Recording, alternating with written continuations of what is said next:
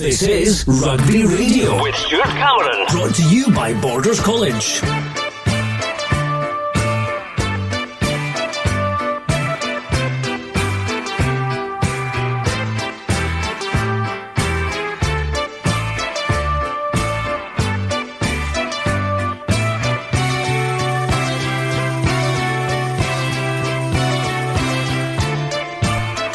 Hello and welcome to Rugby Radio, and today we're here at the Hawk in Earlston for the Earlston Sevens, round 8 in the Kings of the Sevens tournament. And of course yesterday we were at Kelso for the first of the double Sevens events this weekend, and that was won by Melrose for a 6th time in 9 events, beating Kelso in the final, and that means there's a 12-point gap between the two clubs. Kelso have 47, Melrose are on 35, and in third place it's Gala on 33.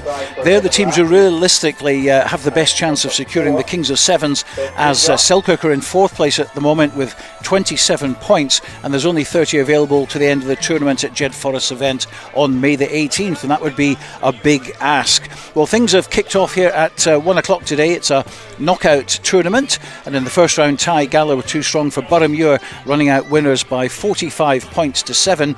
We've just seen an important tie between Selkirk and Jed Forest. It was a game Selkirk had to win, as I just mentioned, to stay in contention. Came up against a much stronger Jed side than yesterday, and they went down by 19 points to 17. So I think it's fair to say that Selkirk are now out of the equation for the Kings of the Sevens title. Well, we're currently in the middle of tie 3, which is Berwick against Edinburgh Accies. The score is 30 points to 7 to Edinburgh Accies, and next up will be the Scotland Sevens squad from 7 years ago, which won the World Series leg at Twickenham for the very first time. Scott White, Mark Robertson, Lee Jones, they're among the stars in that team, who are going under the name the Old Stars. So it's going to be very, very interesting to see how they get on. Have they still got the fitness and the nous to go all the way in this tournament, or have the years caught up with them? Well, not long to find out as that game kicks off at 2 o'clock. But we have Robin Purdy, Ian Hurd and Neil Hinnigan, and possibly Andrew Fleming later on as well, if he recovers from his drinking session last night, on commentary today. And also at pitchside is the man who never drinks, and that's of course Hugh Brown. Hugh, good afternoon. Water only. Good afternoon, Stuart. Yes. Yeah, lovely day at the moment. It's not bad at all. The forecast rain, is wrong at the moment, thankfully. It said there'd be light rain. We may get some as the afternoon goes on, but it's always a lovely day here at the Hawk. It's probably my favourite of all the Sevens because the hospitality is so nice. We get lovely hospitality here, don't we? We really do. But it's also such a nice, cosy event. There's an ambience about the Earlston Sevens that isn't present at some of the other Sevens, I think. But looking forward to a great afternoon of Rugby Sevens as always, but also able to bring you in just a few minutes' time after the All Stars an exclusive story on Rugby Radio. It's very exciting. Looking forward to sharing that with you. In fact, it's just an exciting afternoon, but that will be interesting because you will be very interested in what I'm about to tell you in a few minutes' time in that exclusive story. There we are. We can't wait. We cannot wait for that. But you'll be chatting with obviously Scott White, Lee Jones, Mark Robertson, and a load of others as well. Roddy Grant is here. I haven't seen Roddy for ages, so we're all looking forward to that.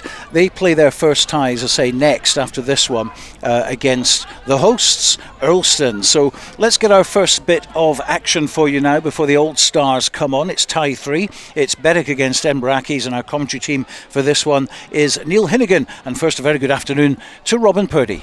We're into the second half on this one. Edinburgh Accies with a fairly comfortable lead, and it's they now back in possession through the evergreen Richard Mill, looking for support.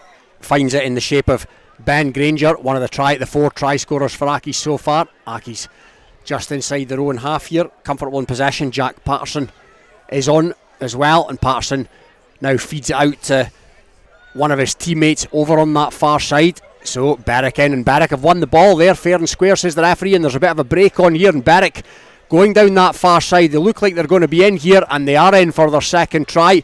Good piece of running there by Aidan Rosie, Neil Hinnigan, and he is a danger man for Berwick. He is, yeah. I just seen him at the other end score similar sort of try with a kick over the top. He's got a lot of pace, as Aidan Rosie, and Richard Mill's not as quick as he once was, and he just had too much gas there, and he got in the corner and breathed a bit of life into this tie for Berwick, who are doing their usual. They're just sticking in as they always do. You're absolutely right, and Aidan Rosie, I always think, is a man that looks like he could do a job at a higher level. Berwick, of course, with a tie-up, a relationship with Kelso, nudge, nudge, wink, wink.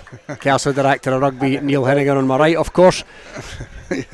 No, undoubtedly he could do well at a higher level, but a lot of these Berwick guys that are a wee bit further on in their time are enjoying their rugby at Berwick, and Berwick are doing really well at the moment, I feel, and they've got to keep working towards maybe pushing for promotion in National 2, so fair play to them, but they've undoubtedly got some good players. And they're hanging in here today as well, but it's Aki's now in possession, but they're deep inside their own territory.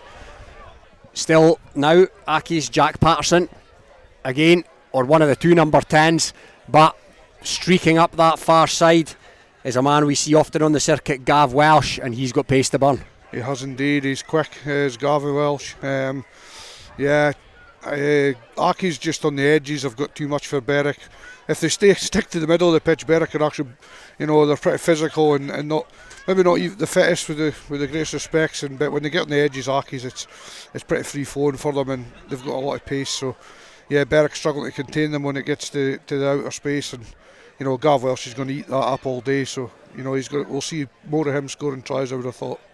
We undoubtedly will throughout the course of the afternoon. It's now Edinbrackie's 37, Berwick 12, and it's Aki's to kick off through Richard Mill. And as always, it's a decent high hanging effort by Mill, but it's taken in by his ex-Melrose teammate playing for Berwick, Ali Grieve, and now Berwick in possession, looking for a bit of consolation here. Ball goes to ground. Now it's back with Grieve. Grieve slotting in at the standoff roll, and there's a half break on here for Berwick. Goes to ground. That's Nathan Melrose. Now it's back with Grieve. He swats one off, frees the hands, and that's a lovely offload for Ali Grieve, but the referee, Chelsea Gillespie's, deemed that to go forward, and right on cue, Chelsea Gillespie blows for full time. That one's finished 37 points to 12 in favour of the Ackies. So Gala progressing from the first game, Jed the second game. That's Ackies through from tie 3 this afternoon. A pool, I beg your pardon, it's a knockout tournament, an old school knockout tournament, and next up we have the hosts Earlston against the much fancied and much publicised Old Stars. And Neil, give us your thoughts on that. The Old Stars obviously featuring some well-known faces. Yeah, I mean it's gonna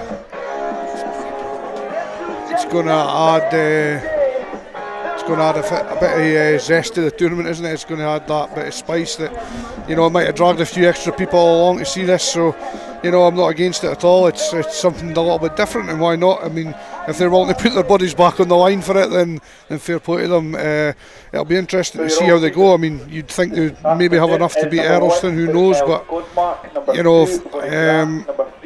as the tournament progresses, we'll see how much they've got in the legs. I think Aki's second tie could be difficult if they got through, but I'm sure Earlston home turf will want to prove a point, and it's an opportunity for their guys to play against some big names, and they'll certainly feel that that's something to have a go at. So it's an interesting one. It most certainly is, and in the ranks of the All Stars, there's a good few faces from the two times that Scotland won the London leg of the World Sevens, 2016 and 2017. And to kick it off, it's Earlston through their captain Jay Fender. So first possession for this experienced Sevens outfit, ages ranging from early 30s to late 30s. Mark Robertson, I think the oldest man in the squad at age 39, but arguably the fittest. Head of strength and conditioning at Edinburgh Rugby, of course, having taken that role after a similar type job at Claremont, no less. And here they go with the first break of the day, and that looks like Niall Godsmark. He's hauled down though, good defence by Earlston, but the Old Stars still in possession. White to Jimmy Johnson. Johnson, the ex-Edinburgh centre, burns a man on the outside, cuts back in off his left foot.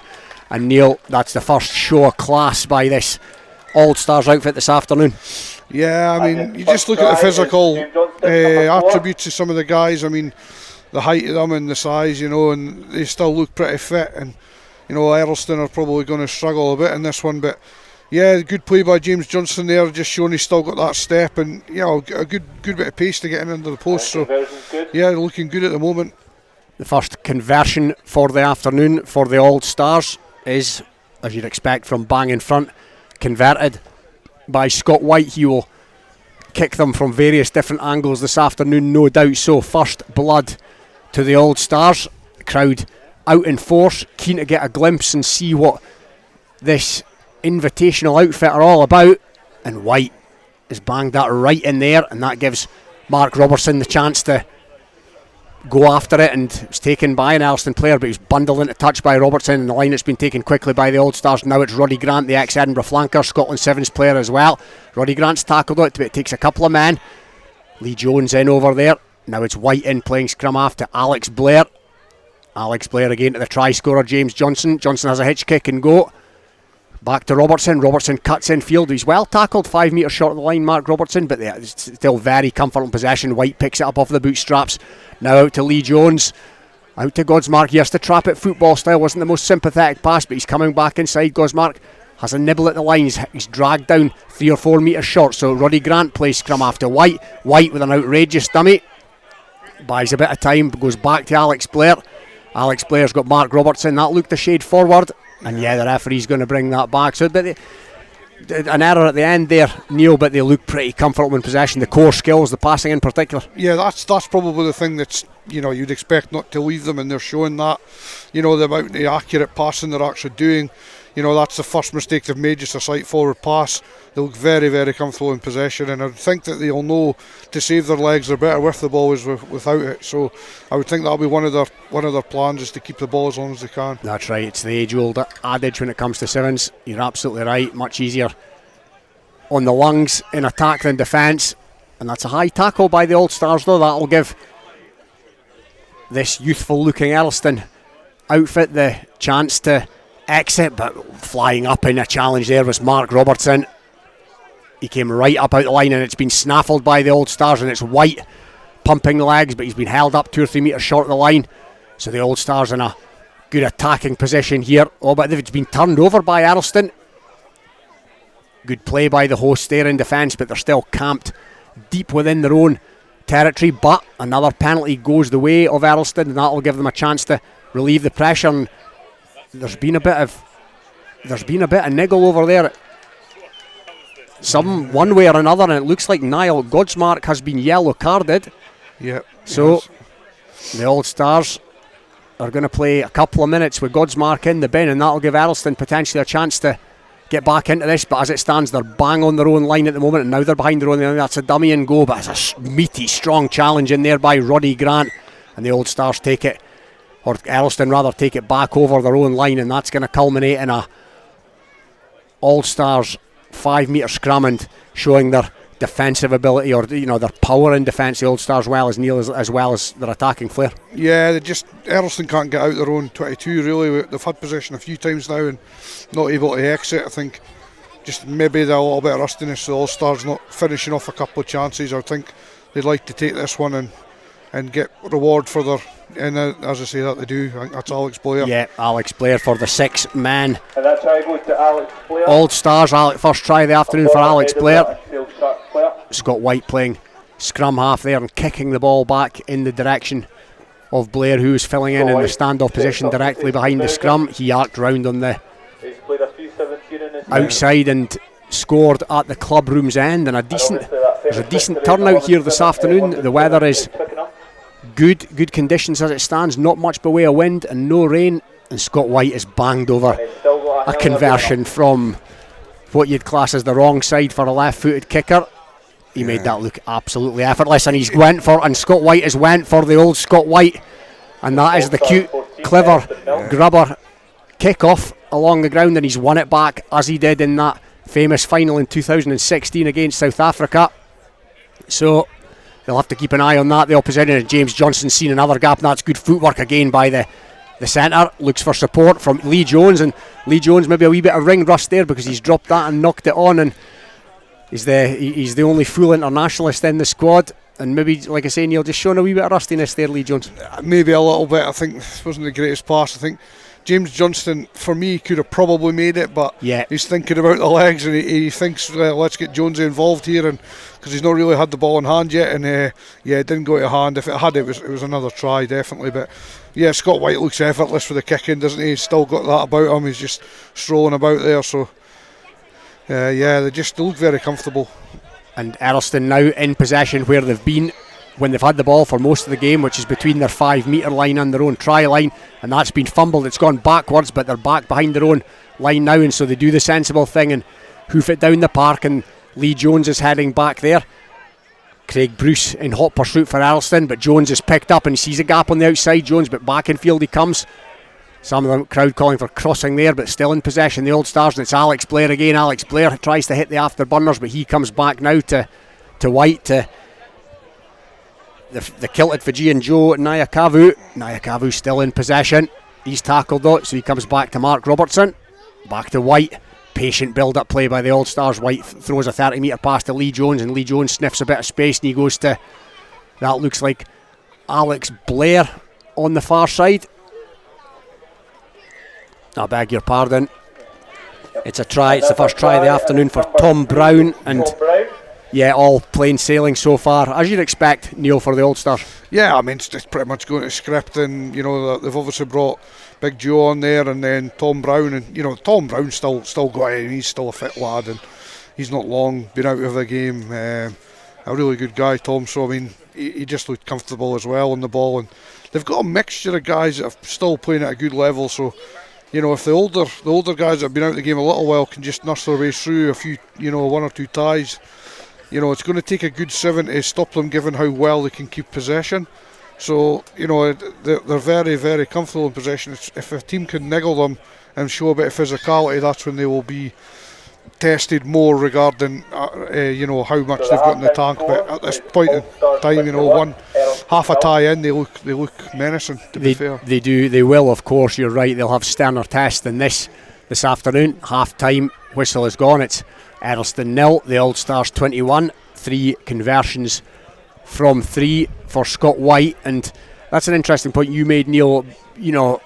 Their next game, assuming they're going to win this, which let's face it, they are, they'll play Edinburgh Accies. Now Edinburgh Accies, their 15 season finished last weekend, beaten in the cup final by Hawick. They look like they've got a few more frontliners this week, and they looked fairly handy. That I wouldn't, you mentioned the All Stars potentially not going to have it all their own way against a team like Accies. No, I would think that when that comes around, Accies are going to have a point to prove as well. They'll be inside, they'll be amongst themselves, they'll be saying, listen, we don't want to get embarrassed here by a bunch of old crooks. So they're going to think, that they've got a point to prove. But I mean, ability alone, Accies have got enough about them to certainly to ruffle this lot's feathers. So I'm sure they'll be thinking that way, and I would say that'll be the sterner test that you would then get an idea of just where the Old Stars are. But regarding skill sets and how to play the game, they're giving you an example and a lesson to Earlston how to do that. So it's been kicked off, and it's in Earlston's possession here, just inside their own half. But it's gone into touch, and it's going to be a line out, first line out of the second half for the All Stars. Reminder, the All Stars lineup is Niall Godsmark, Roddy Grant, Tom Brown, James Johnson, Alex Blair, Mark Robertson, James Fleming, Joe Nyakavu, Lee Jones and Scott White. Scott White pulling this team together. Now it's out to Tom Brown, one of the try scorers, the ex-Edinburgh winger, capped by Scotland. Now it's out to James Fleming. James Fleming pins the ears back, and James Fleming can still run, let me tell you. He might not have the hair that he once had, James Fleming, but he's still got the legs, and he's scorched up that touchline, Neil. Yeah, more pace there as I thought he was going to show, to be fair. So, yeah, good burst of pace from him, and he just, they did what they used to do, just give him it early and say, well, go for it, and he did, and no answer from Earlston, and they've lost a bit of spirit now. Earlston, it's going to be a long 2-3 minutes for them now, but it's just the amount of possession that the Old Stars could keep a hand of. They're just so composed with the ball. It's difficult for Earlston to get anything or get out of their own half even. James Fleming, 36 years of age, 45 World Series tournaments, 112 tries, which makes him third in Scotland's all-time try scorer list behind Andy Turnbull and Jamie Farndale. Jamie Farndale still playing for GB Sevens, and Earlston now, as they've done for much of this tie, trying to escape their own half, hassled and harried by the Old Stars. Now the Old Stars, the play is just sort of in a blind spot for us here. We're not in the highest vantage point and there's many a spectator in front of us, but I can tell you the Old Stars now are in possession, and it's Scott White. White goes out to Roddy Grant, to the try scorer, the most recent try scorer, James Fleming. He cuts in and straightens and goes. James Fleming's got one to beat, but that's a good tackle by the sweeper. Still in possession though. Scrum half on that occasion was Roddy Grant. He fires it out to Alex Blair. Alex Blair brings up his brace, the 33-year-old, and yeah, just kind of going through the moves, almost going through the motions now, Neil, in readiness for this next tie.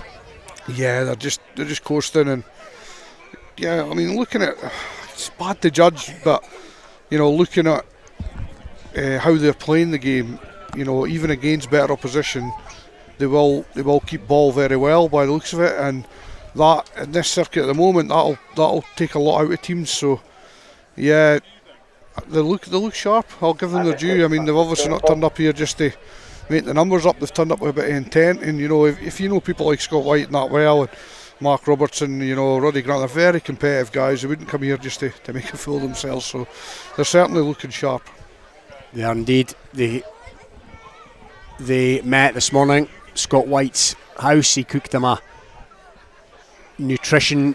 highly nutritious breakfast of bacon and flat sausage rolls, I'm told.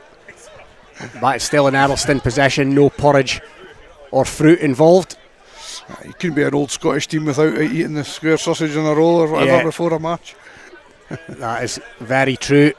I'm sure I've seen Roddy Grant with a half-drunk pint prior to this as well, but probably the less said about that the better. But Niall Godsmark's fallen. It was hacked through by Earlston, and the aforementioned Roddy Grant feeds it to Mark Robertson, who gives it to James Johnson. James Johnson's got footwork, and Mark Robertson's been hit hard. Mark Robertson actually, double tackle on him.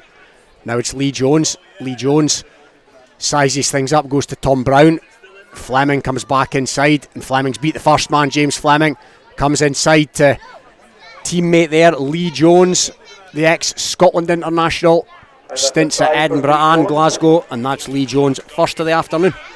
Yeah, he eventually gets on the score sheet, Jonesy, and he just sauntered in. Really, some good handling there from the Old Stars, and some of the plays been okay from Earlston, because it'd be easy just to maybe avoid some tackles, out there now, but they're still putting some hits in when they get the opportunity, and I think Mark Robertson would have felt that one. So yeah, fair play to Earlston for defending as well as they can, but they're just no answer for the older statesmen that have got all the experience.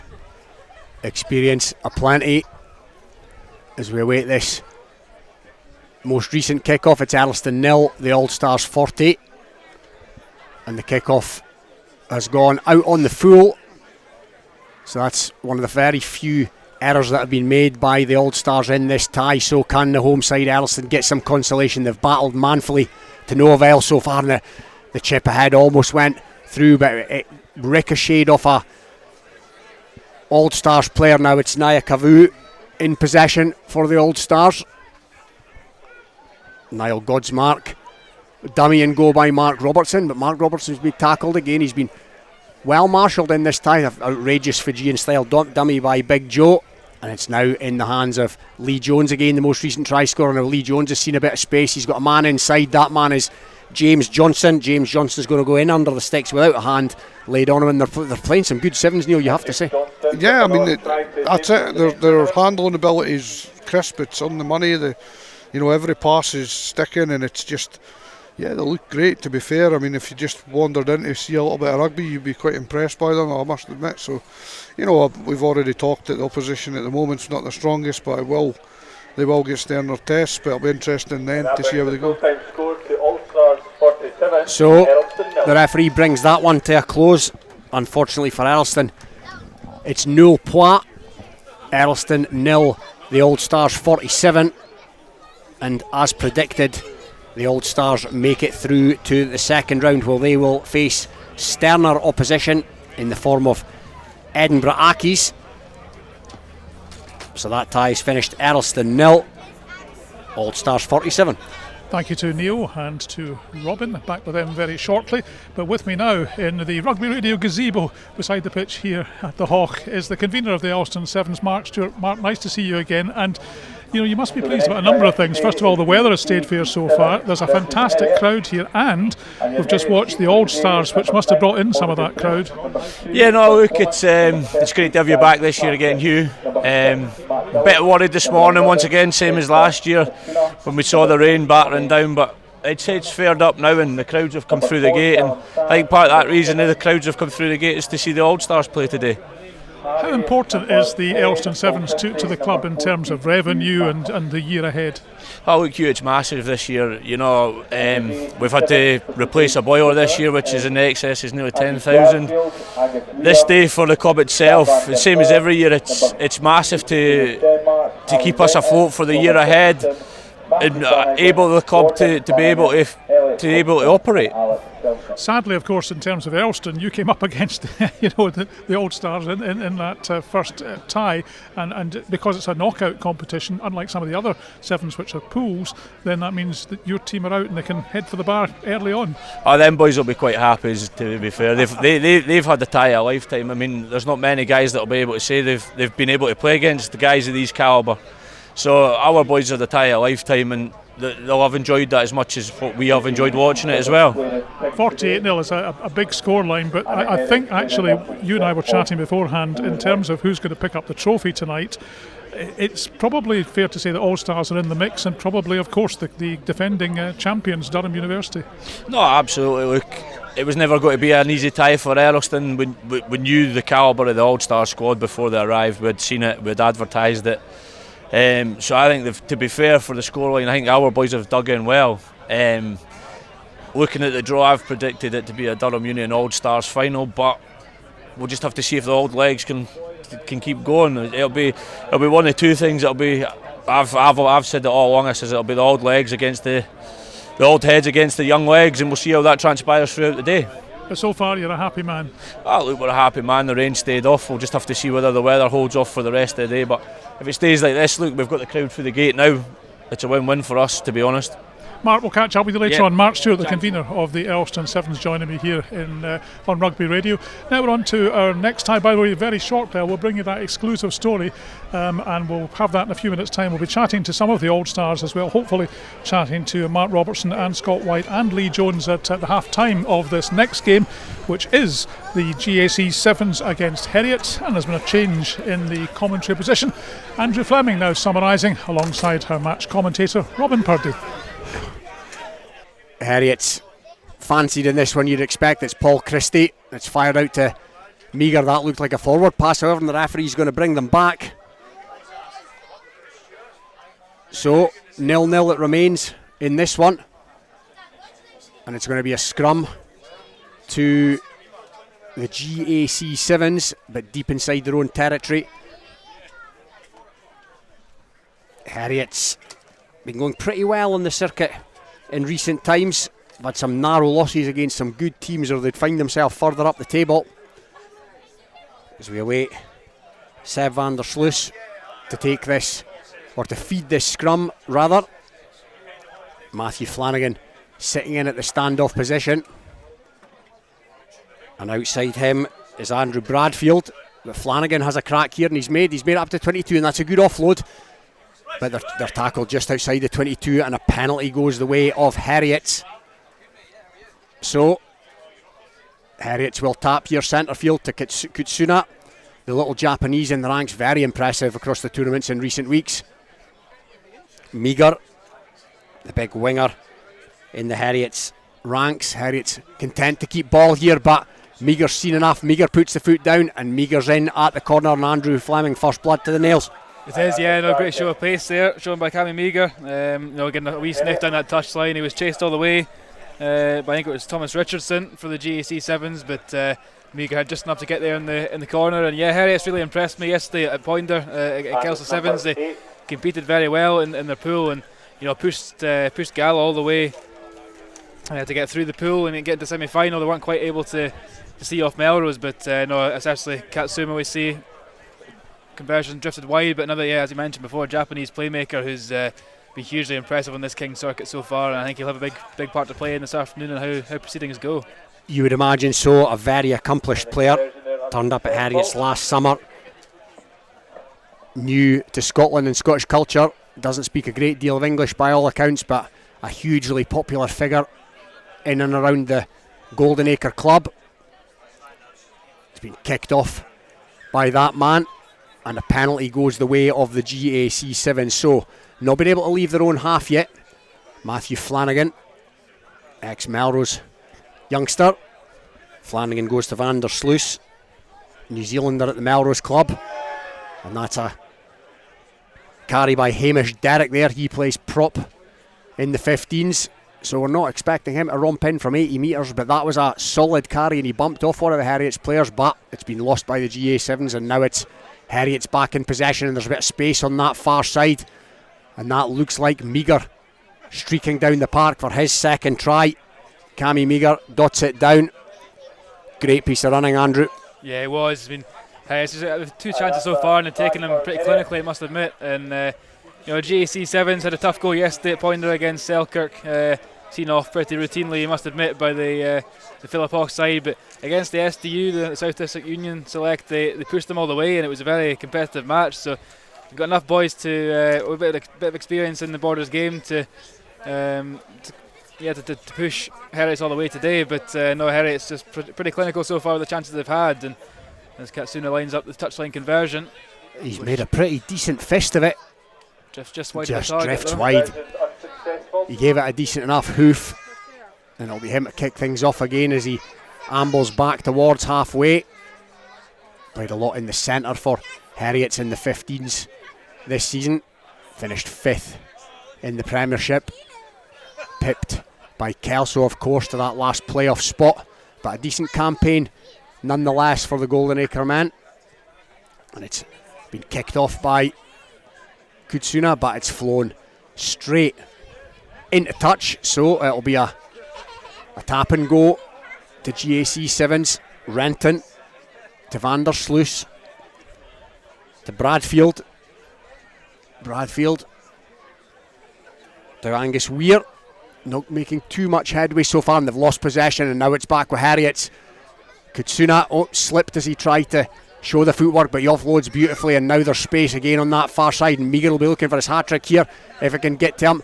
It's in his possession now, but there's players swarming all over him, so he takes it to deck, but they're into the GAC 7's half here. Heriots going side to side, comfortable in possession like all the good teams are. Again, Christie. Again, Meagher loitering without intent on that far side, and he's in possession now. Cuts back infield, short offload. That looked like it went forward though, and that's a wee bit slack, but until that point, Andrew, they look pretty comfortable. Yeah, they did. I must admit, they've GAC 7s, they're not giving them a huge amount of time on the ball. Heriots, we're nearing the end of the first half. They only had 2 chances, and yes, they've taken those 2 fairly clinically, but GAC sticking in there, and hopefully they can launch a bit of an attacking platform from the scrum, which is just maybe midway between the halfway and 10-metre line, so we'll see what comes of this. Yeah, they're hanging in, attacking the non-club room's end here, the GAC 7s, and they get a penalty, so they'll look to go from here. GAC 7s 0, Heriots 10. It's Bradfield. He's got a player on the wraparound, that's Flanagan, but Flanagan's been well tackled there, textbook tackle by the Heriots player. Still in possession, GAC. Now it's back with Renton. Van der Sluis, the Kiwi. He's lost that, and it's gone forward, and it all comes to nothing. And Andrew, that's just the difference between these two teams. It is, yeah. A couple of hand and ellers that aren't quite good at sticking the ball. It's a hand for GAC, but Heriots will take confidence from that first half performance, and as they look to put their place in round 2. They do indeed. Half time here. It's GAC 7s 0, Heriots 10. And we'll return for the second half very, very shortly. Let's join Hugh Brown at Pitside. Thank you very much indeed, Stuart. And with me are three of the Old Stars who've just comprehensively defeated the home side here at the Earlston Sevens by 47 points. Now, let's start with Scott White. Scott, this is an amazing team you've put together. Of course, you know each other really, really well. What was the idea for bringing you back together and getting the boots back on? I'm not too sure, to be honest. Me and Mark obviously just having a casual kind of conversation around Christmas time, and we thought it would be a good idea at the time. And then, you know, speaking to Mark Stewart, obviously Sevens convener here at Earlston, he's wanting us involved in the hospitality, but glutton for punishment, I said we could maybe think about bringing a team. So that's how we're here. But thankfully, the rest of the boys have jumped at the well, maybe not jumped, but they've been told that they're coming to. They've been told they're coming to Earlston. So I know it's a good squad, good banter, good to see everybody as well. So I know we should have some good fun. Absolutely. And Mark, I mean, is it good to be back with the lads again after a good few years apart? I mean, you won the World Series at Twickenham, that's 7 years ago? Yeah, that was back in 2017, but Hugh, you did say it was an amazing team. Don't talk us up too much, you know. We're just you are pre-favourites along with Durham University. That's a big shout, but it's brilliant to be back with the boys. I think the first time this group's been together for probably eight or 9 years, really, because there's a few boys that missed out on Twickenham, but it should be good fun. It's nice to have that little bit of nerves and expectation on you, and there'll be a fair bit of heckling over the course of the day, I'd imagine, as well, as if we manage to win a few games. Started well, 47-0 against Earlston. That's a good start. How are the legs? To be honest, after 2 or 3 minutes, it was a bit of a shock. It's like I hope this break lasts a little while, but I think Sevens is a funny one. It gets better and better as the day goes on, unless you get a bad knock or you pull a hammy or a calf, which is likely the case for some of us here. Well, also with me is Lee Jones. Lee, I have to say you have got a really red face. Are you struggling already? It's tough work. First tie is always, well, I say the first tie I hope is always the hardest. It genuinely is, but Earlston put in a good shift, and it was just good to get a runabout with a few old mates. You must be delighted to get together again and play sevens with the lads. It's brilliant. You walk in, like we met at Whitey's this morning for a bacon roll, and it was honestly like it's been yesterday when you've ran about with the boys for so often, and it was many years ago, but nothing changes in between. It was like straight back to the same old chat before, and it's been good fun so far. Must just mention the strip because it's fantastic. It's blue and yellow. The reason for that is? There's a bit of a lean towards Doddy there, and Whitey, thankfully, with the sponsors, managed to put together some good kit. A few of the boys are complaining it's a wee bit too tight, but to just aid with the breathing, that'll come naturally. But no, it's great stuff. I think the boys look really good, and thanks to Scotty for putting that together as well. On a completely different note, back in 2014 you played for Scotland Sevens at the Commonwealth Games in Glasgow. Now there are rumours that possibly Glasgow might step in to save the 2026 Commonwealth Games. How would you feel about that? I think that'd be brilliant. Look, if it does happen, it's a shame of what happened with the games falling through, but if Scotland can come in and kind of save that, like you say, then the way that Glasgow ran in 2014 was awesome. We've got the facilities to put on a good games. We know that the Glasgow public get behind it, the Scottish public get behind it, so if that was to happen, I think it'd be a huge boost for Scottish sport in the community, especially around Glasgow. We'll let you get a wee rest before your next game and rest the legs, and we'll speak to you later on, no doubt. But Lee Jones, thank you very much. I want to go back to Scott White. I did promise you an exclusive story on Rugby Radio, and here it is, because we can now officially announce the two new co-coaches, joint coaches of Melrose Rugby Football Club, and one of them is right with me, Scott White. Scott, congratulations. Thanks very much, Hugh. It's great to obviously be going back to where it kind of all started for me, so there's some fun memories, and obviously I've got an invested interest now with the son being kind of in high school and playing at Melrose now, so I'm really excited about going back to Melrose with the facilities that they've now got and stuff, and obviously a wider community and stuff, so I'm really looking forward to it. Now, some people said that you might well go back to Selkirk, so did Melrose offer you more money? No, I mean that's not. I mean it's it's opportunities. And I'll be quite open. I was speaking to Selkirk about the opportunities and stuff, but I just think given Melrose being back in the Premiership, given the facilities, obviously the facilities are they're kind of key to that as well. When it especially comes to the winter months and stuff like that. But I think in terms of the catchment area of the high school and obviously the amount of kids you get through under 18 rugby and stuff, and the opportunity and development of youngsters there as well, that's that's kind of swayed it. So look, I think it's time. I think it's time to go back. You know, I've done 4 years at Selkirk, which I'm really grateful for, and it's put me in the position that I'm in today to be at the Southern Nights. And you know, I love Selkirk. You know, I had a great 4 years there, and I really enjoyed it. And it was tough, but I just think going back to Melrose is right timing for me. So reveal who your co-coach is going to be at Melrose. Well, Ian's obviously going to be involved. So we're going to take on co-coaches. So Chegg will look after the defence, and I'll look after the attack.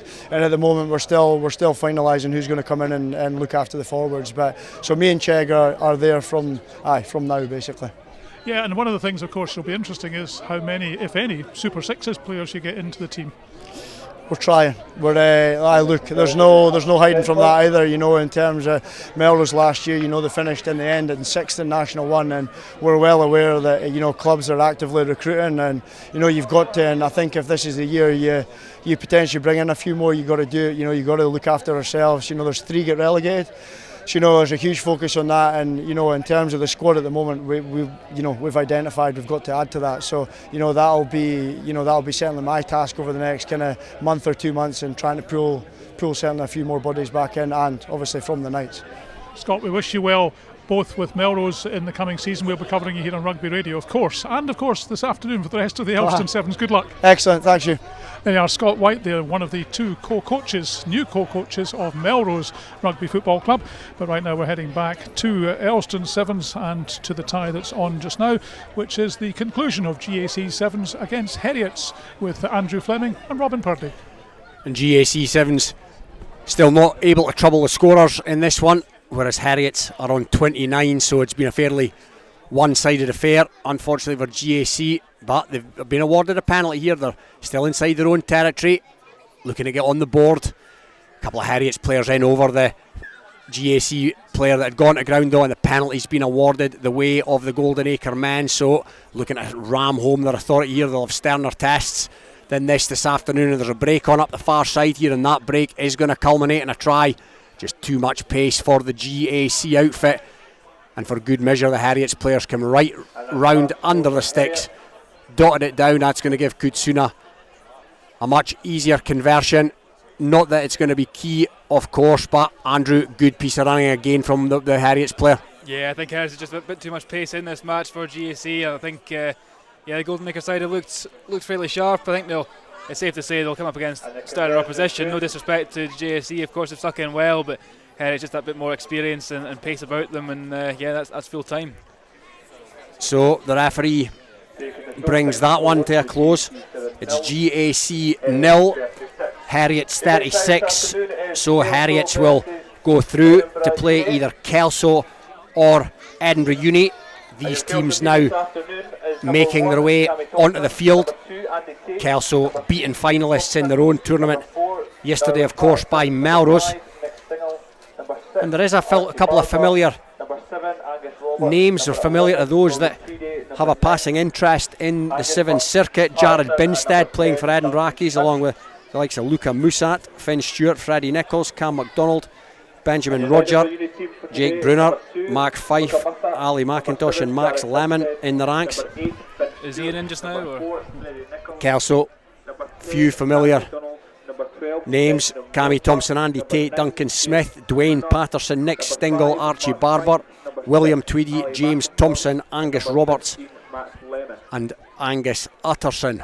So we just await kick-off in this one. Edinburgh University, a wee bit of an unknown quantity.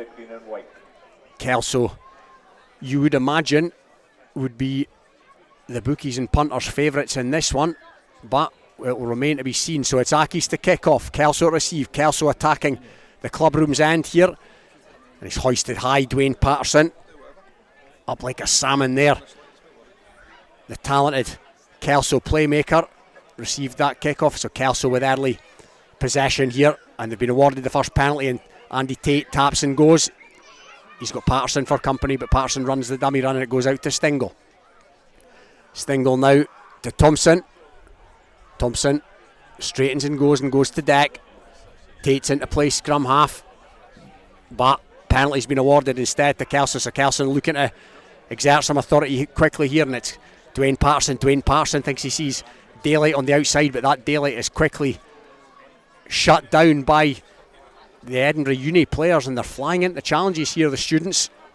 Comes back on the Kelso side, but illegally so decent enough possession for the Poinder men. Maybe running a bit of rustiness or a bit of stiffness from their legs from yesterday, having got into the latter stages, the business end of their own tournament.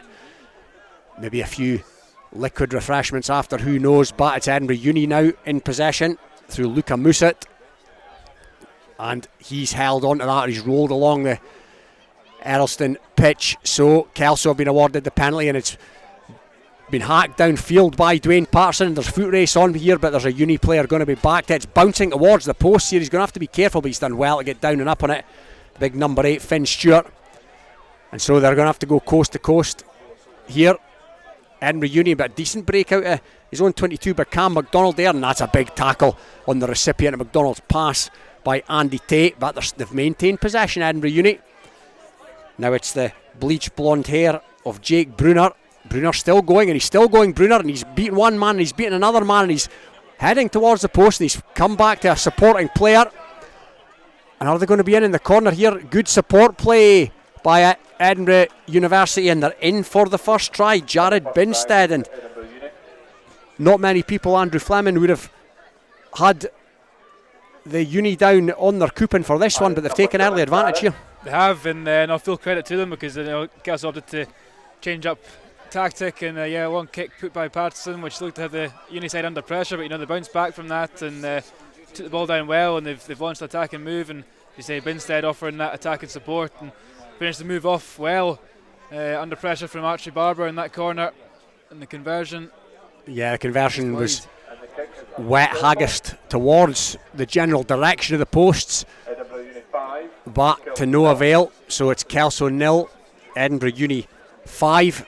First blood to the students. The kick-off's been taken in well by Kelso, however, but they're wrapped up in a double tackle. He's going to have to think about getting to ground here, Kelso. They're going to lose the ball, and the referees deemed that to be a fair contest, and it's came back on the side of it, Edinburgh Uni, and there's a break up the middle here, and good support play, and that's a lovely pass as well out there to Brunner, and they're looking towards the corner again. And they've got men over on this near side, Edinburgh Uni, if they can use them. Straighten and go, however, by Benjamin Roger. He's tackled, but he gets the ball away, and there's a kick pass on here in the direction of Luca Musit. It's going to be a battle in there now. Musit's in possession towards the touchline. He's down on the deck. Are they going to maintain possession here? And the referee has deemed there's been a knock-on by Kelso in trying to retrieve that kick pass, and he's going to award a 5 metre scrum to Edinburgh Uni, and it's very much not what was expected here, Andrew. Well, I think University sides at any sevens, they're a bit of an unknown quantity. You saw obviously Durham Uni come up here last year and win the tournament, so because we're used to seeing these Kelso, Jed, Gallo every week, what to expect. But no, Edinburgh Uni come down here with a point to prove, and they're really taking the game to Kelso, and they'll have a chance to add a second score here. And they've won their own scrum, and there's a dummy and go towards the line, powering up towards the line. That's Cam McDonald, and they're over for their second try. Would you believe it? Kelso in a wee bit of a predicament here. Second try to Edinburgh Uni. That takes out to Kelso 0, Edinburgh Uni 10. Kick to come, and Kelso just need the ball. No, they do. It was a strong play there from Edinburgh Uni, putting Kelso under pressure, and I think just a couple of carries from the forwards there allowed space for the number 8 to get over there in the corner, and it's impressive stuff. Yeah, Finn Stewart, the try scorer, and the conversion is good on that one, and the conversion is 12, good. So Kelso Edinburgh 0. University 12, Kelso 0. It'll be Edinburgh Uni to kick off as we inch towards half time, and it's a high hanger by Freddie Nichols, and that'll give them the chance to it could be knocked on by Kelso, but the Kelso player was nudged in the air by one of the Uni players. So Dwayne Patterson taking stock of the situation. Patterson taps and goes. Kelso very much with something to think about here. It's a loose pass again though. Kelso is still in possession. It went backwards. That's Angus Roberts, who's hauled towards the touchline, but he's done well to stay in field. Thompson to Archie Barber. Tate back inside their own 22 now. Stingle We've got a player coming on our acute line. That's William Tweedy, but he's wrapped up and he's held on too long, so the penalty goes the way. And there's been a bit of back chat there, and they're getting marched back 10 metres. And not only that, Kelso, players going to take a 2-minute leave of absence as well. So not only are they ahead on the scoreboard, Edinburgh Uni, they're a man to the good in terms of personnel as well, and they'll be looking to ram home that authority with a third try before half time. And the space is opened up as you would expect, and through that space has romped Ben Roger. So that is the third try of this half for Edinburgh Uni. That takes them out to 17 points to 0. Kick to come from bang in front. The kick is good, so 19-0. And what's going wrong for Kelso, Andrew? Yeah, a bit naivety there from young William Tweedy. Obviously the penalty was conceded, a wee bit of back chat, and he's paid the price. And Kelso down to 6 men. It was very difficult to play against any side when you're a man down, and Edinburgh Uni have really taken advantage. I thought that was half time, but in fact we're going to have time for the restart. So Kelso still down to 6 men with the restart to receive. Yeah, I would have thought that Kelso would just have been happy to hear the half-time whistle there, but no, they've got more defensive duties to go about. They've caught the kick-off beautifully. And who needs half-time, because they're going to streak in here, Kelso. Looks like Angus Roberts it is, who's romped in from catching the kick-off inside his own half, and that's just what the doctor ordered. Yeah, no, Kelso, it was now or never really, and a bit of momentum to go into half-time with, and it was hugely needed. A high-hanging restart under pressure from two Edinburgh Uni players, but he gathered it superbly and had enough space just to race down that touchline. Patterson with a conversion, but importantly Kelso on the board, an important time. So we'll see if Patterson can add the extras. Yeah, just before half-time. They'll be delighted that the half-time whistle didn't go, because it's enabled them to get a foothold back in this game. Patterson's missed the conversion, so a lifeline for Kelso. In this one, they would have been heavily fancied to head through to play Heriots, but for the time being at least, it's half-time here in this tie. Edinburgh Uni 19, Kelso 5. This is Rugby Radio. Rugby Radio. If you're looking to develop or hone your green skills, look no further than Borders College, your local community college. Visit borderscollege.ac.uk today. Borders College, regionally focused, globally engaged. Based in Galashiels but covering the whole region and beyond, Borders Mortgage Hub is your one-stop shop for all things mortgage related in the Borders. Visit us at bordersmortgagehub.com or call us on 01896 807 008. That's 01896 807 008. Borders Mortgage Hub. Mortgages for the Borders in the Borders. Borders water, Borders barley and Borders people. That's what makes the Borders Distillery. Working exclusively with local farmers, the Borders Distillery is bringing whiskey making back to the region. Our award-winning distillery is open to everyone, where you can meet the people behind the scenes, explore our wash house and shop quality local products. Tour your local distillery and discover the spirit of the Borders. Full details at thebordersdistillery.com. Always enjoy our spirit responsibly. Under 18s must be accompanied by an adult when visiting the Borders Distillery. Your pet deserves the best, and that's why your pet deserves the care and treatment offered by Border Vets. We focus on delivering the very best care to each and every one of our patients and clients. We get to know you and your pet and offer treatments tailored to every animal's individual needs, from our conveniently located surgeries in Galashiels, Selkirk and Earlston.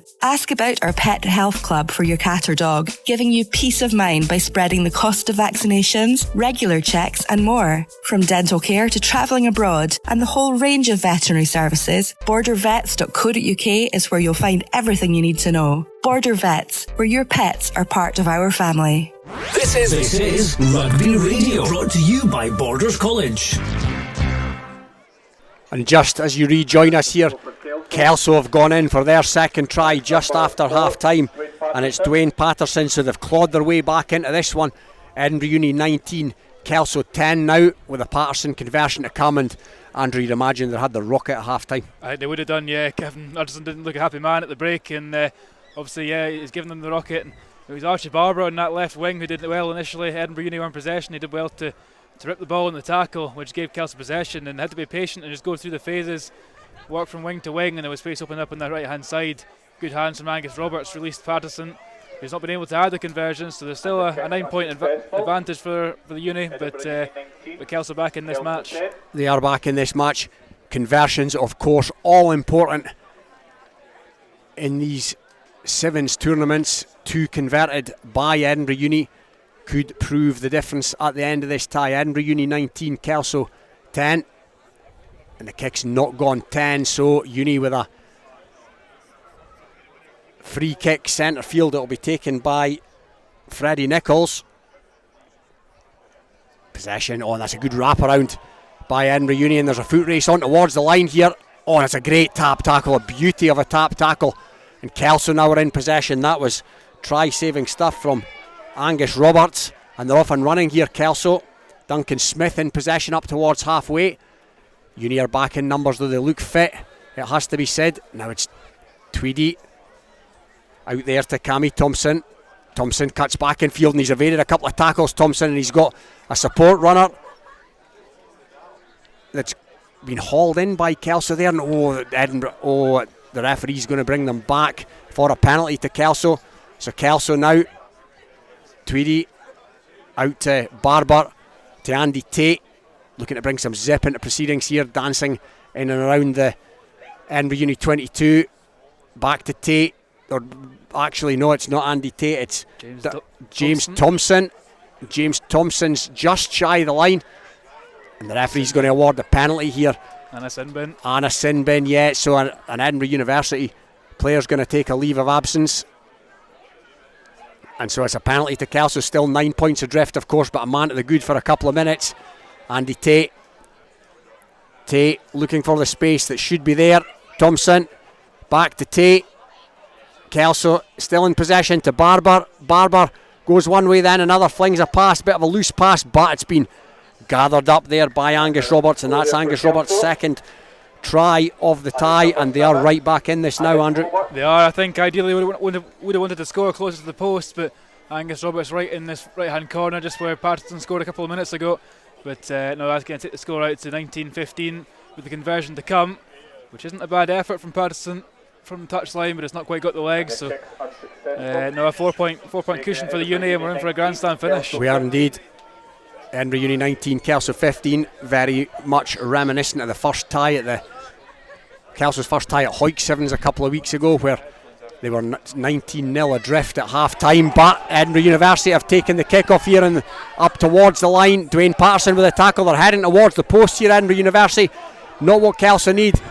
Right in the shadow of the post now, 4 metres short, just looking for the support. It's going to come wide to an Edinburgh University player who's in for a try. Ben Roger with his second of the tie, and that'll make it a two-score ball game once again. It will, and I think that'll be the match. To be honest, I think we're probably just a couple of minutes left in this match, and a huge score for Edinburgh Uni. The momentum was with Kelso, a couple of quick-fire scores, but again, it's those conversions that come back to haunt them. Would have been 19-0 a couple of minutes ago had the conversions been added, but no, Edinburgh Uni had a second score. And the conversion heads towards the post, but not between the posts, so there's life left in this one yet. Edinburgh Uni 24, Kelso 15, so Kelso need something, and they need it quick if they're going to add to their 47 Kings of the Sevens points so far. There, top of the table, Melrose in 35, but if they get beat here, Kelso, this will give great impetus to the other teams in that second, third and possibly down to fourth position. Kelso, Melrose, Gala and Selkirk as it stands at the moment. And that kick-off by Edinburgh Uni's not gone 10, or did they get a player in front? Yeah, either way, Andy Tate's taking a quick one. And now Kelso with it all to do. But there's a break on here. But got the numbers over. Edinburgh Uni, they've defended resolutely in this tie when they've not had the ball. Dwayne Patterson, they'll be looking for a little bit of stardust from him. Again, decent defence there and a tip tackle, but perfectly legal, says the referee. Now it's Barber, not seen too much of him in this tie. Stingle, dancing feet for Stingle. He's grabbed and harried, and that ball's gone loose, but the referee says it's gone backwards, but it matters not because Edinburgh Uni are in possession here, and there's a 2-on-1 situation, albeit they're 40 metres from the Kelso line. Back inside, Patterson comes across the cover, but they're still in possession here, the Uni. Up and into the Kelso 22 now, and they're going to go under the sticks here. They are indeed. That puts the tie to bed, and this is the first big shock of the afternoon. That looks like Finn Stewart, the Edinburgh University scorer. And yeah, the students will be absolutely cock-a-hoop with this. They will. No, it's a huge result at the top of the Kings of Seven circuit, as we say. Kelso the leaders at the moment, but they're out in the first round here at Earlston, which will be a big upset to them. And it's going to be an all Edinburgh affair in that second round between Heriots and Edinburgh Uni. It is indeed. I would not like to be those Kelso players in that dressing room when Kev Utterson gets in there and has his say. But this one is finished. It's a shock here at the Earlston Sevens. It's Edinburgh University 31, Kelso 15. My goodness me, what a shock that is indeed. And Kelso, of course, currently 47 points. They're not going to move off that, so they will remain at 47. Melrose and Gala, of course, very much still in this. Melrose will be coming up against Watsonians in a couple of ties' time. That's round about the 3:20 mark. Gala already through to the quarter-final, so they're guaranteed 3 points. They'll be playing a revitalised Jed Forest team. That's going to be a cracker as well. Jed already putting out Selkirk. So real possibilities for Melrose, who have got 35 points at the moment. Gala have 33. Now, if either of them get a win today or even into the final, then we're talking big numbers. Melrose could go up to 45 or 42 to get to within 5 points of Kelso. Gala, of course, if they win it today, they could get to within 4 points of Kelso, and then it goes all down to the wire, doesn't it? Selkirk tournament next week, and ending at the Jed Forest Sevens, which is happening a week after that. So it's all on the line. The scores so far, if you've just joined us: Gala 45, Boroughmuir 7, Selkirk 17, Jed Forest 19, Berwick 12, Embrackis 37, Earlston 0, the All-Stars 47. That's the top half of the draw, giving us a Gala Jed and an Embrackis versus Old Stars top half in the quarter-finals. Heriots demolished GAC Sevens 36 points to 0, and in that high-scoring game we've just seen Edinburgh University produce a shock result, and they beat Kelso. Next up, though, Durham University versus Peebles. We welcome back to the microphone Ian Hurd, but first of all, Andrew Fleming. Yes, thanks, Stuart. You join us as Durham University go in for the first score. It's number 5, Finlay Kelleher, with the opening score. Of course, Durham Uni, last year's champions here at Earlston Sevens. And Peebles, yeah, a good show yesterday at Kelso Sevens at Poynter Park. They lost out narrowly to Melrose in their final pool clash, having beaten Jed Forest in Pool C, but no, it's Durham University who draw first blood, and Ian, the students in front. Yeah, Andrew, I think if they're anything like the side they had last year, they'll be very strong power and pace, and it was just good support rugby there. One sort of big lad in the middle just goes right through, and then just offloads it in underneath the posts. Durham University get Playback underway. Ball taken in there by James Dow, who's very impressive for Peebles yesterday at Kelso. Play back inside. Peebles look to stretch. James Dow in possession again on that right hand touch side. The break on for Peebles here. Clean pair of heels shown. Durham University chase is in vain, and Peebles will hit straight back here. The try under the posts. Great bit of running there from number 7, Clark Young. And that's a try for Peebles. Very well taken score, and Peebles right back into this contest, and that's exactly what they needed, Ian. Absolutely.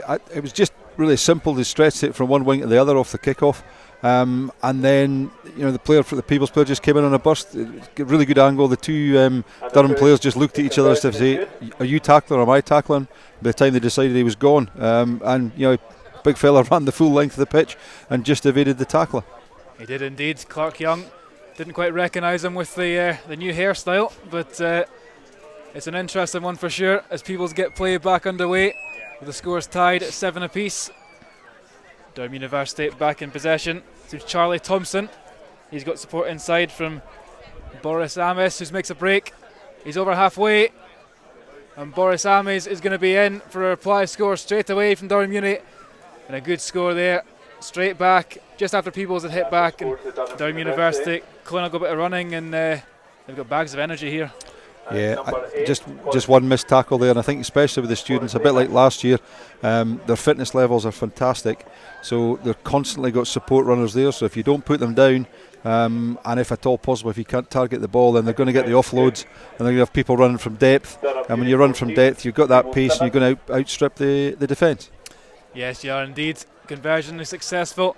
Takes the score out to Peebles 7, Durham Uni 14.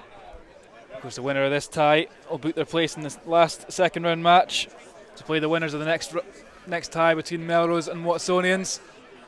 Some tasty fixtures to come. Gala Jeds, first match in the second round. Edinburgh Accies will face the star-studded All-Stars, captained by Scott White, of course. Herrett's Edinburgh Uni, a clash of the Edinburgh sides in the third of the second round matches. And Durham Uni, at the moment, will be the first side to put their place in the last match of round 2. The referee doesn't like what she's seen there, and a yellow card, I think, awarded to Peebles, who go down to 6 men. As Durham University look to wrap around here. It's a nice bit of running yet again from number 7, Charlie Thompson. Clinical stuff from the university students, and a 2-score game, Ian. Yeah, just a real contest for the ball on that far side there, Andrew, and unfortunately the Peebles gave the penalty away, and the player just lay over the top of the ball, stopping the quick tap, so it's a straight yellow card, and Durham Uni have used it to their advantage, and again gone round the outside, scored underneath the posts, and that's us out to 21-7 to Durham University. It is, yep. Conversion was successful. Play back underway. Bryn Davis with the restart, taken well in by Peebles. Recycled back, bit of loose hands though. Durham University scrapping for possession on that 10-metre line, but it comes back the way of Peebles. Clark Young recycling possession, and he's got it back. The Dalkeith man under pressure from 2 uni students, and it's a knock-on from Peebles, and a penalty awarded the way of the university students. Second yellow card there, Clark Young. Yeah, players have got to realise that this has been in for 2 or 3 seasons now. You've got to just put the ball down. He's thrown that ball away, and it's not a difficult one for Chelsea Gillespie to give. No, it's not at all. It's Peebles hugely stretched now. Numbers over that far side for Durham University. They should be in, and they are. It's a 4th try, and it's Finlay Kelleher with the second tie of this match, I should say. And the students take full control, taking the score out to 26 points to 7 with a conversion to come. Clinical stuff, and I think that's just been pure discipline from Peebles, and they paid the price, Ian. Yeah, it's a big enough pitch at 7 against 7, but when you've got 5 and you're trying to defend against the 7, and it's simple things, they know what the referees are looking for, and they've got to understand that they're going to give away yellow cards if they do stupid things like that. They are indeed. As Bryn Davis again gets play back underway for the university side, who've knocked the ball on from the restart, so Peebles will have rare possession. Of course, down to 6 men. Ball comes back on the Peebles side. Loose passes yet again from the men from the Gates. But James Dow, standout performer yesterday at Kelso, recycles possession. Peebles needing a score to get back into this match. Rio Batty, another player who was put in a good shift yesterday at Poynter Park. A couple of tries to his name yesterday, wrapped up well inside that 22. Chelsea Gillespie, referee, awards a penalty to Peebles. It's taken quickly. Ball out to the left hand side. Rio Batty puts boot the ball. It's been charged down though. It's a foot race won by university men, who'll be looking to pin the lugs back, and that's going to be Charlie Thompson. It is this time in for his second score of this match. And Ian, this is one-way traffic, isn't it? Yeah, it is. I was just thinking that Peebles did in quite well to keep Durham down to 1 score while they had 1 then 2 in the bin, but unfortunately, just giving possession away there. Maybe better just holding on, except going into half time at 26-7 down. But again, just a missed tackle. Peebles defender just went up too high. So then, obviously, the Durham player's quick and he's strong as well, so he goes round about him. It is indeed. Half-time score here. Peebles 7, Durham Uni 33. Thank you very much indeed to Ian Hurd and also to Andrew Fleming. We're going to bring in Hugh Brown. He's pitchside now with, well, a guy I haven't seen for ages, Roddy Grant. Roddy, it's lovely to have you on Rugby Radio. How are you feeling about being an old star this afternoon? Well, it's awesome. I've never been a star, so I'm certainly old now. So, no, it's awesome. It's great being back and seeing all the boys. I looked you up on Wikipedia in research, obviously. 37 you were in January. You're looking good in it. I'm not feeling good, but I appreciate I might look better than I feel. It's been a long time. But awesome. Yeah, awesome being here and run on some water and keep the boys hydrated. You might actually end up playing one of the teams that are out just now, the defending champions, Durham University. Everyone's saying it's going to be an Old Stars versus Durham University final. What do you make of that? I don't know about us in the final. It's certainly Durham. When I saw they were in here, I know they've gone really well in the Bucks League. Someone I work with, his son, Niall Malone, Reece Malone, the son. Niall Malone, his son, was at Loughborough. So I'd hear the updates of the league and how they're getting on, and heard Durham have been very strong the last 2-3 years, certainly in the Bucks League. So assume they'd be strong in sevens as well. So young, fit, energetic guys. I have to say, you looked, the seven of you looked as though you'd never been away. You were throwing the ball around beautifully, catching it, scoring tries at will against Earlston. 47-0 in your first game you won. Yeah, well, I think definitely suits radio, otherwise it'd be slow motion on TV.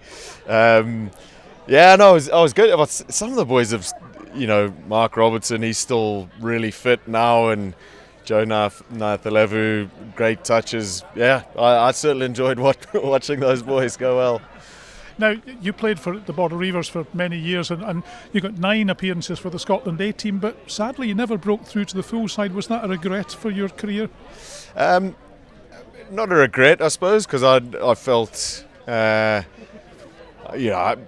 felt I did everything I could to, and was playing well to be selected, but at peace with it.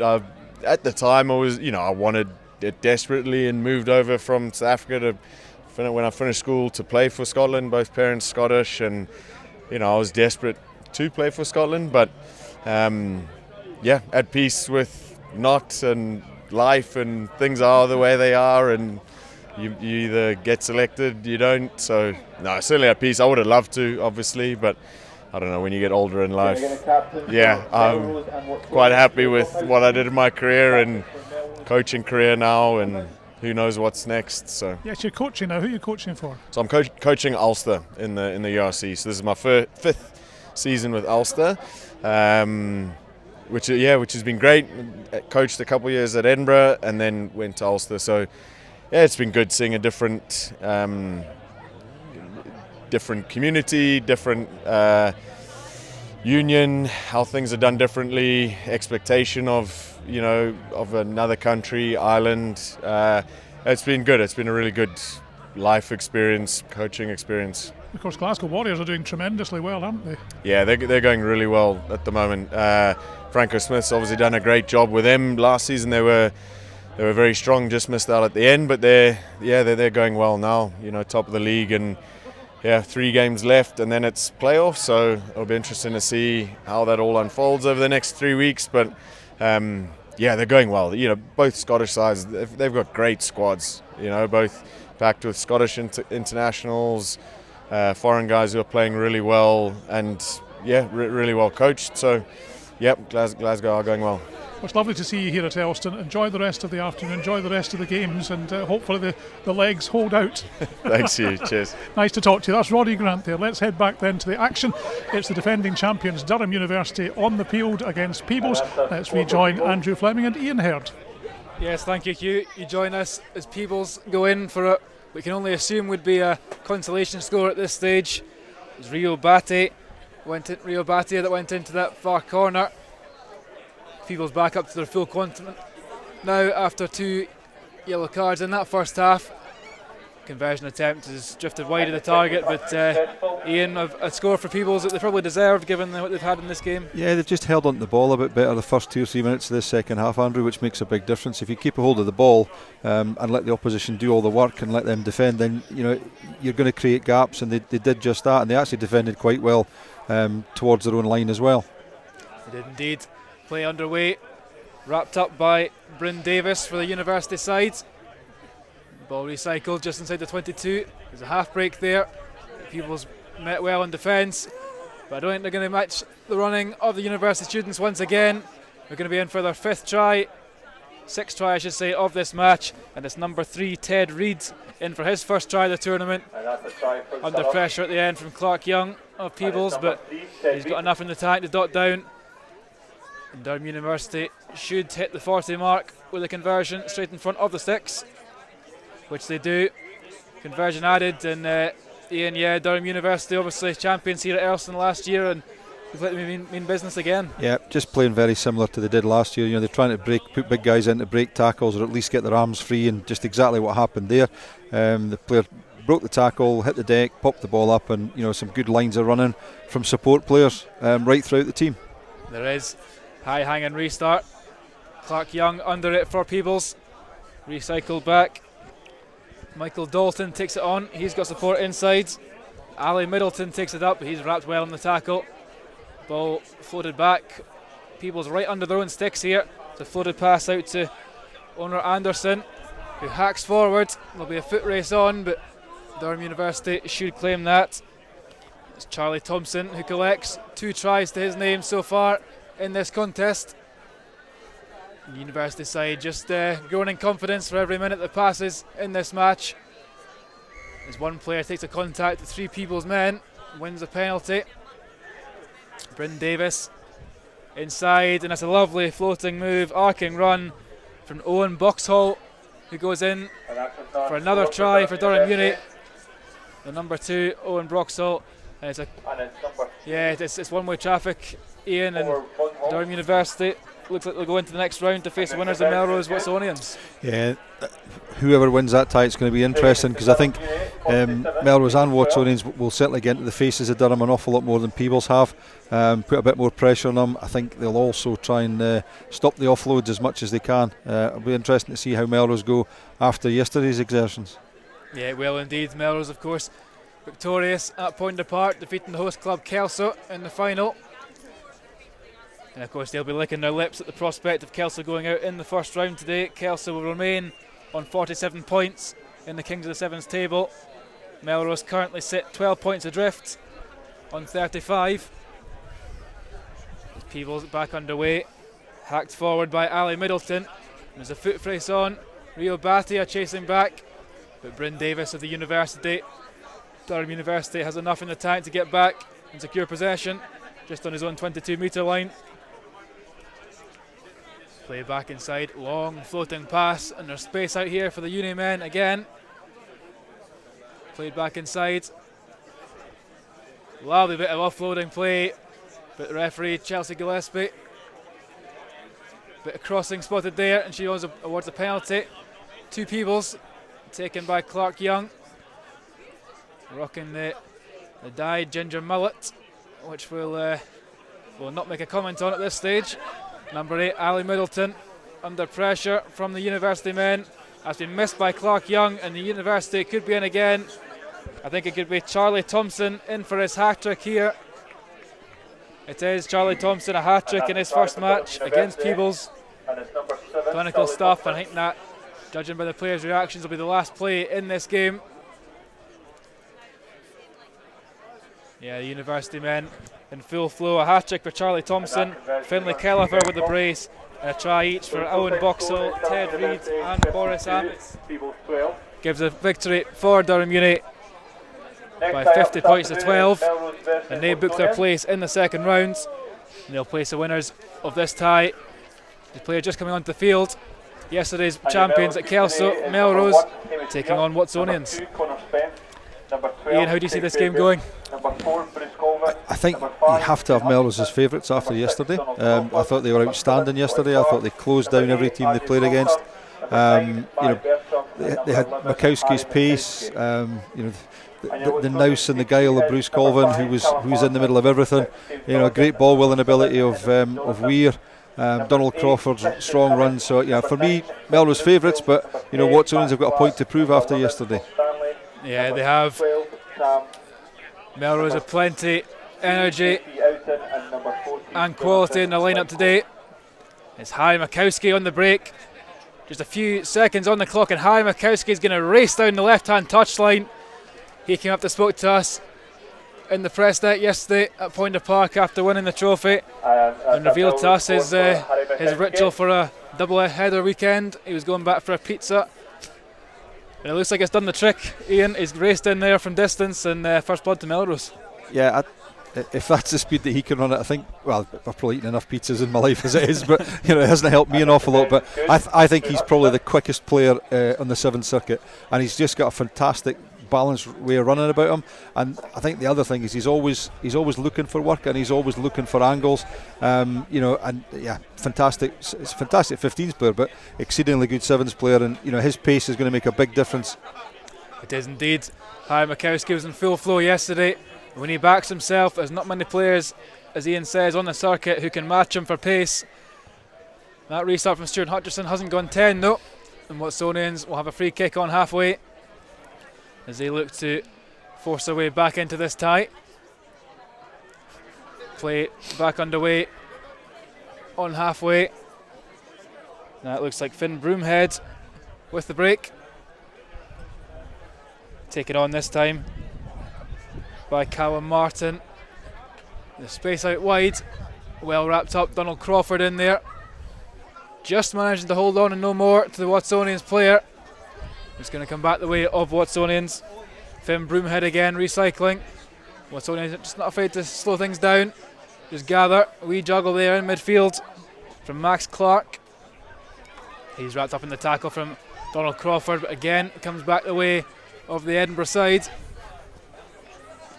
Just rechecking, assessing their options. Ferocious defence from here from Melrose. This play continues to be in Watsonians' half, but that's a nice break. Stuart Hutcherson, the last defender, has to put the challenge in, but Watsonians have numbers here if they can use it. There's space out wide, a floated pass out. Ross Stanley it was, he got the pass away. Been wrapped up in the corner though, 5 metres shy of the Melrose try line. That's been hacked forward. The try's been awarded. Looks like number 10, Max Clark, who's taken advantage. A bit of a scrappy score there, Ian, but Watsonians back in this game. Yeah, a lot of hard work for that score, and they probably got a little bit lucky at the very end by the ball just popping out, and because I think for me they'd blown their chance there. Slightly concerned a little bit about the way they're playing. Is this, for me, the Melrose defence has been superb. All Kings of the Sevens, and I think they've got to try and get that half break and keep things moving. Stopping and slowing and going back to the formation, I'm not so sure that's going to work against a team like Melrose. Yes, they scored there, but it was probably a luckier score than anything else. Yeah, it was a fortunate score to say the least, but the conversion is successful. From number 9, that's Finn Broomhead with a touchline conversion. Very impressive, takes the score out to 7 points apiece midway through the first half in what is the last match of the first round here at the Earlston Sevens. Play taken underway by Craig Fairbairn. Stuart Hutcherson with the half break, he's wrapped to ground. The ever impressive Harry Makowski recycles. Connor Spence, Donald Crawford, we're not seeing a lot of him in this match, but as I say that, a powerful break. He's weaved his way past two Watsonian players and he's bundled into touch, and that's a fantastic covering tackle, and it looked like Donald Crawford for all the world was in for a score, but that's an impressive bit of defence. And I don't know what you saw there, Ian, but a yellow card, did they slip to somebody? I can't see anything, I'm afraid. It's difficult to see from this angle, but obviously the Melrose players potentially thrown the ball away when it's gone into touch, I'm guessing.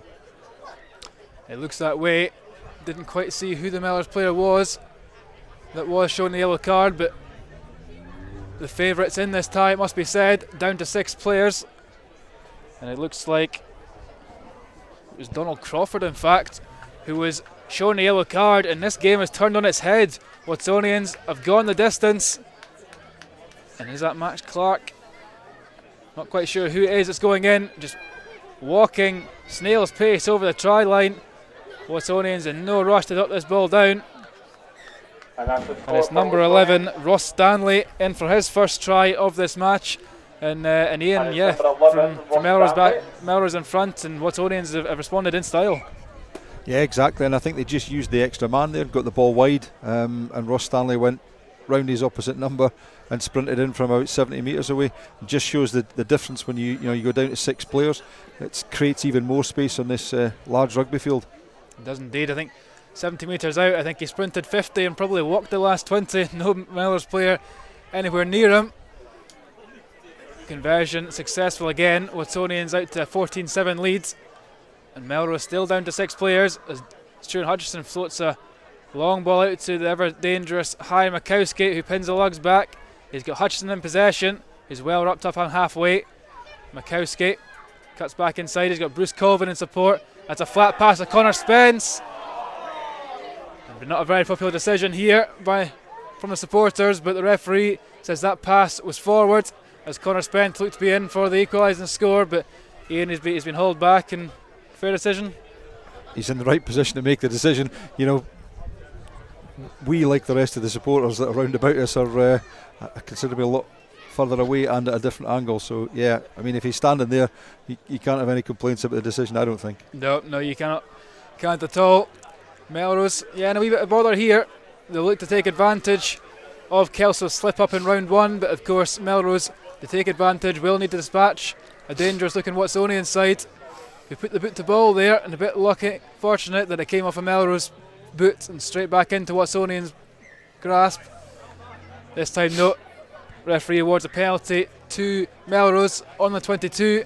Hamish Weir cuts back inside. He's met well by 2 Watsonians players. The ball floats back. Stuart Hutchison, Bruce Colvin. He's got the returning Donald Crawford back, and Harry Mikowski going for the right hand corner. Clean pair of heels. We've spoken about Mikowski already. He's in for his second score this match, Ian, and when we see him in full flight, it's impressive stuff. It is. Hamish Weir did a really good job there of taking in 2 defenders.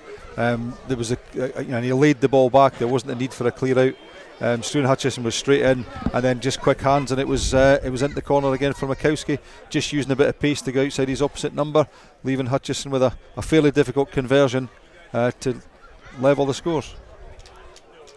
It is indeed. Stuart Hutchison.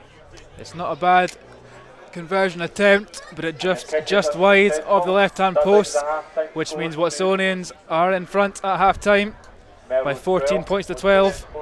A tight tie so far. And just a recap so far of what's happened in this tournament. In the first round, Gala saw off Boroughmuir by 45 points to 7. It was Jed Forrest who sneaked a very close border derby over Selkirk by 19 points to 17. Edinburgh Accies then dispatched Perrick 37 points to 12, and the All-Stars looked everly impressive against Earlston, 47 points to 0. They booked their place in the second round. Into the bottom half of the draw, 36-0 win for Heriots against the GAC Sevens. A very much an upset. Edinburgh Uni knocking out the current leaders of the Kings of the Sevens, Kelso, by 31 points to 15. Durham University, last year's champions, safely into round 2 with a 52-12 win. And as we see here at half time in the final match of round 1, Watsonians in front by 14 points to 12. Ian, so who's caught your eye so far from a team perspective? Durham look as strong as anything I've seen so far. As we've said time and time again, they're fit, they're young. Edinburgh Uni caused a big upset in beating Kelso. Again, they're a young outfit. They'll have worked together on a regular basis, and I think we do forget a little bit, as Roddy Grant said earlier on, is these guys are playing at a pretty good level. The Bucks level's quite a high level, and I know that Durham have got 2 or 3 different sevens. I spoke to their coach both here last year and also at Melrose Sevens. I think they've got 2 or 3 different sevens, so obviously this may not even be the best 7 that they've got, but they're just young, fit. They'll run all day, they'll tackle all day, and that makes a huge difference in a game of sevens. It does indeed, as Melrose get play underway in this second half. Taken in well there by Finn Broomfield.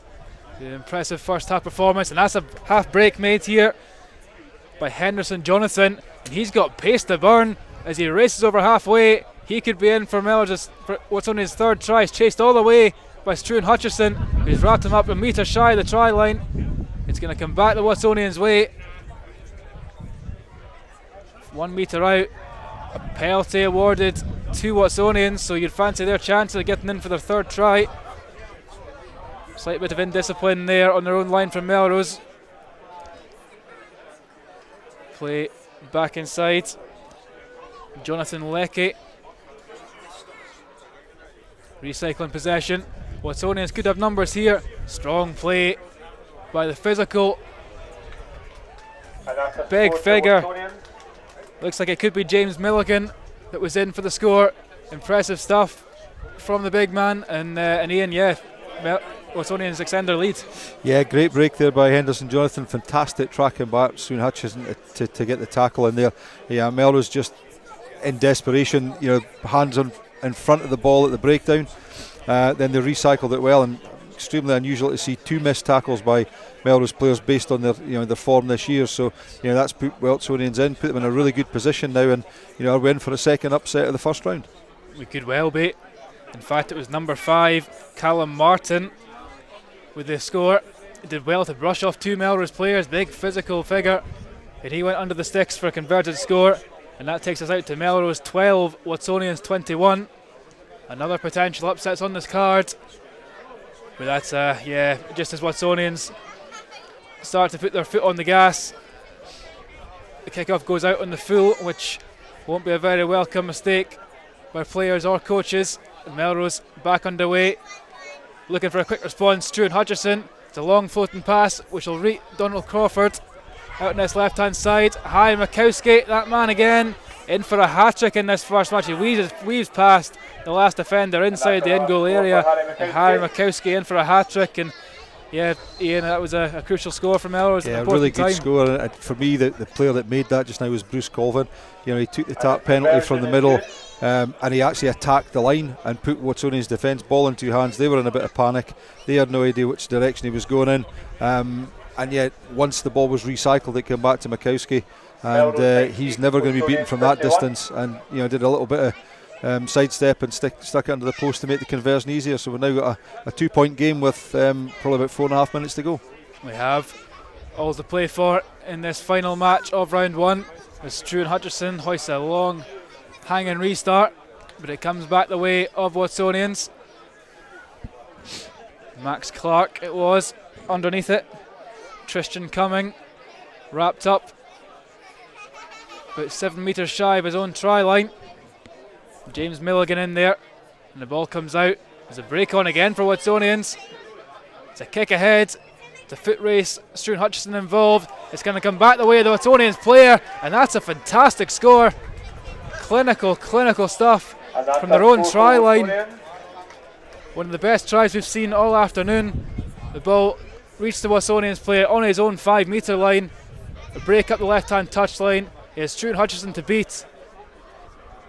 A grubber kick past the defender into hand, and a fantastic try there, Ian. Yeah, I mean, I think if you're looking up a definition of individual brilliance, that has to come there from the Watsonians player. They've done a really good job to stay under control and calm in their own area, in their own 5 metre area. They've got the ball out, and he's backed himself and taken off, and some fantastic skills to get him through and score a try. So Ross Stanley again showing the pace that he's got. Is he as quick as Makowski? Well, on that showing, it not far away, that's for sure. Ross Stanley with his second try of this match. The Watsonians back into 7-point cushions. Watsonians 26, Melrose 19. Break on here. Archie Pilcher involved in this left hand side. Stuart Hutchison back inside. That's taken on this time by Scott Clark. Stuart Hutchison back to Clark. There's numbers here for Melrose if they can use it. Tackle. High tackle given there by the referee. Melrose with the penalty on the 10 metre line. The experienced Bruce Colvin weaves his way inside, but that's a fumble. A crucial fumble by Bruce Colvin. Unlike him to see an error like that, and Watsonians just with a kick ahead, and that's not a bad tactic just to run the clock down, Ian. Yeah, it's unusual, very unusual for Bruce to make an error like that. You could see what he was trying to do to keep the ball alive. He'd done a great job of committing 2 Watsonians defenders, so there was always going to be an extra man. Just unfortunate the ball fumbled from his grasp, but Melrose do have this throw in, but we're 65 metres away from the Watsonians line. They are, and a converted score they will need to take this into a sudden death match. Not much time remaining in this second half. Melrose, of course, as we mentioned, looking to take advantage of Kelso's first round exit, and it's Hamish Weir who races up the left hand touchline. He's got Bruce Colvin in support, and the crowd will tell you that the local team from up the road, Melrose, in for a crucial score. The experienced Bruce Colvin under the post. Stuart Hutchison trots across to take the conversion, but we would assume it'll be all level, Ian. Yeah, great score there. Hamish Weir did a great job there of just holding on to the ball long enough until basically the only thing that Bruce Colvin needed to do was catch the ball and run underneath the post. There wasn't a Watsonians player within 40 metres of him. Kicked the conversion. We've now got 26 all game. We have indeed a grandstand finish here in the last match of round 1. Melrose 26, Watsonians 26. As Watsonians ring the changes. And sees number 9 Finn Broomfield return to proceedings. So it's a winner takes all clash. Next score, you'd imagine, would book their place in round 2. High kickoffs come back the way of Watsonians. There's Tristan Cumming underneath it. And just for the first time in this match, from Watsonians' perspective, things getting a wee bit scrappy, but they've held possession. They're on their own 22 metre line though. That's back inside. Jonathan Leroy involved. Taken on this time by Callum Martin, who scored that try in the first half. That's been knocked on though. And it's going to go to sudden death this match. Knock on from Watsonians on the own 22. Melrose would have been licking their lips at a scrum down on the 22 metre line, but it is going to be finished 26 points apiece. And Ian, and throw-in match in the last round, and it's been a fantastic tie, Andrew. I mean, both teams has been a bit of nip and tuck. It's been bouncing backwards and forwards. Try a piece. Watsonians got out in a couple of score lead. So yeah, excellent tie. I still would favour Melrose, but you know what? You never know. It's a one mistake or one piece of brilliance that's going to win this tie for either team. It is indeed. Stuart Hutchison having a long chat there with the referee. And a lot of interest from the supporters on this match as we see the first tie of the afternoon go to sudden death.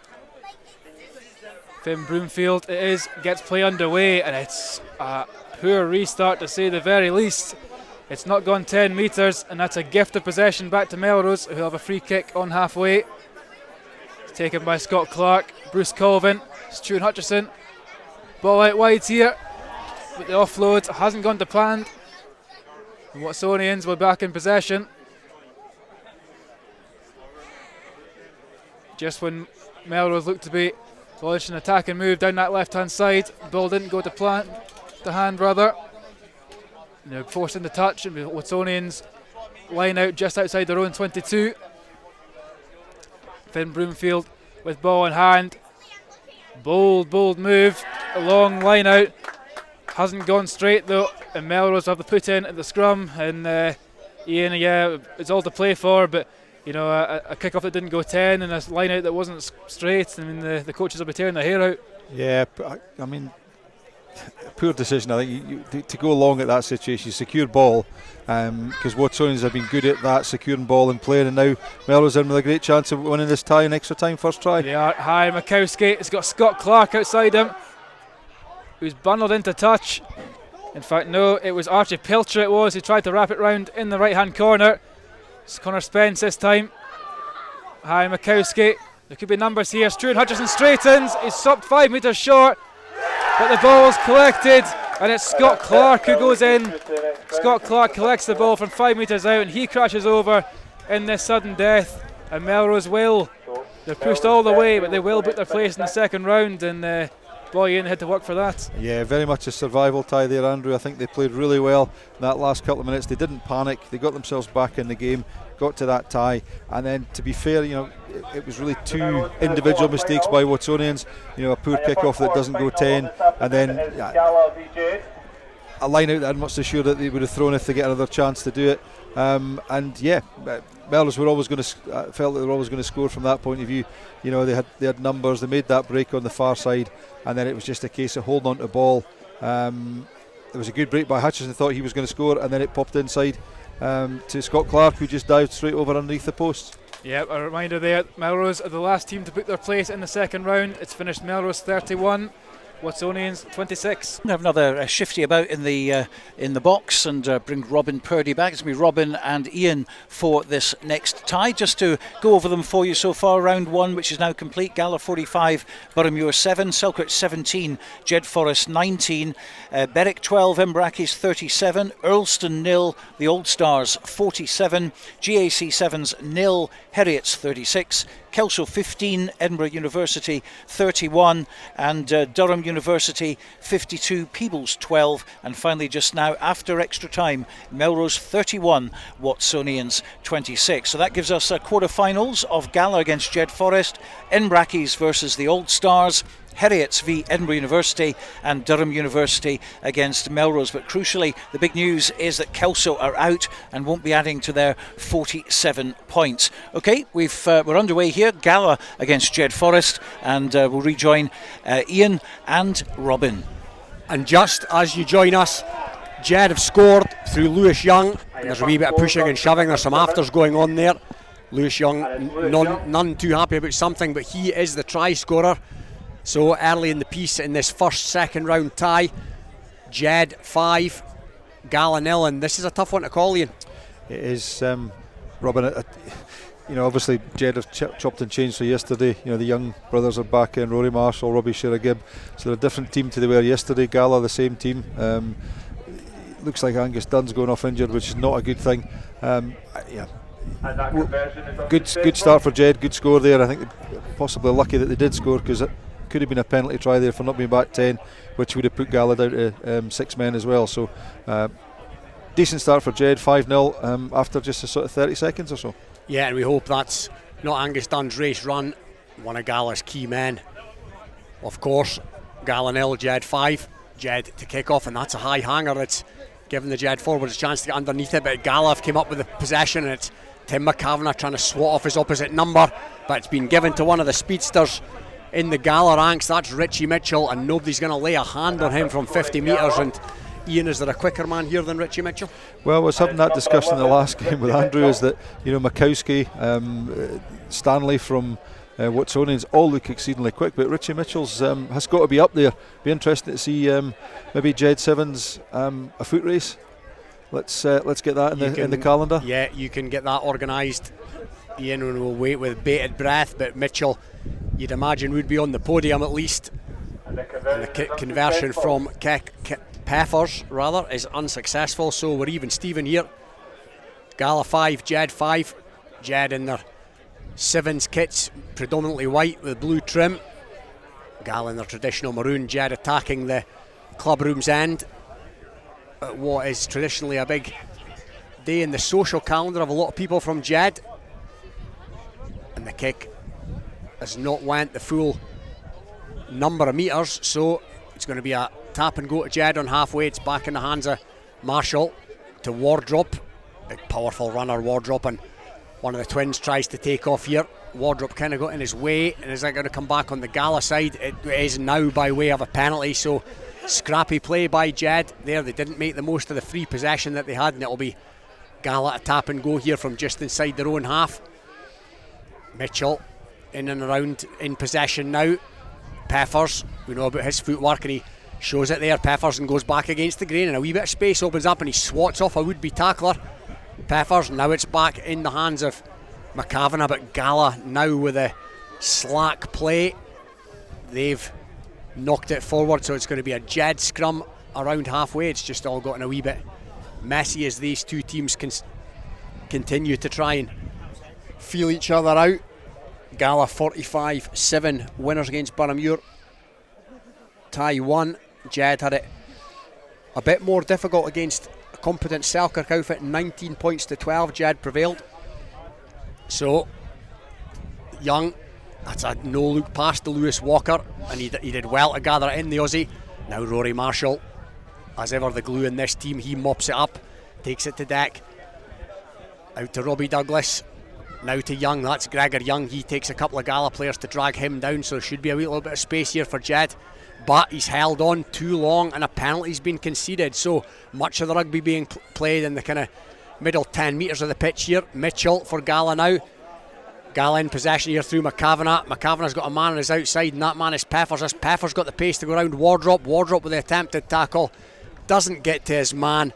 Peffers dots it down for the second try. Good try by Gala, just held onto the ball well there. Didn't try and throw that sort of loopy pass or the speculative pass that they did earlier on when they knocked the ball on, which just meant that they, sort of good play, good support play means they get a man over, and Sean Peffers just outpaced Wardrop to, well, I was going to say went in at the corner, but he's actually managed to get himself out inside the 15-metre line to make the kick for himself much easier. As we await that conversion, it's Gala 10, Jed 5. The winners here will face off against Edinburgh Accies, who were impressive in their first tie against the Old Stars. And the conversion is no good. Peffers doesn't turn his own 5 into 7. So Gala 10, Jed 5. Gala kick off through Russell Kerr, who's come on. Gala ringing the changes. Jack Niven's on now as well, and that's given his team a good opportunity to get under that, but Robbie Shearer Gibb picks up the bouncing ball. Now Jed looking to come from inside their own half, and Young bounces off a Gala player. Now it's back with Douglas, he goes to deck. Penalty's been conceded there by Gala, and Rory Marshall's taken it quickly, but the Gala defence have got back in time. Wardrop, he's got Gregor Young outside him. A bit of space is opened up here for Young. He's going to streak clear here, and he's going to make it to the line. There's a Gala player in chase, but it's been dotted down. And that's a score for Jed Forrest. Gregor Young dots it down. Number 1, Gregor Young. That brings it all square at 10 points apiece. As his brother, I think it is going to come forward and take the conversion. Lewis Young to try and edge Jed in front. But Ian, yeah, it's as close as we thought this one might be. Yeah, exactly. Another classic try for the young brothers. It's that, a little bit step inside, the power and the pace that they've got. Pace maybe not quite as much as it used to be, but they've still got that power. And once they get into open space, very difficult to stop. As was the case there, but Lewis Young wasn't the most difficult kick conversion we've seen this afternoon, but it's sailed right off the uprights. So, Gala 10, Jed 10, as we inch towards half time in this first or the second round ties. It's a good high hanging restart by Jed, but Russell Kerr's under it. Kerr's dropped it, but it's back in the hands of Niven. Went backwards, so Niven wrapped up there by the much bulkier figure of Dan Wardrop, and he's going to do well to get to ground here, the youngster, but get to ground he does. The referee asking Gala to get on with it, but I think what's happened here is, there must have been an infringement in there, because the referee's blown for half time. Gala 10, Jed 10 is the score in this one. We'll rejoin the second half shortly, but let's go down to pitch side. Hugh Brown is with Donald Crawford. Donald, you made hard work of that one against Watsonians. Yeah, I mean, Watson's a good side. I think with any team, we gave them a lot of opportunities to get into the game, and I think ourselves we're probably a bit off it. It's always tough backing up a decent result from yesterday. So maybe we weren't quite there, but it's probably exactly what we needed going through the tournament. I mean, it could have been home time very early, but no. Luckily, the boys got through, and we'll get another crack, and we got 3 more points for the Kings. Yes, because Kelso and Selkirk are both out, and that's a surprise. Yeah, that certainly makes it interesting, opens it up a lot. So, I mean, it's all to play for what this tournament and 2 more to play. So it is on anyone's game at the minute. So we need to make sure that we're getting the job done today, and any points we get obviously is going to catch up that gap between Kelso. So I think it's 12 points at the minute, so it'll be 9 after the 3 we've got already. So any we can get going to the last 2 tournaments will make it really interesting.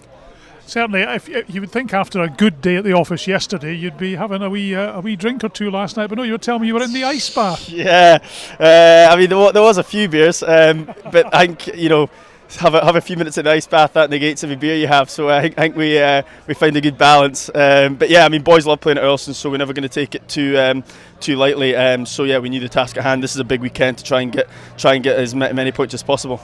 And just finally, how difficult is it to play 2 sevens in 24 hours? It's a lot more difficult when you're my age. It's the first few steps to warm up are always tough. But like Sunday at Berwick, it got a bit easier after 2 or 3 games, and your legs are a bit used to it, and you find that second wing. But it's tough to get going at the start. Well, you're through, that's the main thing, and there, as you said, more points in the Kings of the Sevens towards trying to peg back Kelso. Yeah, absolutely. So hopefully we can go and beat Durham and then get another 2 to the tally. So it'll certainly be interesting. Good luck, Donald. Thanks for joining us on Rugby Radio. Donald Crawford there. And now let's head back to the game that's on the pitch at the moment. It's Gala against Jed Forest with Ian Herd and Robin Purdy. There's been a converted try already in this second half, and it's gone the way of Gala. So Gala 17, Jed 10. It was Russell Kerr, the try scorer, kicked the conversion and about to take this restart. So Jed looking to get back into this one. Decent kick-off from Kerr, and that's Robbie Irvin who's tried to get underneath it, but he's knocked it on Robbie Irvin, and now Jed are in possession, and it's Gregor Young again trying to go. It's hit off a Gala player though and gone backwards, trying to fling out the long pass, hit off the head of the Gala player. So Gala now in possession in this second half.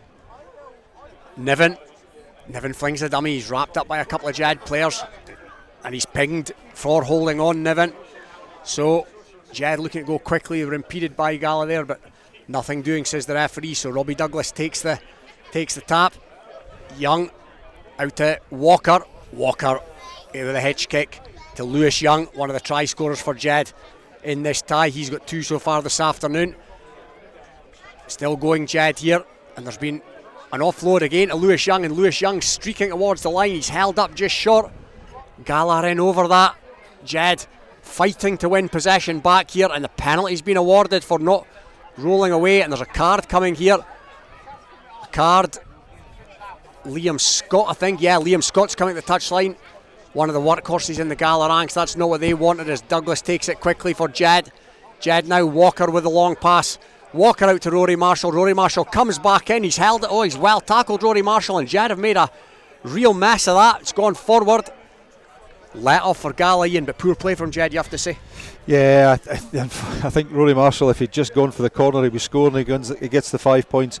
Yeah, they missed the conversion potentially, but they're one man up at the moment, so they've now given Gala a bit of time just to kill the clock a little bit on that 2 minutes for Liam Scott for killing the ball close to the line.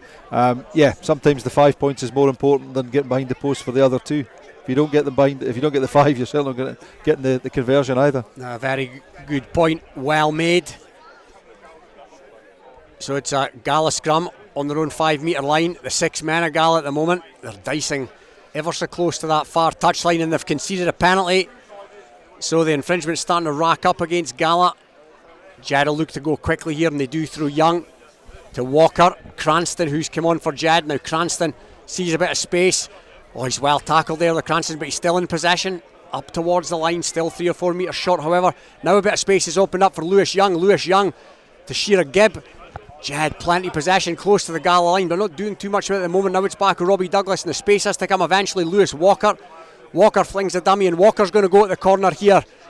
And Walker does what Rory Marshall couldn't, and that's dots down towards the corner. That takes it to Gala 17, Jed 15, kick to come.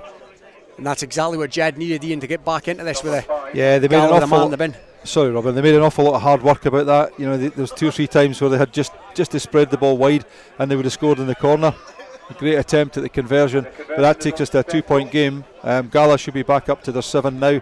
They need to just keep a hold of the ball for a little while, not give penalties away, and look for a gap, and then send one of their speedsters, Kerr or Mitchell, if they're on at the moment, to try and get that score for them to win the game. Couple of players with hands on haunches at the moment. It's a tough old game, the abbreviated code, especially day 2 on a double weekend. Melrose victorious at Kelso yesterday against the hosts.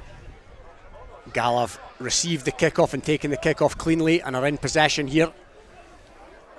Jed with a resolute defence, and there's a player in over that. It was Rory Marshall, but illegally, says the referee. So Gala now with a tap and go, and it's Murray Wilson. Murray Wilson in possession.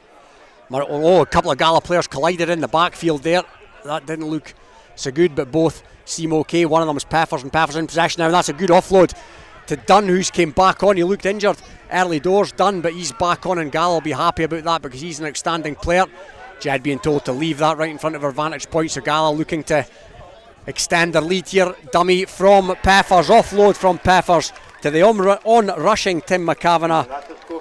Tim McCavanagh dots it down under the sticks. Yeah, just about said, keep a hold of the ball, go through the phases if you like, and they opened up a gap, which then gave them an opportunity when good support running with Tim McCavanagh, which stuck him in under the posts. And under the posts, of course, makes that conversion that much easier. Peffers out for a Sunday stroll at the moment towards the posts, in no hurry whatsoever to take it, but eventually take it he does, and it sails through the uprights. So Gala will be out to 24 now as we await the scoreboard to be updated. Converted try. Yeah, I think they'd already put the 2 points up, so it's 22-15. Yeah, 15 all at half time, I think it was. Yeah, so Gala 22, Jed 15. Gala to kick off here through Peffers. It's taken in there by Young to Rory Marshall. Rory Marshall comes back against the grain, but he's got a couple of Gala players all over him. One of them is McCavanagh, and McCavanagh tries to jackal and is successful in the jackal. McCavanagh, top class play in the last minute on both sides of the ball for the Burley Irishman, and Gala are going to elect to take a scrum here and try and run down the clock.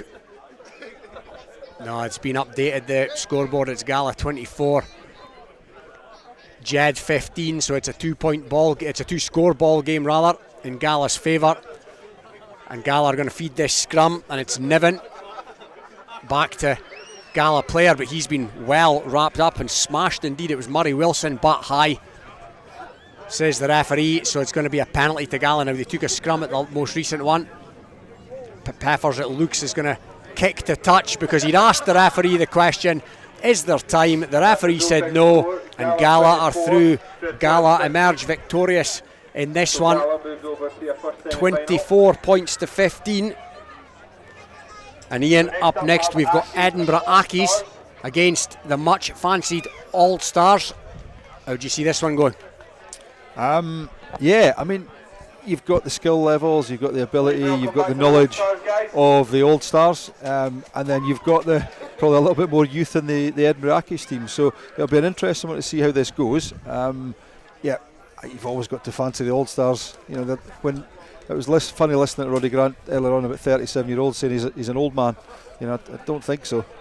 Yeah, I remember being 37 at one point, Ian, and yeah, he's not an old man. He doesn't look like an old man, Roddy. Yeah, still looks like he's been chiselled out of a bit of granite. It has to be said. Absolutely. He won't have the pace and possibly the fitness that he once had. But let's not forget, he's the forwards coach at Ulster Rugby, and he still looks like he spends a bit of time in the gym. And it's going to be Scott White, who else, to kick this one off for the All Stars. White, one of the elder statesmen in this team at 38. Ages ranging from Niall Godsmark at 32 to Mark Robertson at 39. Yeah. The head of strength and conditioning at Edinburgh Rugby, and he looks it too. So age just a number for these fellas, but let's see what they can do against the Accies. They're going to have it more difficult against Accies than they did against Earlston, that's for sure. Early break there by Alex Blair for the Old Stars, but Accies have managed to get back and defend. It's Joe Nyakavu, but Accies have come up with a pill here. So a bit of defensive work for the Old Stars to do. They've looked good in an attacking sense so far, but when they have to put their shoulder to the wheel, how will they fare? Well, we'll find out in this one. And the referee, Chelsea Gillespie, gives a penalty in the favour of the All Stars, and it's the kilted Fijian Nyakavu. He's hit hard there by an Accies player. White sweeps round, plays scrum after Lee Jones. Now Lee Jones, James Johnson, he was impressive in the first half. Now it's back with Alex Blair, a couple of tries to his name in that first tie against the hosts. Mark Robertson now, still with the dancing feet in those white boots, and he's taken late there, Mark Robertson. Is there going to be a yellow card? No. Just a penalty, I think. No, and there's an Accies player coming to the touchline here, so late hit on Mark Robertson. Not the smartest thing to do against the team of the talent of these Old Stars. It's flying out to Lee Jones there. Now the space, you'd imagine, will come, and he's broken the first tackle, Jones, and lost possession, but it's gone forward and back in the hands of the Accies, the 6-man Accies, and they've got a man on his haunches as well, so they're down to 5 against this experienced ex-Scotland Sevens outfit. And they're going to do well to maintain possession here. But yeah, there's an Accies player down.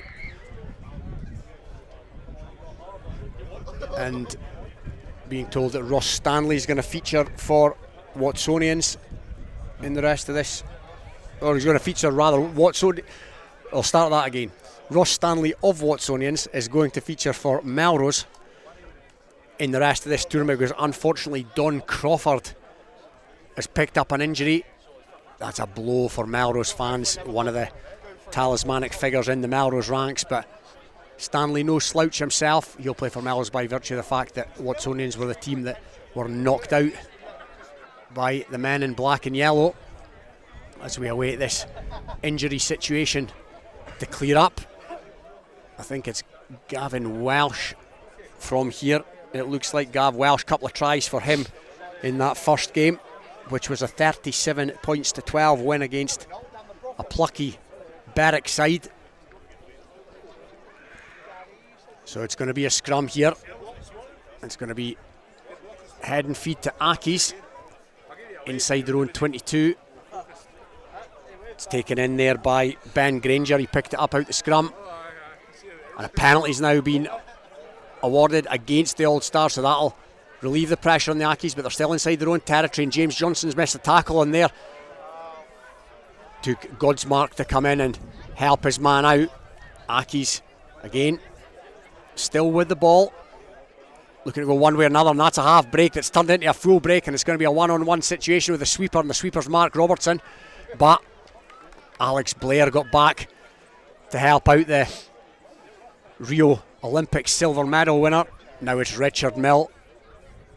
As much sevens experience on the circuit as anybody here this afternoon, one would assume. Accies now into the All Stars half. All Stars having a much more difficult time of it as they did in their first game against Earlston. That's to be expected. 0-0 it remains, and a penalty's been conceded. Yeah, Accies are down to 5 at the moment. They've got one player injured and obviously one player still in the sin bin, so making it much more difficult for them to attack, and now it's going to be really difficult for them to defend with Mark Robertson on the ball. And it's a loose pass by Robertson. Is Lee Jones going to keep it in field? Yes, he is. And yeah, there's an Accies player not in the best of health at the moment. 7v5. You'd imagine the try's going to come here. Scott White's in possession for the All Stars. He goes back against the grain to Jimmy Johnson. Now it's Alex Blair. Alex Blair's got Godsmark. Godsmark slows the pace up. It looks to off. No, he's still in possession. Godsmark. He's going to come back in field. Now he hits the afterburners and tries to straighten up, but that's good defence by Accies. Manful stuff with men down. Nyakavu's at the base of this, and a penalty's been awarded against Edinburgh Accies. Nyakavu takes it quickly to Scott White. Scott White sees the space open up. Goes to Mark Robertson. Mark Robertson sells the dummy, gives it to Lee Jones. Lee Jones scoots round the outside. First try of this second round tie, and it goes the way of Lee Jones. Yeah, they've just kept hold of the ball and worked against the 6 or potentially even 5 Edinburgh Accies players there. They just don't seem to be clicking in this tie. There's not the same fluidity, but then again, Edinburgh Accies are right in their faces. Which makes it an awful lot easier than, or a lot harder, than a tie against the likes of Earlston. So, if they can click and get people running off the ball, it's going to make a big difference. But you can see the skills that they've got. It's just maybe that little bit of pace that's lacking that would have put them through gaps in the past. Yeah, I spoke with Andrew in the first game about the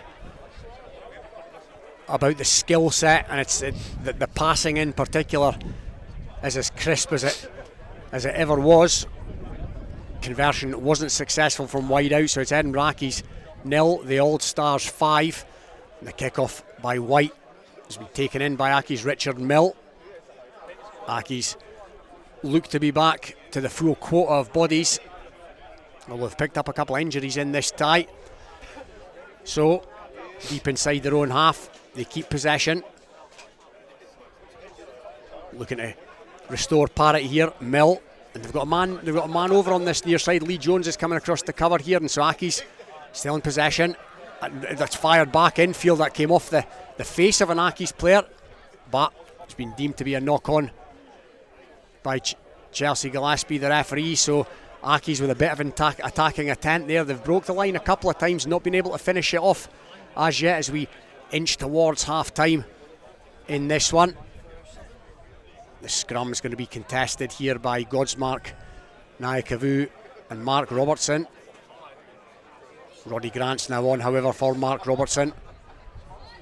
So head and feed to Aki's. Actually, first knock on must have been by the All Stars. So Aki's inside the All Stars half. Route 1 goes Max Wallace, Mill. Aki's look a different, very different proposition to what the All Stars faced in their first game here. Oh, and there's a knock on there. Now, is that going to be deemed to be deliberate against the All Stars player? And that's Alex Blair. Yeah, he's going to have a couple of minutes to think of his actions. And Gav Walsh is in possession here. Scott White to beat. Scott White doesn't even attempt to get anywhere near Gav Welsh, it is rather, because Gav Welsh has too much gas and White knows it, so White conserves the energy. And it's going to be a kick, a conversion attempt right in front of the sticks for Richard Mill. He doesn't miss too many of these, and he's not missed that one. So Aki's go into the lead. The referee blows for half time, and this is as difficult to call as it appeared to be. Yeah, I think so. I mean, I think the All Stars have worked hard and worked hard and worked hard. Aki's have been in their face, made a big difference to the sort of the flow of what the All Stars would be. And then when Aki's did get the ball, they've punished the All Stars for that intentional knock on. I think that situation, Blair catches the ball, he's in underneath the post, but he certainly was never in a position to really catch that ball. So Chelsea getting the correct decision there. So it'll be interesting to see the second half. All Stars have really got to start clicking and get players running off the ball rather than just passing side to side, because Aki's are just not biting in that at all. They're just holding their line and they're making the tackles when they need to do so. They are indeed. Aki's, as you'd expect against these famous faces, appear to be really up for this tie. They've got a stronger look about them as they did earlier in the spring stage, if you like, of the Sevens circuit. They still had 15s commitments in the run up to last week's Scottish Cup final that they lost by not many points in the end to Hawick.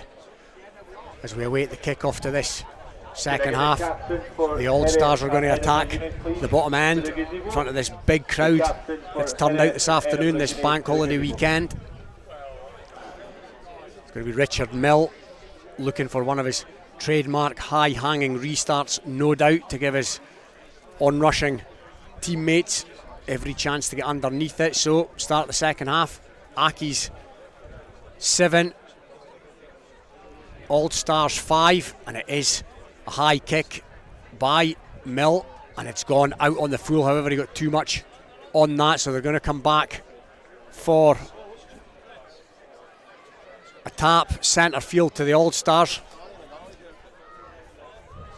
As we await this tap, All Stars maybe just starting to look a wee bit weary of Lim, in no great hurry. Scott White's taking it now though, looking for the pace to pick up now. That looks like Tom Brown who's come on. Tom Brown, Roddy Grant sticks the head down and goes direct headlong into a couple of Aki's players. Now it's with Godsmark. Godsmark comes back to Robertson. Crossfield kick there, and there's a player rushing on it. It's James Fleming. Now is the bounce of the ball going to be kind to Fleming? He came back in field, but no, the studs have touched a whitewash, so it's going to be an Aki's line out. There's a wee bit of niggle going on there. Fleming, it's been taken quickly by Aki's as well. They're going to look to go from their own line here. So Edinburgh Aki's, Max Wallace takes it up to the 22. Aki's in over that. Mill again up towards the 22. Ben Granger. Granger's got the try scorer. Welsh, Gav Welsh, he's wrapped up by Roddy Grant. They're calling for a penalty there, the All Stars, but it's a knock on that's been given against Edinburgh, so it's going to be a scrum. Just all got a bit loose and a bit messy this particular tie. It remains Edinburgh 7, All Stars 5. It'll be Scott White to feed this scrum, consisting of Godsmark, Mark Robertson and the hooker, Roddy Grant. White playing scrum half. Alex Blair back on the field after a couple of minutes in the sin bin. The referee's going to bring that back. for something or other. In there, a scrum infringement. They're going to have to get a bit of a wriggle on here, the All-Stars. 7 points to 5 behind against a competent Aki's outfit. Tom Brown in the centre, goes one way then another with a footwork to James Fleming. James Fleming, third highest try scorer for Scotland on the world circuit. Played, of course, in that famous 2016 win, as did Mark Robertson, and Mark Robertson's come back against the grain, looks to come up the middle of the park, but he's been tackled by a couple of Aki's players, but they're still in possession, the All-Stars. Here comes Alex Blair, still got a bit of running in the legs. Blair to Mark Robertson, floated past by Robertson to Godsmark. Now Godsmark pins them back, but he's brilliantly tackled there by Fraser Lindsay. I've seen the day when Godsmark would have scored that, but they've managed to maintain possession. No, the Aki's have came through, but a penalty's been awarded against the All-Stars. And yeah, Ian, seen the day they would have scored that. Yeah, it's interesting. I remember James Fleming. I remember the first time I saw him play was in a game at Curry against Dundee, and Ian Rankin, the Dundee coach, said, just watch that guy, and he took off from his own half, beat about 4 men and scored underneath the sticks, and it's probably the quickest thing I'd seen on a rugby field up until that date. Yeah, quite the pace man in his day. Scored a try in the first game, James Fleming, that would suggest he's still quite the pace man now. As I mentioned earlier, he's not got the head of hair that he had, but he's still got a bit of pace about him. And there's an Aki's player down here, as Ian Hurd to my right looks incredulous at my lack of hair comment. The look of a man that says it happens to the best of us. Doesn't stop the pace you've got. Sadly, I've got nowhere near the pace of James Fleming, and never have. So Aki's again looking to go coast for coast. Pumping the legs there is Jack Patterson, and a penalty again's been awarded against the All-Stars. They're just starting to rack up now, and that enables Aki's to keep the impetus. Ali Wood, some burly operators in this Aki's team today, as mentioned earlier. Some of the front liners back now that the 15s have finished. Try scorer Welsh, Dancy comes back in field, he's hit hard, and they're keeping them hemmed in here, the All-Stars, not going too far at the moment, the Aki's. Richard Mills knocked it on, and that's going to enable the All-Stars to get on a penalty. Tries being awarded. I'm not sure what that was for, and is there going to be a yellow card as well? Yes, a yellow card's been awarded to an Aki's player as well. We'll just await confirmation as to who that is, so there won't even be a conversion. Yeah, it looks like Richard Mill. Yeah, Richard Mill's coming to the touchline. It was his fumble on his own. It was his fumble on his own line that led to that. Yeah, it looked as if after he fumbled the ball, the All-Stars got the ball back, and then when the All-Stars player had a chance to pick the ball up and dive over the line to score, Mill must have just grabbed a hold of the ball, so stopped the try scoring opportunity. So again, quite right in terms of a penalty try, and straight underneath not even underneath the post. It's a 7-pointer straight away. So 6-man Aki's 7, All-Stars 12. Aki's taking the kick off in their own 22, and that's very much route one from Jack Patterson. James Fleming, and that held on. And he's thrown the ball away as well, the big number 10, and he's a goner for a couple of minutes. He's not realised yet. He's realised now that that's absolutely foolish at a time when his team are already down to 6 men. All day long, that's going to be a yellow card. 7s or 15s, doesn't really matter. Scott White takes it to James Johnson. The All-Stars looking to take the stick at this. Still Johnson sees a bit of space, but it's been closed eventually. Now Scott White with a dummy, and Scott White scores what is a popular try, and a try that will probably, Ian, put this tie to bed. Yeah, I mean, at the end of the day, the Richard Mill one is, you can sort of look at that and say he's acceptable. You know, he's desperation stakes just across the short of the line, maybe get away with one, but that one's just really stupid, which then means you're 7 against 5, as we've said already today. It's a big enough pitch to play 7 against 7 with the space. If you take 2 players out, it's just going to create space, even more space. James Johnson identified that, and then they're always going to score for there with players on rushing and guys diving in to try to stop the All-Stars from getting in and creating space for others. White's not been able to convert his own try, but it's a 10-point ball game now. It's Edinburgh 7, the All-Stars 17. as we await White's kick-off. He's gone against the grain this time, and Lee Jones is interested in this, but that's good play by Gav Welsh, albeit he's palmed it right back over his own line and it's gone dead in goal. So that'll come back for I was going to say that would have come back for a 5 metre scrum, Ian, but it's going to go back for a scrum the All-Stars nonetheless from where the ball was palmed. If Accies have knocked that back, it should be a 5 metre scrum. If considering it's the All-Stars then fair enough. Yeah.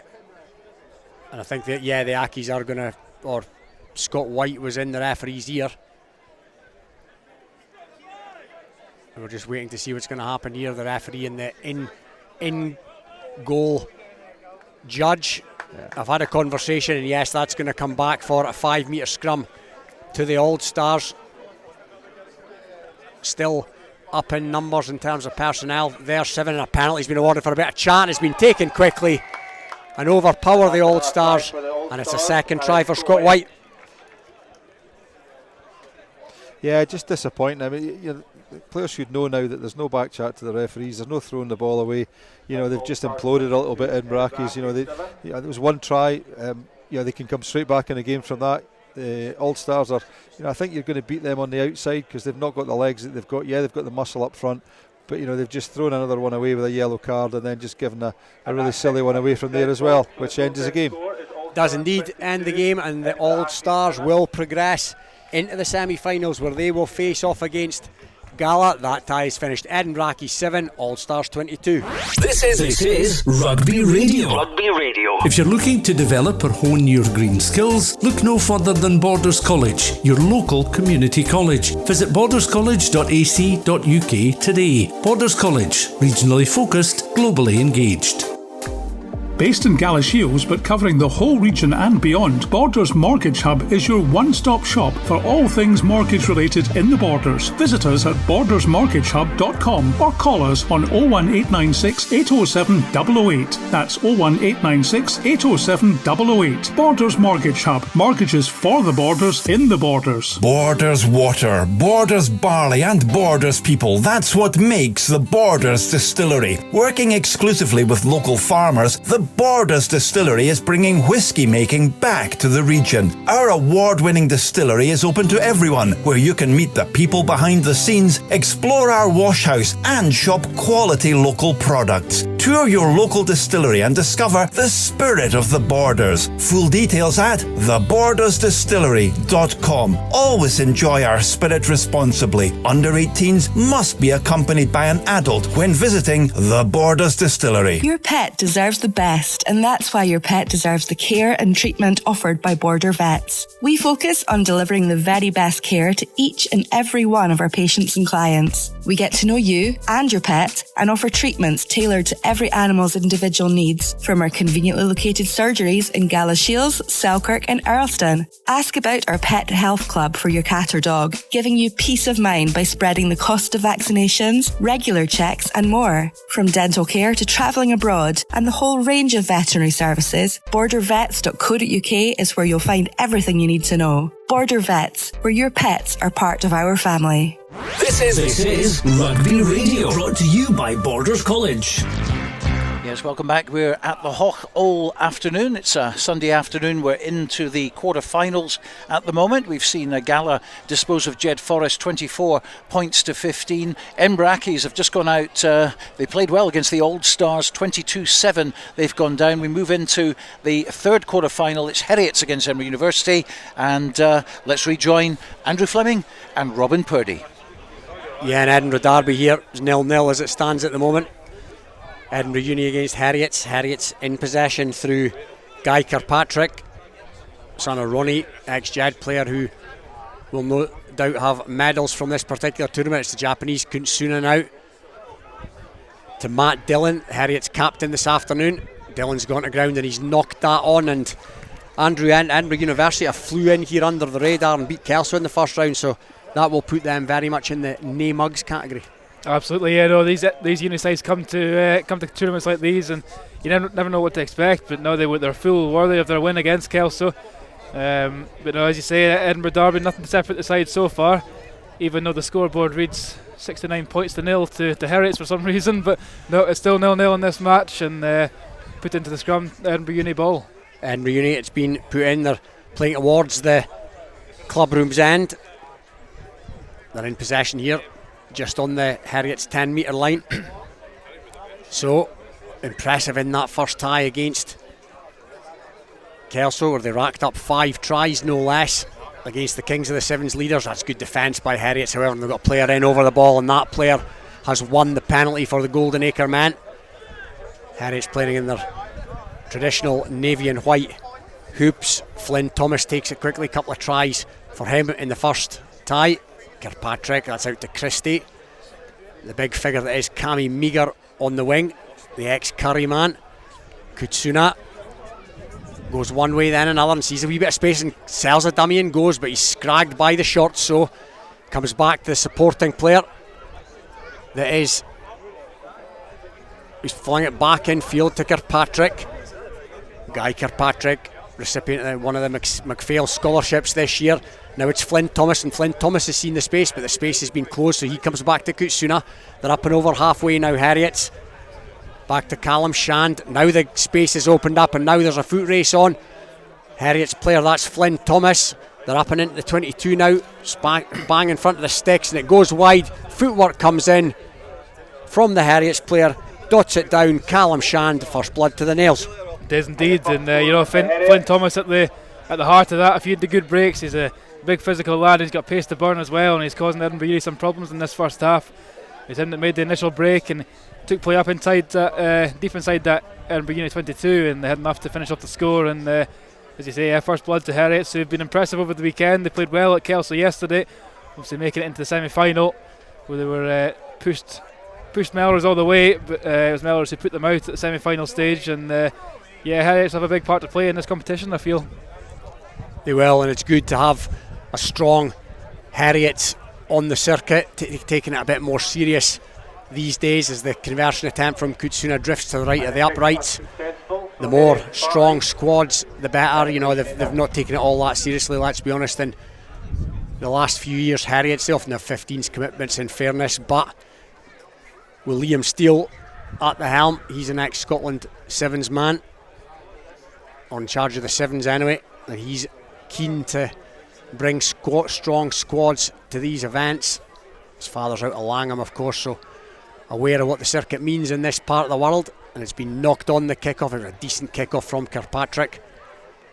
Knocked on, however, by the onrushing Heriots player, so Edinburgh Uni going to get the first meaningful possession of this tie. It's Edinburgh Uni 0, Heriots 5. And it's going to come in the shape of a scrum inside their own 10 metre line. And that scrum's been fed and that scrum's been won. So, the Uni, and that's a half break there. A couple of Heriots players swarm into the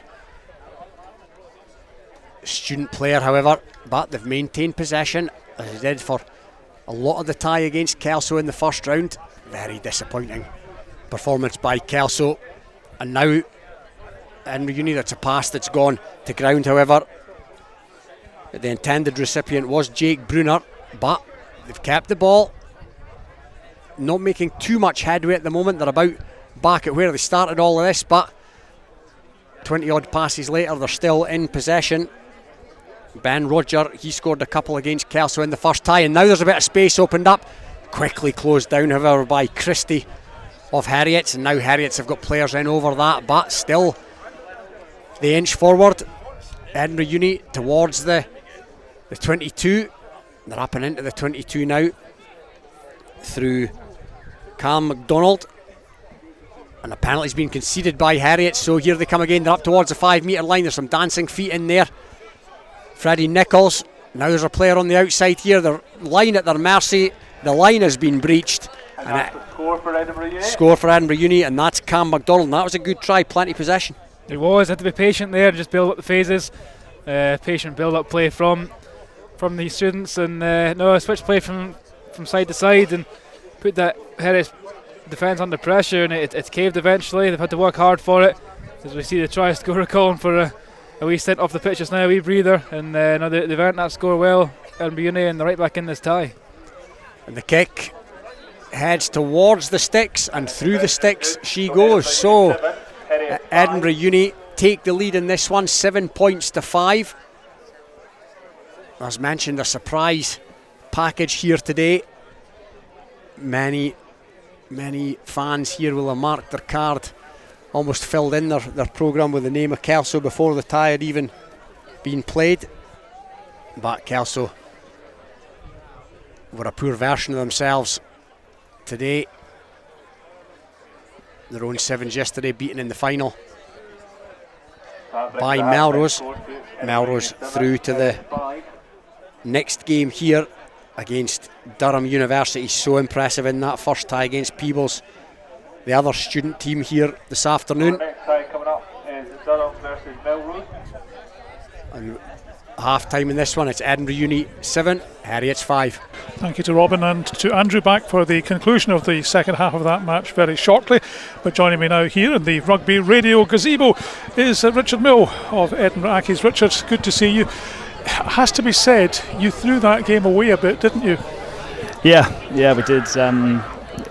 Very strong team, and we had a good 10 today, and these things happen, and they got the rub of the green probably more than us, and it's frustrating because we had them really in the first half, I'd say. You did. You can sometimes afford to go down to 6 men, but you can't afford to go to 5, can you? No, three sin bins certainly made a big difference, but the boys still stuck together, and we actually rallied quite well. A penalty try killed us, and then a little bit of top back at the end there with Whitey scoring at the end there, but yeah, frustrating. How was it to play against these old stars, quite literally, legends of the game who won at Twickenham 7 years ago? Yeah. It's great. I mean, a very, very strong 10, very strong, and they still got it. Muscle memory. If they haven't played in a long time, they've still got the sevens now. And good luck to them in the next round. I'm not too sure who they're playing next. Probably one of these boys here, Heriots or Edinburgh Uni. So yeah, frustrating, but good luck to them. One of the things we love about Edinburgh Accies is that you always give 100%. The whole team does, and you're at every tournament. We've talked about this. I mean, I was at Rayburn Place for the cup match between Edinburgh Accies and Mar, and yet you managed to put out a team in the sevens on the same day, which not many teams could do. Yeah, sevens at Accies is very important to us.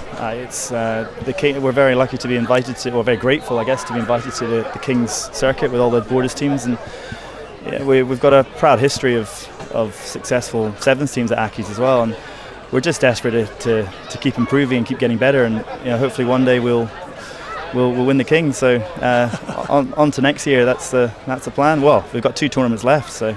You have, looking because forward to that. You'll be at Philip Hawke next week and then at Jed the week after. Yeah, so two more chances, and each tournament has one, and who knows what the squad will be next week. It sort of keeps changing every week, so that's the key at these Kings tournaments. If you've got a consistent squad every week, and I believe Melrose Heriots do, it's very beneficial, and fingers crossed we'll have a similar squad next week as well.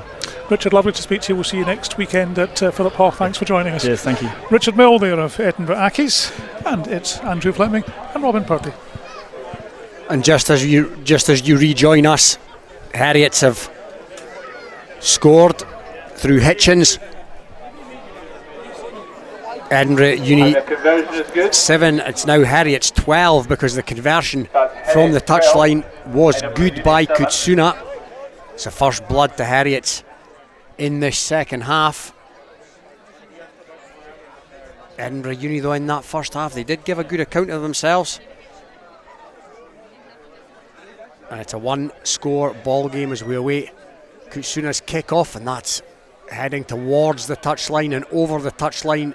She sails. He did that in the first game as well for Heriots, so that's a wee bit of cheap concession of possession, and it'll be tapped in the midfield by Freddie Nichols, and Freddie Nichols has knocked that on, and that's a real letter. That's a cardinal sin, Andrew. It is, no, just when they've been given possession to Launch the attacking platform, yeah, that's an unforgivable one, really.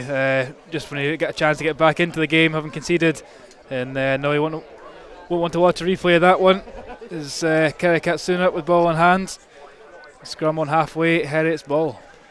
And that scrum is fed, and that scrum has been won by Heriot's, and Katsuna's been caught in possession, but he manages to get it away to a teammate, and they're up and over halfway line. The halfway line now, Heriot's. Katsuna again in possession to Kirkpatrick. And that's Flynn Thomas loitering with intent on the wing. Goes one way then another, and he's got the diminutive figure of Katsuna coming on a crash ball, but Heriot's have maintained the ball again. They're going from one side to the pitch to the other.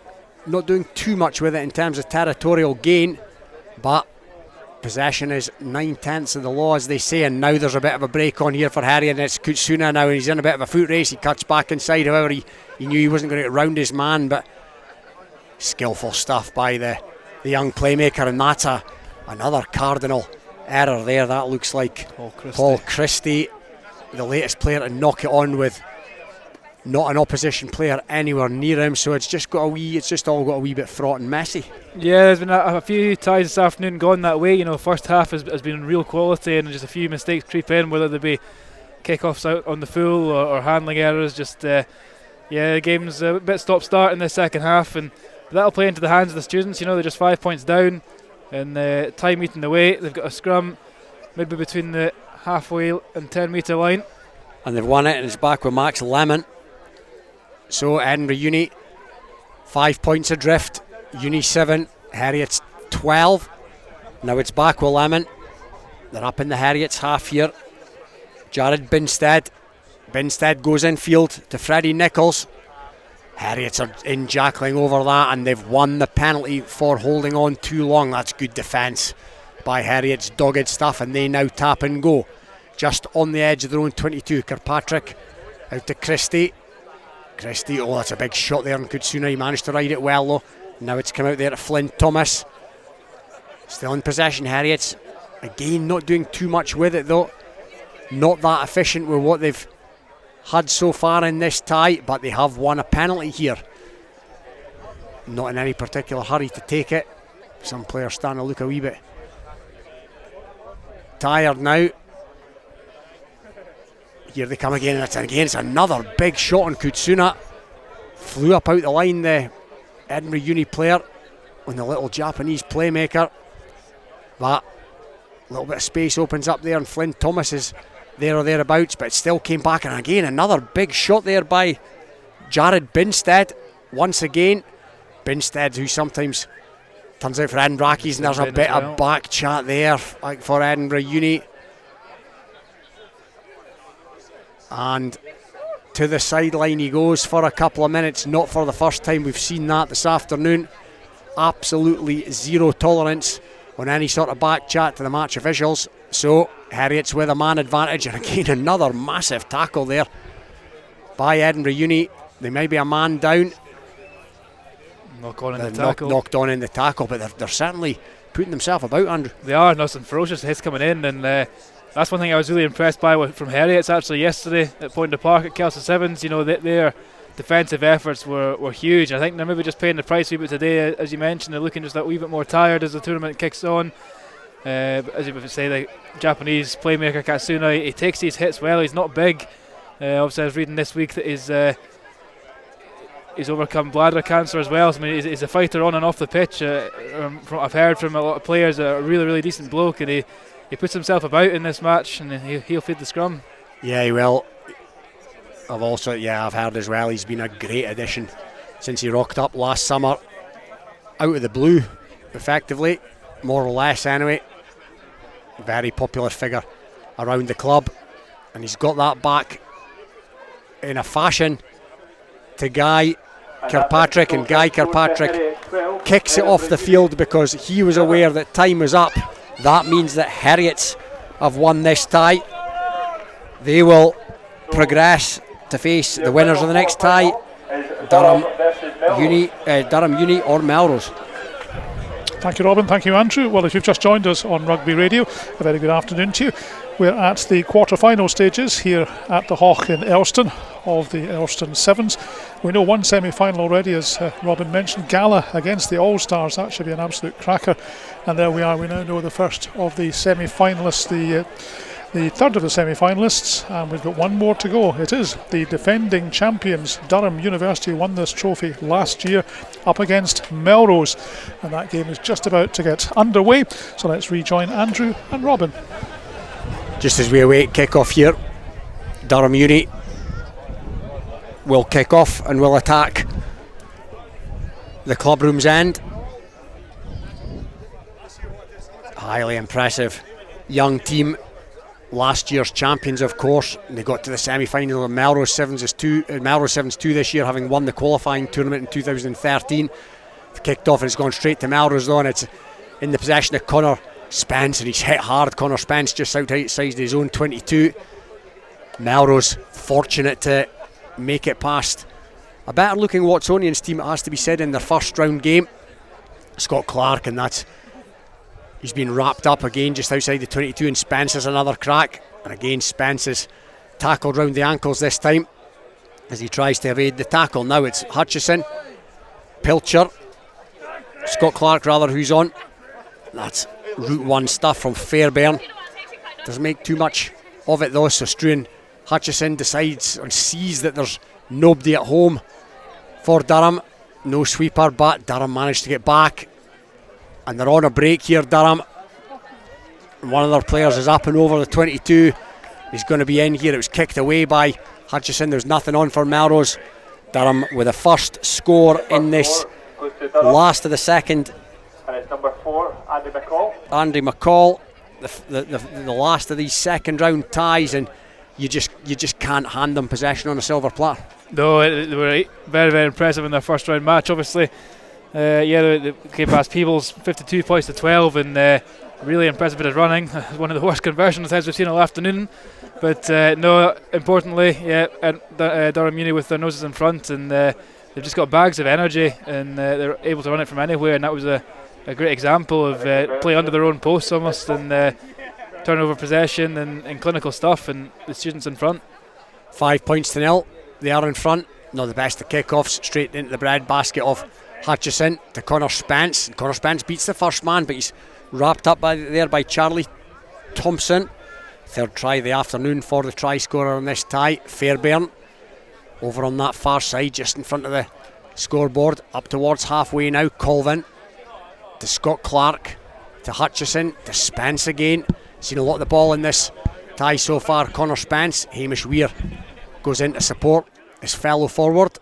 Scott Clark to Colvin, out to Makowski. Now Makowski scored a hat-trick in that first tie. High tackle on him though, so that's going to yield a penalty in favour of Melrose as they look to claw their way back into this one. Clark to Hutchison. Hutchison's got Spence, back to Clark. However, Clark is well tackled there, well harried in the middle of the park, but Hutchison goes into play scrum half, and it's back with Fairbairn to Colvin, one of the veterans in the Melrose ranks.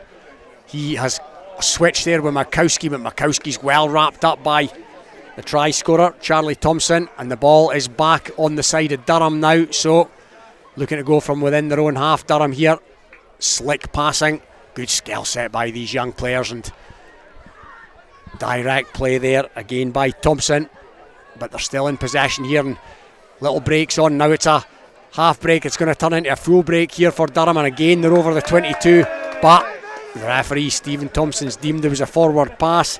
Charlie Thompson thought he was in for another brace, having scored a couple in the first tie, but Stephen Thompson's going to bring them back, and that, Andrew's a let off for Melrose. It is, and he's had to wonder if the students go 2 scores up, what's going to come in the game, but no, they look very dangerous with the ball in hand and not afraid to throw it about, and there's offloads left, right and centre, and it's good to watch.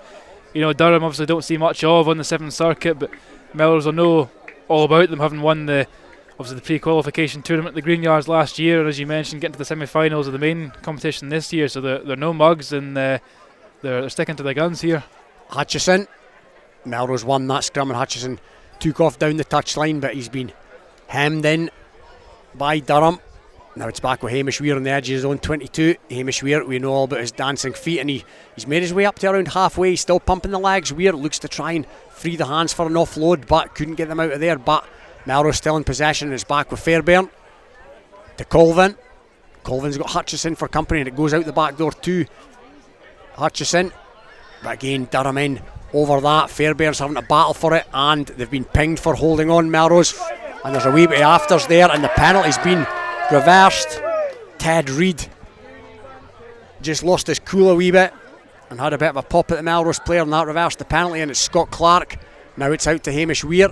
Weir, good defence again by Durham, but it's out to Makowski now, and Makowski's brilliantly tackled in the corner there, but Melrose have maintained possession. Melrose, they're just shy of the line, but it's came back on the side of Durham, and Durham potentially could go the length here. It's out to, I think that's Ted Reid, whose indiscretion got them into that position, and it's been knocked on, but they've managed to ride that one out, Durham, and again Melrose have got to score there. They have, absolutely, and I think they're almost so close to playing the price, Durham, and yeah, it's just ill discipline creeping into their game. It was a silly penalty to give. Obviously, I think it was a slight push on the Melrose player. Obviously reversed the penalty, referee not standing for that, and rightly so. Melrose with a put into scrum. Bruce Colvin into 22, he's got Hutchison with support. Yeah, to Hamish Weir. Hamish Weir comes in off that left foot. We've seen that before, and it's been knocked on again by Melrose with the line at their mercy. And if they've got designs on getting through the semi-finals, the finishing just has to be better than that. It does, and it's not what we've come to expect from Melrose. You know, they're usually so clinical with ball in hand. They are.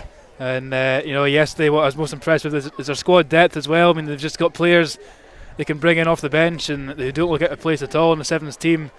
Whether a bit of tiredness is coming into it with a double weekend, understandably it could be. Durham will be the fresher in that respect. Oh, great hassling at the bottom of that. The base of that though by Colvin has seen possession come back the way of Melrose. That was brilliant play by the experienced campaigner. Now it's out the back door to Fairbairn. Fairbairn back to Colvin, to Scott Clark, to Hamish Weir. Hamish Weir goes one way, then the other, and he's managed to beat the first man, Hamish Weir, and he's beat the second man, and he's in here. Weir, is he up to the line? No, he's held up just short once again. They must be inches, and the referee's ping. Yeah, Durham player is sent to the bin. So Melrose again spurring a try scoring opportunity. Durham a man down here, and you fancy Melrose to score from this position. It's flung out to Fairbairn. Fairbairn dots it down, and at last they've huffed and they've puffed and they've blown the door down. They have indeed, and despite there only having been one try in this match so far, up until that point, it's been a really intriguing fixture. Especially Durham in defence have been hugely impressive. As the announcer makes another plea for the next round of fixtures, but no, Durham have been hugely impressive in defence just until the last couple of minutes where a bit of indiscipline has creeped in, and they paid the price right to the death. And we're all square at half time. Yeah, as we wait, there's actually a conversion to come. Struan Hutchison's conversion, he struck it well, and over it goes. So all of a sudden, Melrose, they've tried their level best at times in this first half to no avail, but they've gone to half time 7 points to 5 up. And Andrew, again, as has been the case with previous ties, this now becomes a hard one to call, and you'd have fancied Durham. You would have done. I think the longer the game goes on, it maybe plays into Melrose's favour. A bit of a slow start, but the longer the game goes on, they're getting more and more into the game, and they're giving Durham Uni no time on the ball at all, and forcing the mistakes and forcing bits of ill discipline to creep into the Durham side. And Melrose have taken full advantage, and obviously they've got their noses in front at half time, and it's a lot of rugby still to be played, and intriguing 7 minutes still to come. As the two huddles are deep in conversation, the officials taking on fluids as well. Melrose 7, Durham University 5. I don't think it's quite as strong a Durham University squad as was at Melrose. They don't look quite the same level of physical specimens anyway, but they're young and they're fit and they can play nonetheless, and they're backing in position here to receive a kick-off. Melrose still deep in conversation in the huddle. Durham good to go. Stephen Turnbull, the referee, keen to get on with things. It'll be Melrose to kick this second half off, and it'll be them to kick towards the club rooms. A lot of their own fans here have made the short journey to the Hawk. Well, it's been a great afternoon so far for Sevens Rugby. No wind, very little rain to speak of. Or sorry, no rain and very little wind to speak of. Get that the right way around. Forecast wasn't the best, but it's all good for now, and we're back underway, and it's came back the way of Melrose, and they've got a 3-on-2 situation here. Makowski kicks back in, and Makowski's going to score here straight from the kickoff. Harry Makowski brings up his 4th try of the afternoon. Not what the students wanted. No, it wasn't. We've spoken time and time again about how important restarts are in Sevens Rugby, and Stuart Hutchison got that one right in the money. High hanging restart which Hamish Weir managed to claw back, and no, he's done very, very well to secure possession. Bruce Colvin with the ball in hand and got the ball out to Makowski. We know about his pace, and he's finished it off so well, and Melrose extend their lead. And they extend the lead further because Struan Hutchison has added the extras. It's Melrose 14 now, Durham University 5. So Durham was something to think about here, the current holders, as they await this Hutchison restart. 2 scores in it. Hutchison, and again it's high right down the middle, and again, it's been taken in well though by a Durham player. That's Will Springlet. Durham now in possession. Andy McCall. McCall's hacked it forward here, and there's a bit of a race on as it heads towards the touchline. It's been kicked back in field, and now Durham University have scored here, so a little bit of football there. First the punt forward, then the fly hack, and they're in, and that's right back. That's right what right what they wanted, Andrew. And the conversion has been rushed, and the conversion has been missed. But you did have the feeling that if Melrose scored next, then it was a long way back. Yeah, he did, and that try's coming at a crucial time for it was McCall. Yeah, Andy McCall. He took it well. Obviously, he hacked ahead and looked like Stuart Hutchison was going to win the race, but somehow the ball's come loose, and McCall's been managed to hack forward a second time, and he's got there first, and suddenly 4 points in it, we're right back in the game. Melrose 14, Durham University 10, and it came back on the Durham side, so Durham in possession here through Charlie Thompson, one of the flyers in the rank, still going. Thompson pumping the legs, he's up and over halfway. That creates a bit of space for others, and there's a flat pass there. Good keeping of possession here, Durham, as I mentioned earlier, good skill set. Now it's the try scorer, McCall, or one of the try scorers. Durham back with Springlet. Now it's out to Liston. Again, here a try score pump, again pumping the legs. That was Charlie Thompson, and again there's another foot race, and Durham are going to be in here, and Durham are going to take the lead. And it's Owen Boxhall, the number 2, who's dotted down, and all of a sudden, that's what good teams can do, Andrew. They go from, a position of turmoil, if you like, whereby they're more than a score down, and all of a sudden they're in front. That's it, and what really impressed me about that score was the handling. You spoke about Charlie Thompson on that left wing. He picked the ball up from his bootlaces, and then on the right hand side you had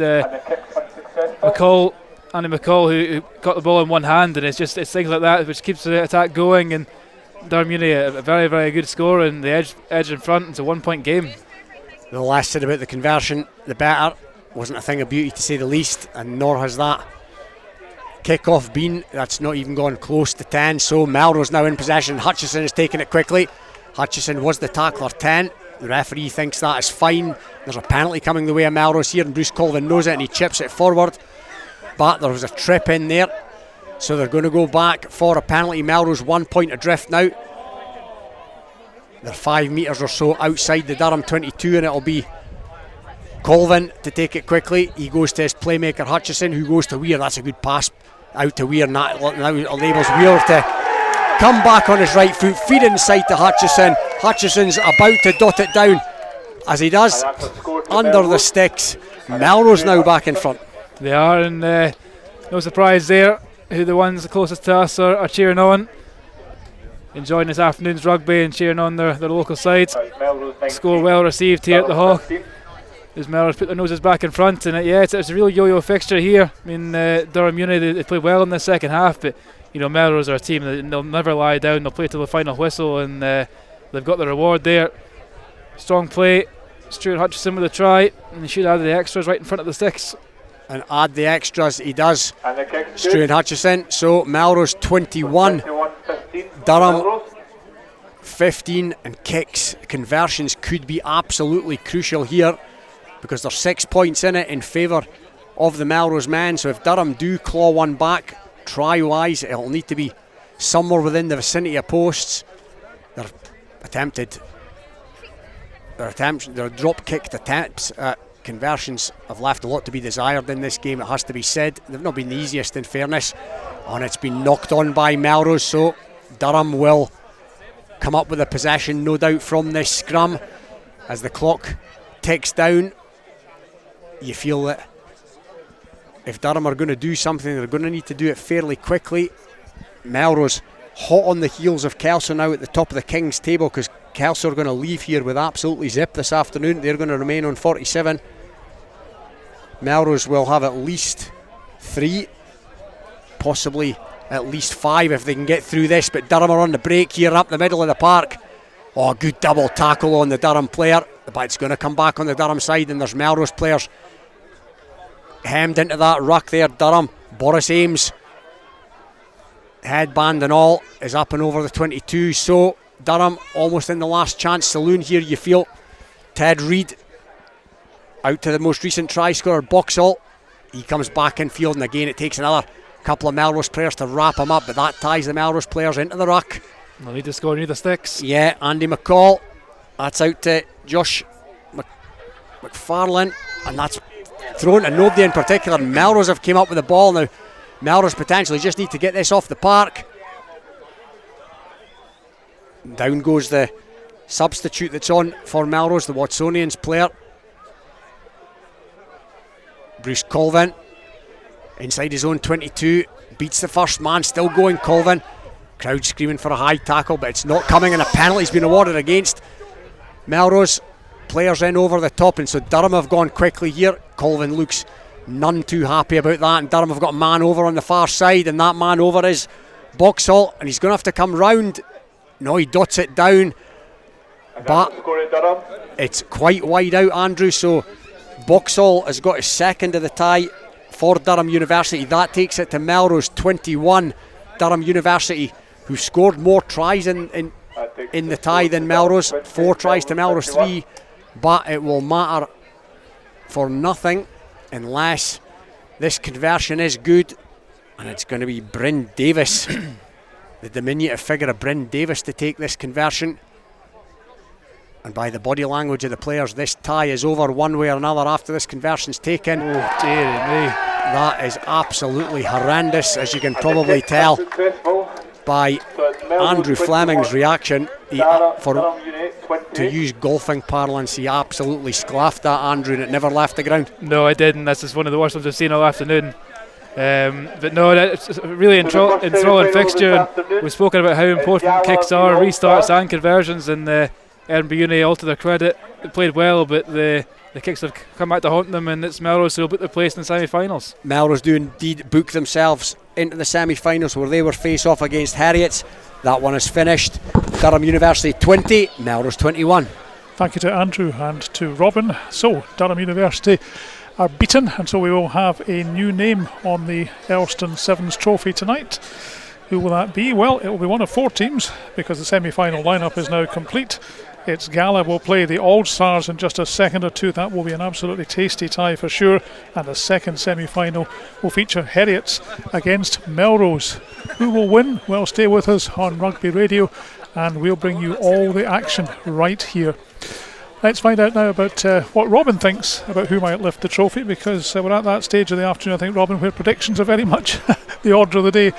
It's been very good so far. That was a really, really close contest, and it means that we've got our semi-finalists. Who do you think might actually emerge victorious at the end of the afternoon? Oh, it's hard to tell, Hugh, to be honest. I fancied Durham to leave with the spoils this afternoon. That was pre-tournament, of course.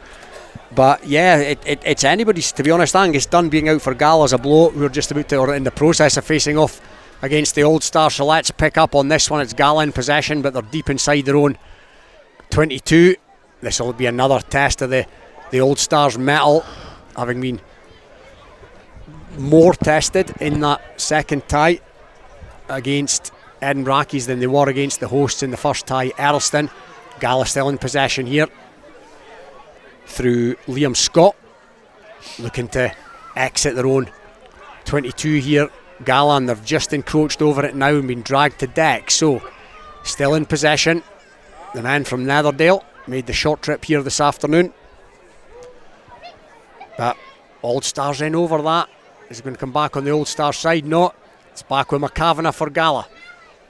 McCavanagh out to Liam Scott, who's dragged down, not making much headway here. Gala and the All Stars throwing their ageing bodies into this ageing but very fit bodies, it still has to be said. And Gala now are almost back in the shadow of their post, but there's a break on here, and that's a nice dummy and go from Gala up over the halfway. And Gala being reeled in, the player being reeled in here by, I think that's Mark Robertson, but it's been flung in field to the onrushing Gala player. Great support play there by Robbie Irvin, and first blood to Gala. Yeah, fantastic break there by Richie Mitchell. Mark Robertson, quite impressive turn of pace for someone in their mid-30s, but Robbie Irvin did a great job of supporting there. Big second row forward, back row forward in the 15s, and he's absolutely tanked up the middle of the pitch, got himself in support for Richie Mitchell, who's popped the ball back inside and in into the post, giving Scott Peppers what should be a fairly simple chance to add the extra points. And add the extra points he does. Gala 7, Old Stars 0. So Gala, we spoke about them often in recent weeks about them being, arguably, or by their own admission, by Ben Gill's own admission, not the fastest 7 on the circuit, but they'll outwork anybody, and it'll take a decent effort by these ex-Scotland players, one-time Scotland players, to put this dogged Gal outfit away. And it kicks a half decent one, but it's taken in by Naya Kavu for the Old Stars, but it's back in possession of White to Alex Blair. He still looks like he's got a bit of running, and another man with a bit of running's James Johnson, but that's a loose pass to White, and White picks it up and dummies. That's good play by Scott White. He's up over the 22 now. He's hauled to deck and he manages to get it away, and there's a penalty coming the way of the Old Stars. Tom Brown out to Naya Kavu. Naya Kavu's got young Jack Niven to beat. Good tackle by Niven. They're still in possession here, and it's now back out to White to Lee Jones, and Lee Jones can still run, and he's got Alex Blair on his left hand side. Comes back in field to White though. White to Blair. Blair had come round looking for work, and he's gone. Alex Blair here, and Alex Blair's going to dot down under the sticks, and that's good possession. Sevens here. Yeah, good cohesive stuff there, Robin. Again, just the little injection of pace from Lee Jones, and they've just put Gala on the back foot. Missed a tackle there. Difficult tackles to make when you're on the back foot, which has then just left that gap there for Blair, who's exploited it nicely and streaked in from 40 metres to under the post. Give Scott White a nice easy conversion to what we'd expect to level the scores at 7 each. Yeah, it's Scott White. You'd put your house on this, and you'd be right, because it sails through the sticks. So 7 points apiece. Third try of the afternoon for one of the spring chickens in the All Stars lineup this afternoon. Alex Blair, 33 years of age, ex Edinburgh Rugby, Sale Sharks, Edinburgh Accies, Scotland under 20s, Scotland A. All of these All Star players are pretty decorated, and Scott White's still got the magic with the boot, because that's one of his specialties. And it's a big shot on the Gala player there by Naya Kavu, but the Gala player read it well and managed to stay on his feet, and they've won a penalty here. Gala 7 points apiece still. Gala attacking the clubroom's end, and there's no sweeper at home, and Gala have sensed that, so it's off and running, and the Gala players looking to win this here. And that's a great play, and that's great covering tackle, however, by Godsmark, and Gala just held on that fraction too long. Ian Hurd to my right trying to maintain his impartiality, and now they're off and running the All Stars through Tom Brown. As the dark clouds start to come in here, James Johnson goes one way, goes another, looks for a Looks for Brown, but it's been brilliantly taken by Liam Scott, working as hard as ever. Liam Scott, absolutely renowned for it. And now it's Gala who are awarded a penalty. So from one end of the field to the other, and Gala working hard here to create an overlap, and they look like they've got 3-on-2. McCavanagh, it's a loose pass by McCavanagh, it's well gathered in there. I think that's by Russell Kerr, and Russell Kerr's the latest to kick it forward. Now there's another foot race on here, and that ball's going to stay infield. And there's a chase on here, and Gala are going to score. And it's Jack Niven, and that was gutsy. Yeah, well done, Jack Niven. He's outpaced Naithavu, and done a really good job there. Just the previous one, again, all-stars. Not only have they got lots of experience in terms of the game of rugby, they've also got lots of experience in terms of getting out of situations. And that previous one where Gala made the kick through, James Fleming did a really good job of running back through the tackle area and stopping the Gala player from popping the ball up. And for me, that one was potential penalty try, even as impartial as a Gala man as I am. But some great defence there, as you say, by Liam Scott, chased back to the other end, and then what we thought was a spoiled 3-on-2 there from Gala. The kick through is Jack Niven's just beaten Naithavu to the try. Yeah, it was a great kick from around the halfway line by, I think it was Russell Kerr who hacked it forward, and it was a foot race between Jack Niven and Naithavu, and it was won by the young Gala player. Conversion was close but no cigar from Russell Kerr. So it's Gala 10, All-Stars 7. And again, it's kicked off by Kerr, and it's taken in by Mark Robertson, and Mark Robertson's got a Gala player all over him, but he's managed to get it back to White, to Blair, out to Tom Brown, to James Fleming. James Fleming, he can still run, and he cuts back in field, but again, Gala players all over him. Good defence by Gala there. Bang up for this, but Lee Jones has seen a bit of space, and Lee Jones is off up the touchline on that far side, and Lee Jones is going to streak. Oh no, he's been well tackled by Richie Mitchell. It was that got back to him. Gala again have got numbers back, and they're close to the touchline now, the All-Stars, and there's a counter ruck coming in for Gala, and it's been picked up however though, and they've gone in, the All-Stars. Some smart play up the short side, and that looks like Alex Blair who's in for his second. Yeah, good rugby there, James Fleming. He made the break. Good tracking back there by Richie Mitchell. Made the tackle, but Fleming managed just to hold on to the ball until the supporting player came in the form of Alex Blair, who just took the pop up and then just strolled in unopposed. So Gala 10, All-Stars 12, kick to come.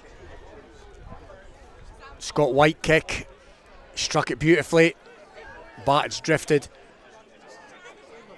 out with the uprights, and the half-time whistle is gone. So at half-time it's Gala 10, the All-Stars 12. These teams facing off for a place in the final where they'll face either Heriots or Melrose. I'm going to put you on the spot here, Ian. Pick us a winner of this tie. Of this tie. I think the All-Stars will just have enough. Nice, the game's not going to get any quicker. I think Gala could do with a quicker game.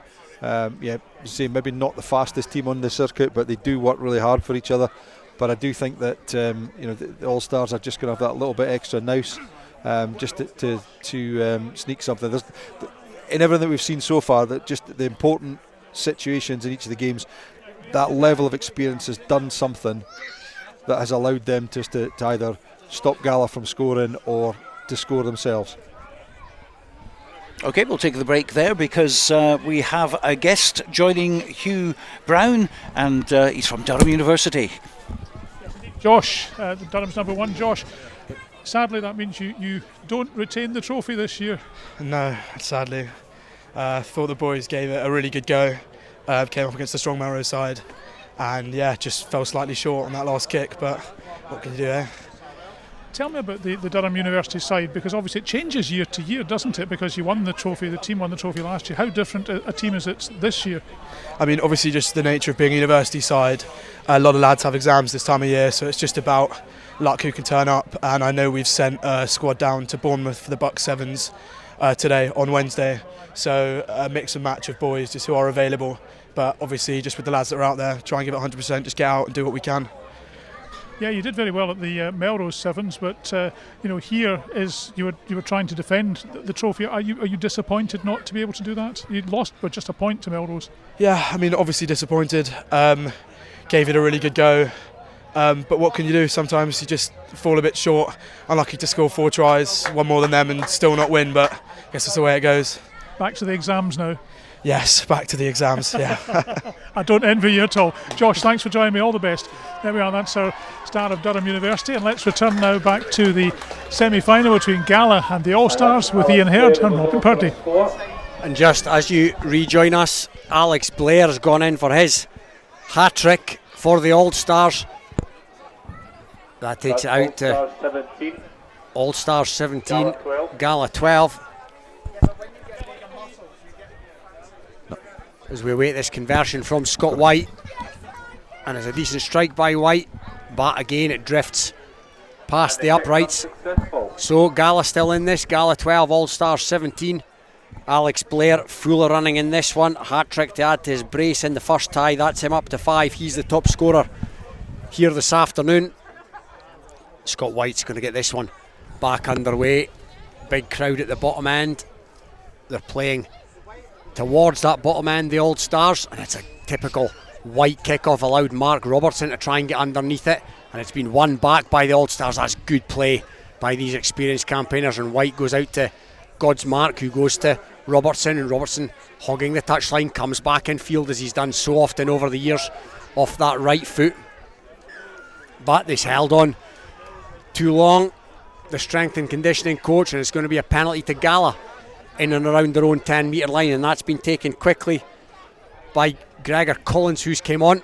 It's back in the hands of Collins here, and we know Collins can run. We've seen it in recent weeks on the circuit. He's been dragged to ground. Now Robbie Irvin to Peffers, and that's a loose pass by Peffers. He tried to pick out Richie Mitchell, who'd seen a wee bit of open prairie in front of him from about 60 metres, but the pass evaded the young flyer and went straight into touch. So line out to the All-Stars on the Gala 10 metre line over on the far side from our vantage point. No great hurry to take this. Scott White, it would appear. There's 17 points to 12 to the good. White's throw in is plucked by a Gala player, so it's back with Kerr to Peffers. Peffers has got Wilson. He's been pinged for holding on, Wilson.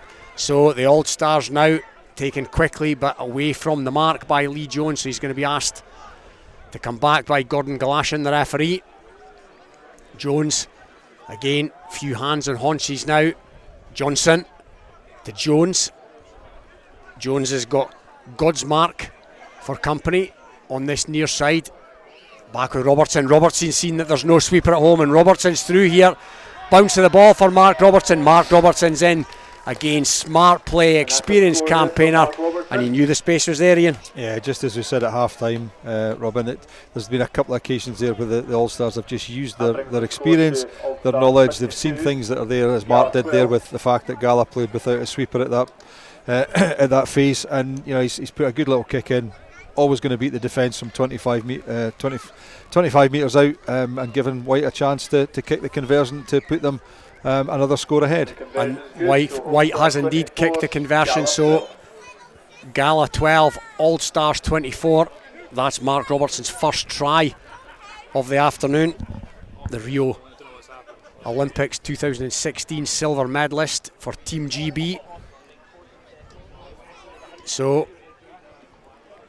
Scott White's come to the sidelines.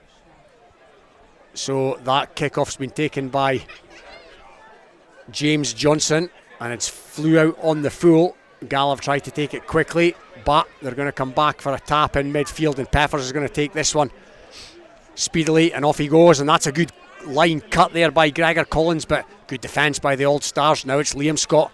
Liam Scott looks for support, finds it in the shape of Kavanagh. Kavanagh scragged by the ankles and taken to ground by the second tackler, but Gala just outside the 22 now. Mitchell to Peffers. Peffers comes back again against the grain. Scott Peffers, as he does so often. Richie Mitchell. He's got Russell Kerr in support. to Tim McCavanagh. McCavanagh's taken to ground by the All Stars, though the defence holding firm at this stage. Back with Peffers. Peffers to Irvin. Irvin stuffs it up the jumper. Dragged to deck just outside the 22. Kerr. Gala still in possession. Liam Scott comes back in field. And a penalty against the All Stars. So Gala went quickly here through Peffers. Peffers. Kerr to Mitchell. Mitchell to Collins. Collins goes one way, then another, and Collins evades the defence. He's up to the line. Is he over the line? No, held up just short, but Gala pick up and go round the corner, and Tim McCavanagh's in. Yeah, good rugby there. Bagala have just held on to the ball, as we said in the first half, that they just don't want to just be pushing those silly offloads. They've kept the hold of it, got the ball wide. Gregor Collins has just attacked the line, set up the ruck, and Tim McCavanagh's just dive over from sort of a yard out to take us into a one-score game again. And a very decent conversion by Russell Kerr. Takes it to Gala 19, All Stars 24. This could be a test of the lung and legs for the All Stars now, because Gala are right back in this, and they were looking to get under Russell Kerr's conversion, and he's went straight up in there. Russell Kerr hasn't gone the 10, it's bounced back on the Gala side, and Kerr's going to have to go back and take it, but he's beautifully tackled there by Godsmark, and the All Stars are in over that, using all their experience, and there's a wee bit of pushing and shoving in there.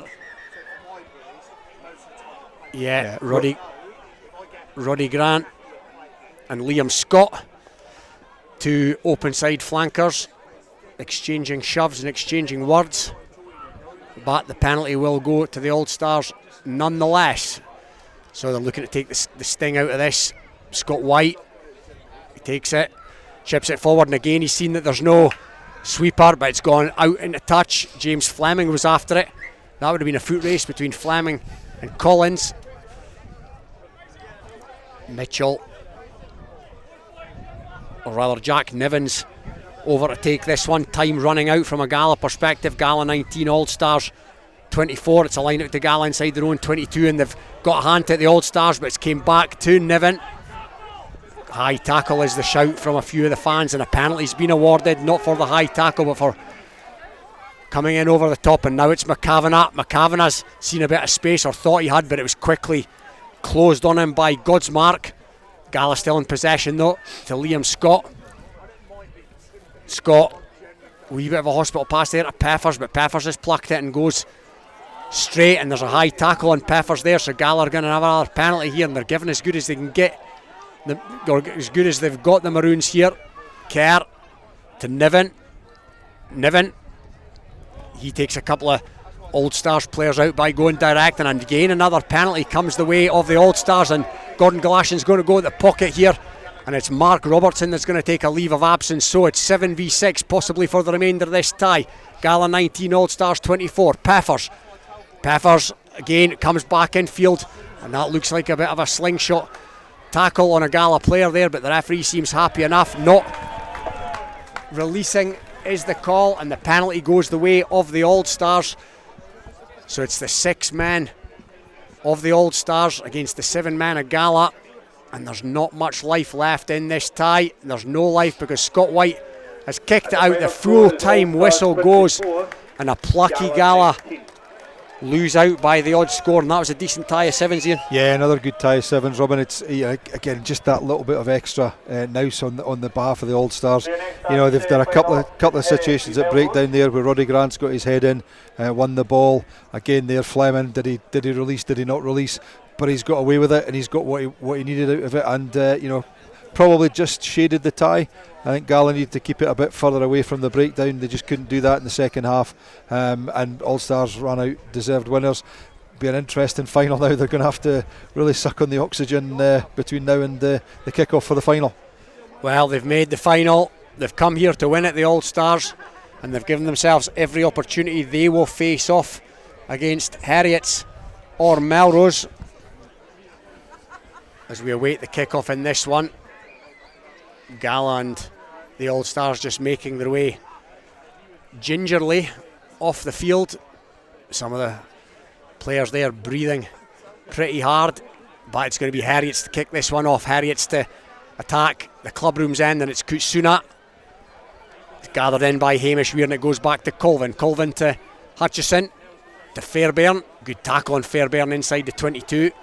Melrose still in possession though. Colvin to Scott Clark. Scott Clark to Spence, to Weir. Weir comes in off that right foot, and Weir's got through here, and now Weir's away. Weir's streaking up the touchline, and Weir's going to be in for the first try of this semi-final, and that's slack defence by Heriots, Ian. It is, yeah. I mean, it's one missed tackle, and you know, although Weir's playing in the forwards, he's got a great turn of pace, and he's gone the full length, well, not the full length, half the length of the pitch there to score in the corner. Good start for for Melrose. You know, it's just one missed tackle, and as we know in this abbreviated game, it just takes one mistake or one piece of brilliance to actually get a try score and an opportunity, which Melrose have taken. They have indeed taken it. Good piece of running by Hamish Weir. We'll await this conversion attempt by Struan Hutchison, and he sent it in the general direction of the posts from the touchline, but it's drifted just wide. So first blood to Melrose in this semi. Heriots 0, Melrose 5. I think Heriots are getting closer each time they play. You know, I think watched them yesterday. They looked a really good side, as we've said in previous tournaments. They just need to get that killer instinct to win a game at the death of the tournament. Your semi-finals and finals. They just need to get over the line, and I think if they do it once, they'll do it more than once. Yeah, they definitely have a decent squad this year, giving it a good crack on the Kings of the Sevens, and they've come up with possession here through Christie, and that looks a high shot on Christie right round the neck, and the referee agrees, so it'll be a penalty to Heriots here. Kutsuna using the full width of the field, but not doing anything with it other than throwing a forward pass. And I spoke, Ian, to their coach pre-tournament. I've spoken to him a couple of times on the circuit, and he says that they're learning about sevens, particularly against the border teams, but that wasn't very efficient. Yeah, it was interesting to watch them yesterday against Edinburgh Accies, and they looked fantastic because Edinburgh Accies sat off them quite a bit, which gave him the opportunity to play. Katsuna was absolutely fantastic in terms of his link play, getting round about, taking offloads, etc, etc. But then all of a sudden they came up against border teams who just play that different style up in their face. And Melrose in possession through Connor Spence, and Connor Spence has seen a chink of light, and he offloads to Struan Hutchison, and the border team it is who are in again. Struan Hutchison will lap those chances up all day long. Yeah, exactly. Again, Bruce Colvin makes a break down the blind side, takes the contact, gets the ball back inside. Connor Spence makes a strong breach right down the middle of the field, and when he's half tackled by the Heriots player, he can pop the ball inside quite easily, and Hutchison's always going to be on his shoulder to run in from unopposed from 5-10 metres away to score under the post. Score he did, and convert he did not, because it ricochets back in his direction off the upright. So Heriots still in this. Heriots 0, Melrose 10. The Heriots to kick off. They've had very little possession in this semi-final, and what they did have, they gave up cheaply with a needless forward pass, you have to say. Hutchison of Melrose it will be to restart. That's high into the sky, and again, beautifully plucked out there by Hamish Weir, but not 10, unfortunately for Melrose. So Kutsuna it will be, this diminutive Japanese playmaker, to get us back underway with a tap to Kirkpatrick. Guy Kirkpatrick, big shot there on Kutsuna, but legal, says the referee. So meagre, and they've been living off meagre rations in this game so far. Heriots, and Christie's the latest Heriots player to be wrapped up, but high on him. So here comes Kutsuna to Guy Kirkpatrick, out there to Flynn Thomas.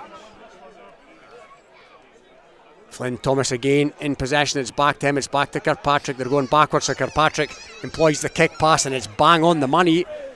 It's a different tactic that by Heriots, and back in field they come, but that's a loose pass, and it's going to be plucked up by a Melrose player, and now it's back in the hands of Hutchison, and Hutchison goes to Makowski, and there's only going to be one outcome when Makowski has open prairie in front of him, and that, Ian Hurd, is a try.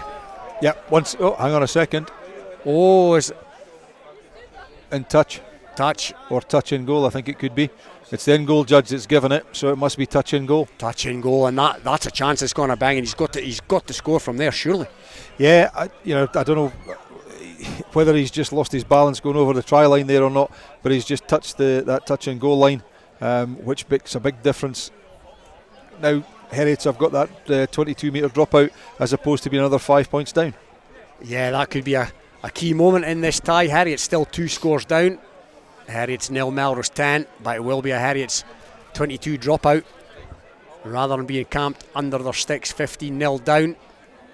No great hurry here, Heriots, though, because soon I'll need to get a wriggle on. He's gone right down the middle of the park, and that'll be gleefully gobbled up by Bruce Colvin, and Bruce Colvin offloads to Hutchison. Melrose in over that, and it comes back to Clark, and now Makowski, he'll be looking to make amends. Goes one way, then another, comes back in field, and this time he's been wrapped up by the Melrose defence, but now it's back with Fairbairn to Hutchison. Hutchison's got a man over there, Hamish Weir, and Hamish Weir's gone round the outside, and Hamish Weir streaked in for his second of this semi-final, and Melrose now in total control. Absolutely, they've just held on to the ball really well. Heriots have, when they've had the ball, they've just tried to force the issue, with the forward pass earlier on we talked about. Again, an offload earlier on there where it went forward. They just seem to be trying to push things instead of actually letting the ball do the work and playing it. The other thing I would say about Heriots so far, they've been quite bad at just passing and bringing Melrose onto them. There's nobody taking that actual burst and going forward, which they really need to do, because they're not creating anything from open play. It's just they're just passing the ball backwards and forwards. They are indeed. They've been very lateral, very one-dimensional. The kick again, however, is not successful for Melrose, so they're clinging on by the fingertips here. Heriots, it's Heriots 0, Melrose 15, 3 unconverted tries for Melrose, as Struan Hutchison saunters back to halfway in no particular hurry to take this kick off, but take it he now will. This time he goes blind, and he struck it well. Has he struck it too well? Yes, it flies out on the full, so that's a rare error by the Melrose playmaker.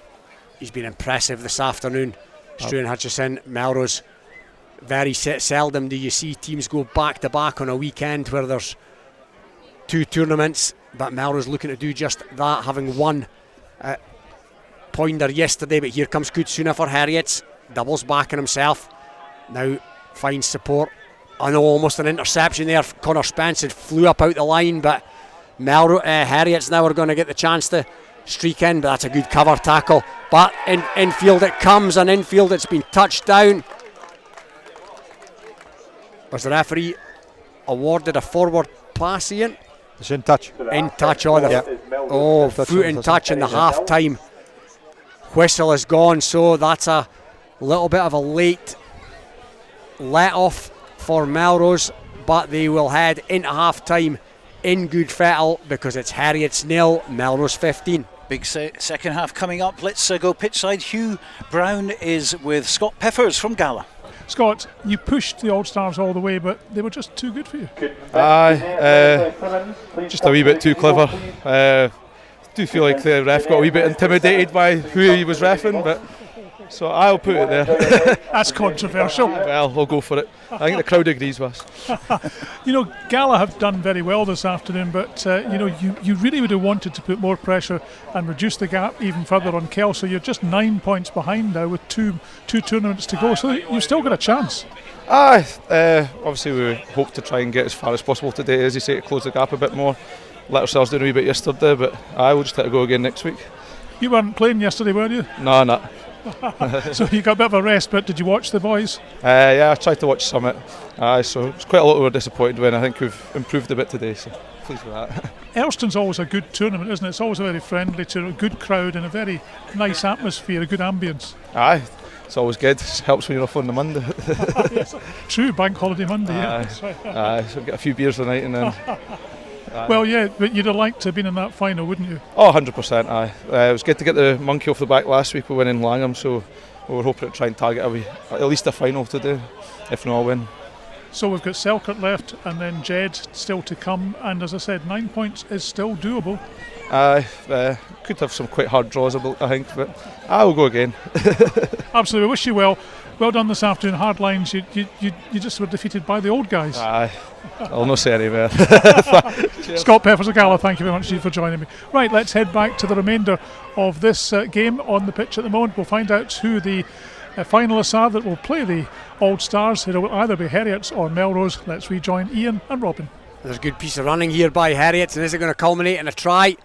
Yes, it is. So they're back in this. They've scored as they needed to do, and they've scored the first try, the second half. That looks like Morgan Bruce, who's streaked in from 60 metres. Yeah, it's a fantastic piece of play there. I mean, he's bumped off the first tackler, and then he's gone outside Struan Hutchison, which is not an easy thing to do, and he's just kept on going, evaded the cover tackle that came across from the desperate Melrose player, and touched down the corner, gets them back to within 2 scores, but it's still going to be a very difficult conversion for Kutsuna. Kutsuna, he has kicked well on the circuit so far this season, and that's a sclaffed effort, so that's not going to do the job. So Heriots 5, Melrose 15, but Melrose, or Heriots rather, they've done all they could do in terms of score a try in the first minute or so of this second half of the second semi-final, in order to try and claw their way back into this game and get back into things in terms of being able to put himself in the frame to face off at least against the All Stars in the final, because that's who awaits them. The All Stars having beaten Gala in the first semi by 24 points to 19, but the kick's now gone 10, and that's going to give Melrose the ball back, and there's a crash ball here by Fairbairn, but it's gone forward to Fairbairn, and that'll give Heriots another opportunity. Yeah, it was a really well worked move, coming in the crash ball there from Fairbairn, but just unfortunately he just mistimed the run slightly, so when Colvin offloaded it goes slightly forward, but it gives an opportunity, although again we're back to simple little mistakes about not making the ball go 10. Just get it up there, let it go 10, there's a bit of breeze in your face, put a bit of pressure on Melrose if they do win it, but they're going to have the ball back now just inside the 10 metre line on their own in their own half. Kutsuna's gone to Christie. Christie's got a bit of pace, but Melrose looking decent in defence here, but it's came out to Hugh Mackay, who's come on. Mackay sells a dummy and goes, but he's clattered by Scott Clark, but they're going to keep possession here. Heriots, it's back with Flynn Thomas. Kutsuna sees a little gap and it puts it back to Thomas, and Thomas rampages through the gap, and they're still in possession here. Heriots, and it's Christie, the substitute that's came on, that looks like an Edinburgh University player potentially. We'll get that confirmed. Christie, the ginger-haired figure, he's wrapped up by a couple of Melrose players, and he goes to deck, and again the Edinburgh Uni player comes in and plays scrum half, and it's back with Kutsuna to Thomas. Again, not going too far with this. Heriots, Thomas again, back inside their own half now, and they're just about on the edge of their own 22. They've lost 30 or 40 metres here. The Nails.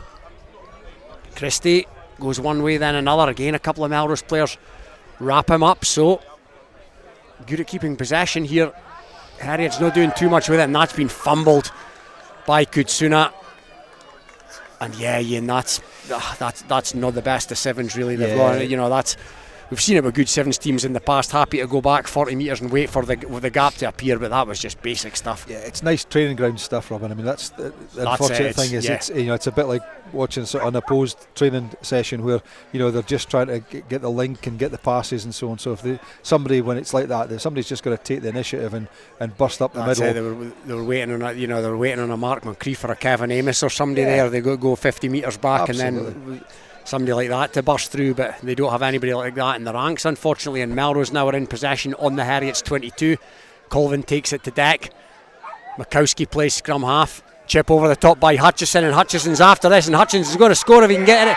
Struan Hutchison's going to score. That's a score from Struan Hutchison. Yeah, great try by Hutchison. Just the difference there is that Melrose have tried to do something. They've taken the initiative and done something, whereas Heriots have been in every single play they've had so far. It's been more like, right, let's wait for the opposition to make a mistake. Hutchison's just looked at that and gone, no sweeper. Let's put a little chip in over the top and beat the guy for pace, and dots down just to the right of the post, giving himself a reasonably easy conversion. And you've got to say this game's just heading very much out of sight for Heriots. Yeah, and they've nobody really to blame but themselves. They've had opportunities to get back into this, but they've been pedestrian, you could say. Been over efficient with the ball that they've had, and Hutchison does turn his 5 points into 7 points, so they're out to 22 points to 5 to the good now. Melrose looking very good value for it as well. They're going to give, assuming they can see this tie out, which you'd imagine they will, it's going to be a ding-dong against the Old Stars in the final. Waiting for Hutchison to restart here. Heriots do look to have Cammy meagre at the moment, so that's not helping the cause. He's got a bit of pace, the big winger. But knock on against Melrose is going to culminate in a Herriot scrum. They need to go quickly here. It'll be Kutsuna to feed it. With maybe 5 metres or so outside their own 22, centre field. Kutsuna comes by, he's fumbled it again at the base, and it's gone forward as well, and now there's a foot race on with Makowski, and Makowski hacks it forward. Has he scored, Makowski? The referee's awarded it. Fifth try of the afternoon for the little winger, and no substitute for Pacient. Yeah, definitely. They harried on that side of the scrum there, fumbled the ball, got a little kick through, and then he's backed himself for pace, and he's just got the dive at the right time as well. He just looked like he wanted it more, and it pretty much looks been like that so far, as Melrose have just looked to want this more, and they've had that ability just to commit somebody and have a go. Whereas Heriots, as we've said 2 or 3 times already, it's been nice to look at from a passing point of view, but hasn't really been very effective. And you may have overheard on the Tano here, the conversion is indeed good. Heriots 5, Melrose 29, and this is much more one-sided, this semi-final, than many, myself included, would have thought. And it'll be Scott Clark now to kick things back off. Looks like Hutchison is taking a well-deserved rest, keep it in the tank, and that kick-off's gone out into touch, not on the full. The referee has blown for full time, so a one-sided semi-final, second semi-final has ended. It's Melrose who will face off against the All Stars in the semi. Melrose 29, Heriots 5. Okay, thanks to Ian and also to Robin. They'll be back for the final, which will be in about 15-20 minutes time, and it's going to be between the Old Stars and Melrose. That's going to be pretty exciting stuff. Melrose, of course, really had to work to get to the final, beating Watsonians in extra time in round 1, beaten Durham University, the holders, by a point, but too strong for Heriots, 29 points to 5 in the semi-final. So they'll be playing the Old Stars, aka the Scotland 7 squad from 7 years ago that went to Twickenham and won the World Series leg at Twickenham, the first time a Scottish side had actually done that. So that's what they're up against. They beat Earlston 47-0 in the first tie. Embrackie's in the quarterfinals 22-7, and a tight game against Gala 24 points to 19. So we'll be back very shortly for that.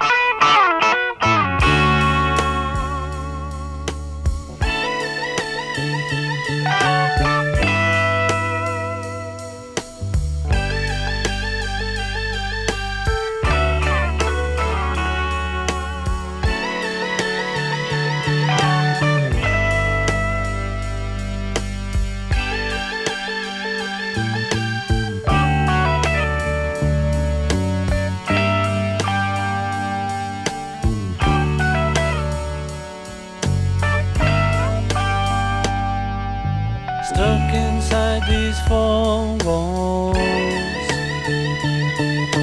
sent inside forever, never seeing no one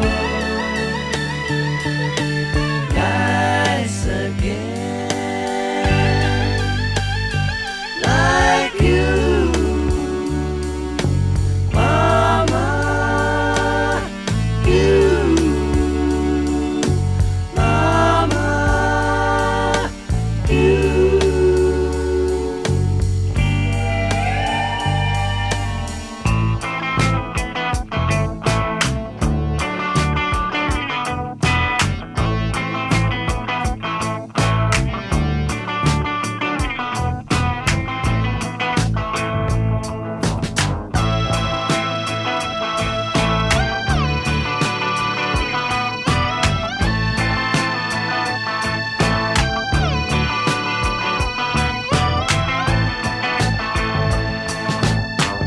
if I ever get out of here.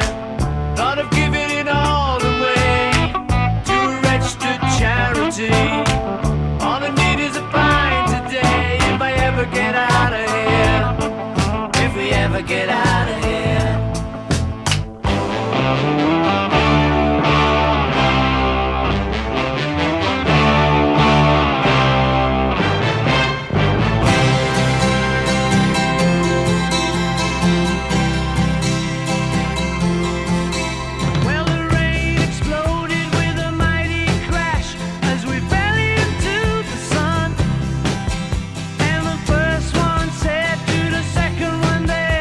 I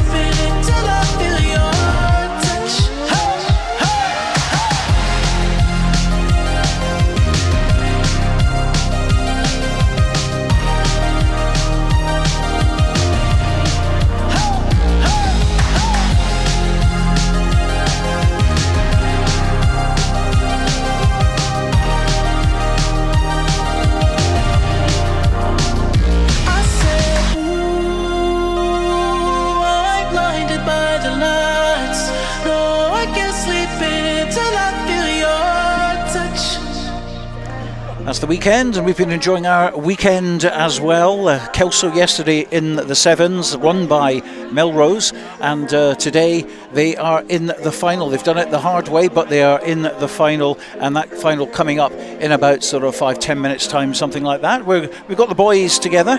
Robin, you've been commentating today. I know we did, we tried to predict, didn't we, on the Friday preview, how this one was going to go. I think we just about got it right, apart from Kelso and Edinburgh University and a few others as well. In other words, we totally got it wrong, didn't we? Yeah, we were absolutely hopeless, to be honest. I seen the All-Stars getting to the final. I didn't see Melrose getting to the final. I thought Durham University would be the boys in the bottom half, but yeah, Melrose have been really impressive this afternoon, and if they can back up what they did yesterday afternoon, then that will be absolutely no mean feat, and they will be right back in the shake-up for the King's title.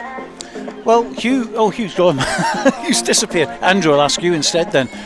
The All-Stars, I mean, we didn't really know how it was going to pan out because, you know, they're great players. They certainly were world beaters 7 years ago, but 7 years on, that's a lot of time.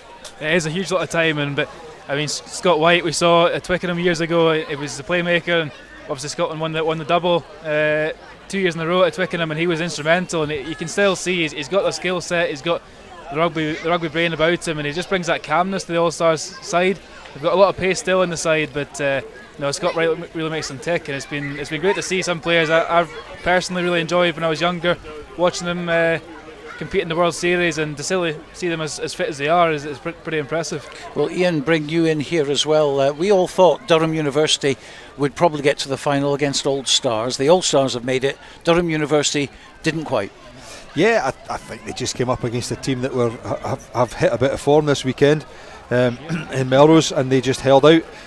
I've been saying this to Robin for a couple of weeks now, that Melrose are just really into people's faces. They've got a really strong defence. There's not much gets through them, and I think that's basically what Durham couldn't do, which was to break down the Melrose defence and get those offloads that they had in the first game or first couple of games. And you know, Melrose played really well, deserving of that victory, and it gives us a slightly different final, but an enjoyable one, or one to look forward to nonetheless. Robin, we had a pool format yesterday, we had a knockout today.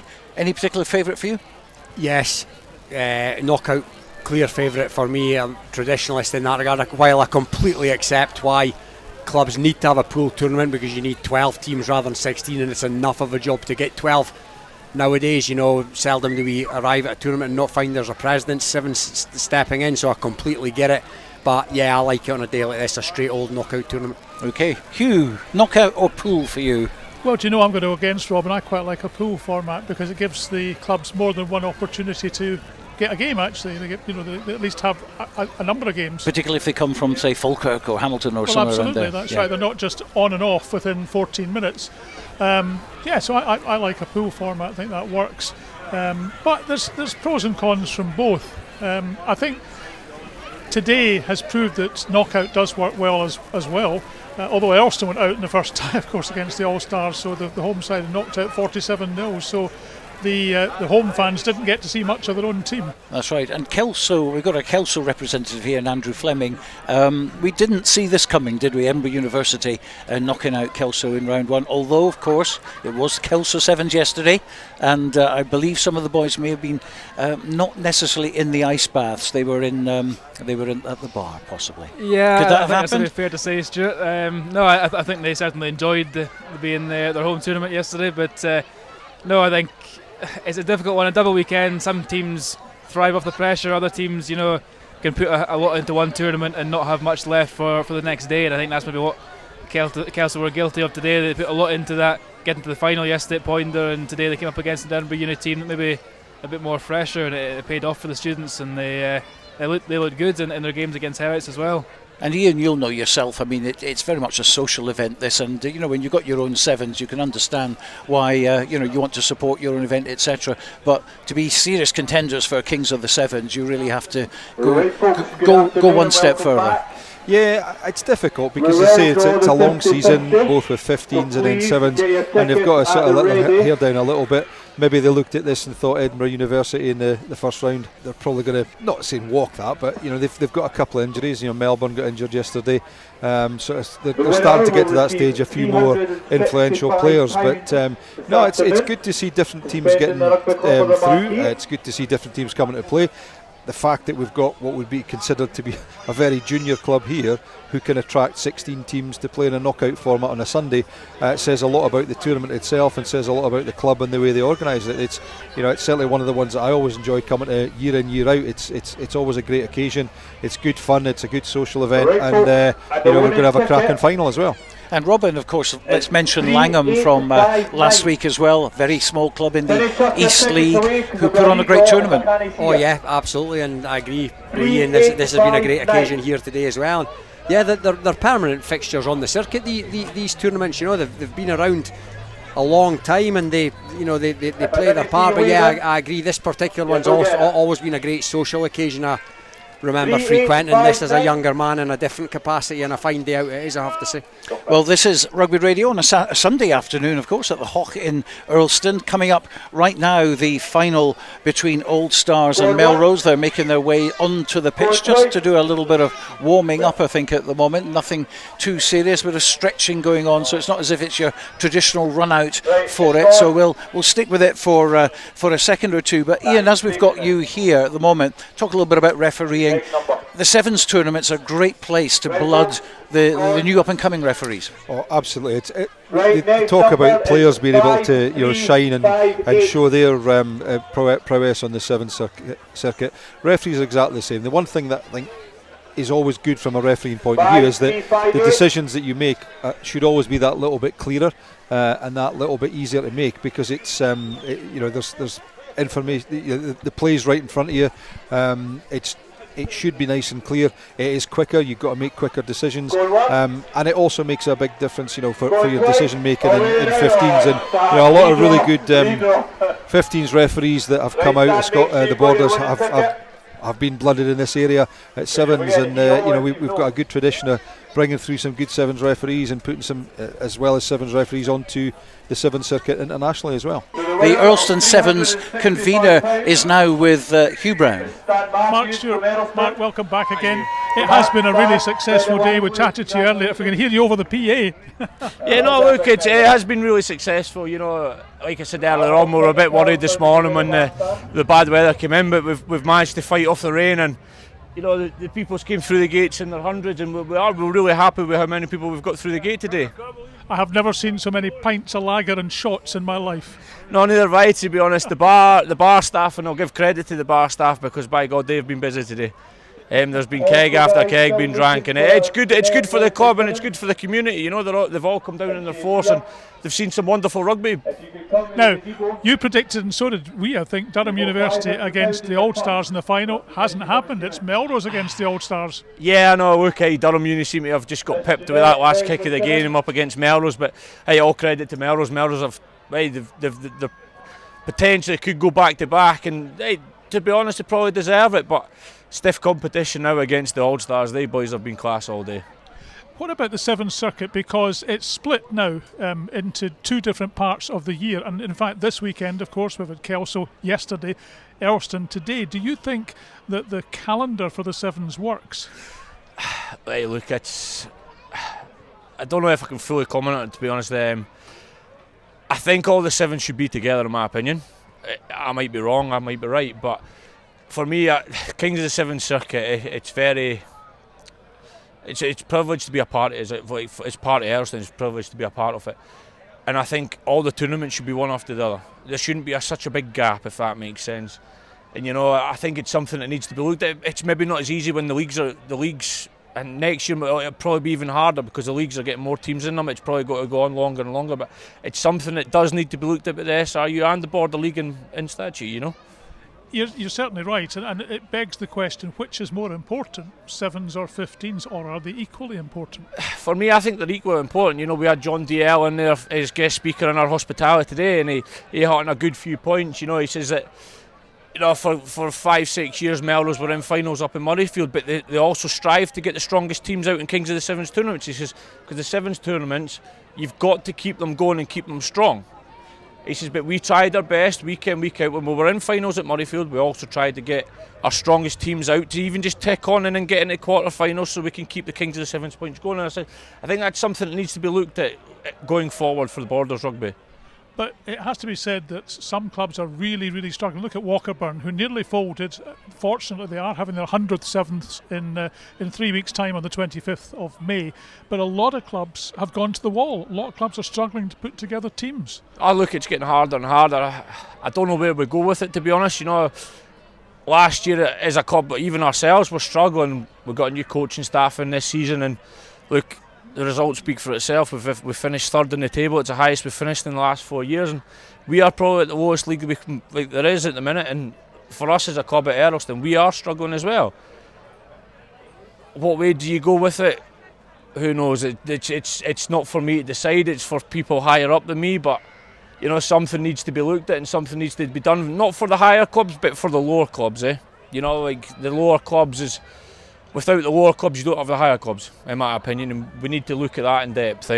But there's been criticism of the SRU because some people say that they don't actually care much about the club game. They're more interested in Super Sixes as was, and mainly in international rugby. Look, without grassroots rugby, you've got nothing. You know, it starts from the bottom and it works up. You need the grassroots to feed the bigger clubs, to feed the bigger clubs as well. You need the grassroots there. Without the grassroots, you're not going to have your Super Six. You're not going to have your Edinburghs, your Glasgows. The grassroots clubs are the most important thing in Scottish rugby, in my opinion. I might be wrong, but that's what I think. Do you know, I have to say on a personal level, I've thoroughly enjoyed covering Earlston and reporting on Earlston in their various games down the past few seasons, because the folk are always so nice, so welcoming. They're delighted to see you. They're delighted to get the coverage as well. And not all clubs we can say that about all clubs. Yeah, no, look, we always think of ourselves as a very welcoming club, and we always think of Earlston as you know, it's very open. Everybody's welcome at Earlston. Just look at today; it's a fine example. Certainly is. Mark Stewart's the convener of Earlston Sevens. Thank you very much indeed for joining me. Thank you to Hugh Brown and to Mark as well. Well, the time is just about come. The Old Stars are making their way onto the pitch now. The Melrose team already in their huddle. Time to rejoin Ian Hurd and Robin Purdy for the final of the Earlston Sevens. And you're right, Stuart, it's a final that will contain the Old Stars and Melrose. The Scott White derby, you may call it. Scott White in charge of this All Stars outfit today, and of course many years and many Sevens medals in the cabinet earned at Melrose. All Stars coming through this with a 47-0 win against Earlston round one. They seen off the Edinburgh Accies 22 points to 7 in the second round. Then in a close final against Gala, they prevailed 24 points to 19. Melrose needed extra time to see off Watsonians tie 1. Then they came through a great second round tie, 21 points to Durham, 21 points to 20 against Durham. Conversions all important in that one, and in a fairly one-sided affair, they seen off Heriots 29 points to 5 in the final. So the famous faces of the Old Stars get us underway, and it's that man White, and it's taken in by Craig Fairbairn. He's had a decent afternoon's work from a graft perspective. Colvin out to Scott Clark. Connor Spence, always a willing runner. Spence, one of the unsung heroes in this Melrose outfit, and penalty conceded by Jimmy Johnson coming over the top. So Melrose are up and running here. Struan Hutchison, he's been exemplary this afternoon, and good strength there by Fairbairn. Tries the grubber, does Bruce Colvin. That doesn't come off, so Makowski has to tidy up, and now they're back in their own 22 with Clark. Back to Spence. Fit as a butcher's dog, Connor Spence. He'll run all day, and that's a fumble by Hutchison under severe pressure from the All Stars. So it's Roddy Grant who's picked up, and he's pumping the legs towards the 5 metre line. Roddy Grant, and White's at the base of this. Out to Alex Blair, and Alex Blair seen the space, and that's a big tackle by... No, it's a high tackle by Struan Hutchison right in the shadow of the post, and Blair takes it quickly. Now to Mark Robertson. Mark Robertson tries to power his way over. Mark Robertson, he's just short, he's a metre short. The All Stars, Roddy Grant, he goes route one, Roddy Grant, and he's over the line. Is he held up? No, the try's been awarded, so the first try of the final goes to the ex-Edinburgh flanker. and they're clinical there in possession, Ian. Melrose, and you have to say Melrose weren't. Yeah, I would agree there, Robin. I think they were slightly unlucky there that the ball just came free at that last second, and then they went, turned the ball over, got the ball to the All-Stars, and then they just basically power. You might not be the fastest guys out there, but they've certainly got the power to barge over from that distance. Scott White with a conversion attempt, decent enough strike, but it drifts wide. So All-Stars 5, Melrose 0. Roddy Grant's first try of the afternoon. Forwards coach at Ulster Rugby. Such is his pedigree as we await Scott White's restart as he ambles back to the halfway line. White gives the instruction, goes high, goes central, and that'll give the likes of Alex Blair a chance to get under it, but it's plucked out there by Struan Hutchison. Gave away the penalty in the lead up to the try. Now it's Colvin. Colvin has got a runner, and now Makowski's gone. No, Makowski's well tackled there by Mark Robertson over on that far touchline. So Bruce Colvin's the latest to be tackled by the All-Stars. Now Connor Spence has seen a bit of Spence, and Connor Spence is off. How's Connor Spence got the pace to go all the way? He is going to go all the way. Connor Spence arcs his run round towards the touchline. Spence, he's drawn Melrose level, and that's a good piece of running. I said he's a hard worker, Ian, and he's exactly that. Absolutely, he was just there to take that pass. The space opened up right in front of Robin, and he went 50 metres and scored under, well, just to the left of the posts. Take it back to all square. Really good lung busting run there from him. He does the power work really well, but just goes to show that he's got enough pace there to run it in from distance. First try of the afternoon for Spence, and it's a key one, and the conversion from Hutchison is good. So all of a sudden Melrose take the lead. All-Stars 5, Melrose 7. First half of the final here. Couple of changes in the ranks. Don Crawford injured in the first game, so Ross Stanley from Watsonians deputises, and Russell Kerr of Gala is in for James Fleming of the All-Stars, who pulled a hamstring in their most recent tie. And Hutchison, we've got two arch restart takers in this game, White and Hutchison, and it's dropped into the breadbasket of Bruce Colvin, and Bruce Colvin's going to run in from 40 metres without a hand laid on him, and all of Amelie Puddin. This tie swung on its head. Yeah, again, we talked about experience with the All-Stars. There's a little bit of experience from the veteran Bruce Colvin. You look at that, you've got a highly contestable restart with Weir and the All-Stars players. I think Mark Robertson it was. So they're unlikely to catch it. They're more likely to tap it back. So what does Colvin do? He sneaks in behind and knows that ball's coming back. There's no All-Stars player to gather. So he takes it, and as you say, 40 metres in, Melrose are now leading 14-5. Yeah, because the conversion is good, and Melrose, it would be a remarkable achievement to go back-to-back tournaments having won it. Kelso yesterday, they must have been tucked up in bed before match of the day last night, possibly even before the news, because they've been on form today. Hutchison, 2 conversions to his name in this semi. He gets it back underway, and it's another high hanger. Not gone the 10, however. It was caught by Fairbairn, so free possession gifted to the All-Stars. James Johnston's going to take this tap. Can't see Scott White out there currently. Oh no, I do see him. I thought he'd come to the touchline. Now it's Mark Robertson. Mark Robertson's fended a player off, and he's heading towards the line. Robertson, he's got a player in support. That player's Lee Jones, and a ding-dong final is seen. The All-Stars hit back, and Lee Jones dots it down under the sticks. Scott White coming forward to take this. This will no doubt be All-Stars 12, Melrose 14, and they're right back in it. Absolutely, yeah. I mean, again, I just sort of wonder at times. I know you should sort of swap, change things over, but every time that ball that's for Struan Hutchison off the kickoff has gone up on Weir, they've either won the kickoff or they've put the opposition under huge pressure, and yet they've switched it the other way. Robertson's got a hold of the ball. He's put the foot on the pedal. He's burst through a tackle, and then Lee Jones has just been following up like the good winger he is, and he pops up to him and he scores. Yeah, Mark Robertson had done the hard yards, made the break, powered his way through. Still in great nick, of course, and Scott White's dropped that on a sixpence right on the 10 metre line, and Melrose have knocked that on. It was Hamish Weir coming forward at a rate of knots to take it, and that's just the benefit of good restarts again, Ian, and we've got the two masters in this time. Oh, absolutely. I mean, both of them are fantastic at doing it. They're putting it on a sixpence. It puts players under pressure.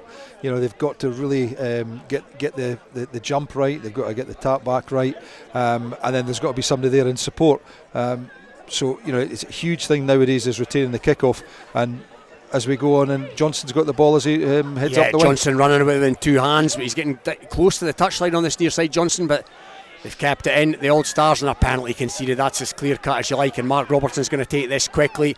They look full of running here, belying their more advanced years, you could say. Godsmark's got Naya Thavu rather, and that's a loose pass, but it's going to come to Robertson. It's a bounce pass, and Robertson with the goosey, he swats off the diminutive figure of Makowski. Robertson, that was all power, and it's Naya Thavu again in possession, out to White, and White's got Godsmark. Now Godsmark's cutting field, and Godsmark's arcing his run here, heading towards the 5 metre line. Niall Godsmark, Naya Thavu to White. They've got numbers on this near side. Robertson's not going to need the numbers, dots it down, scores the try. Yeah, good play there by the All-Stars there. You just Godsmark cut in and took out 3 or 4 defenders, and as he went towards the line, as soon as that ball was recycled, there was 4 Melrose players round about him trying to stop him. There had to be an overlap. Robertson didn't even use it because he cut back inside, used his power, and dotted down for White's conversion from the 15 metre line. So White, the conversion is good. So All Stars 19, Melrose 14, and the half-time whistle is gone, and it's been end-to-end stuff. It's been a cracking final so far. Pace and power for both teams.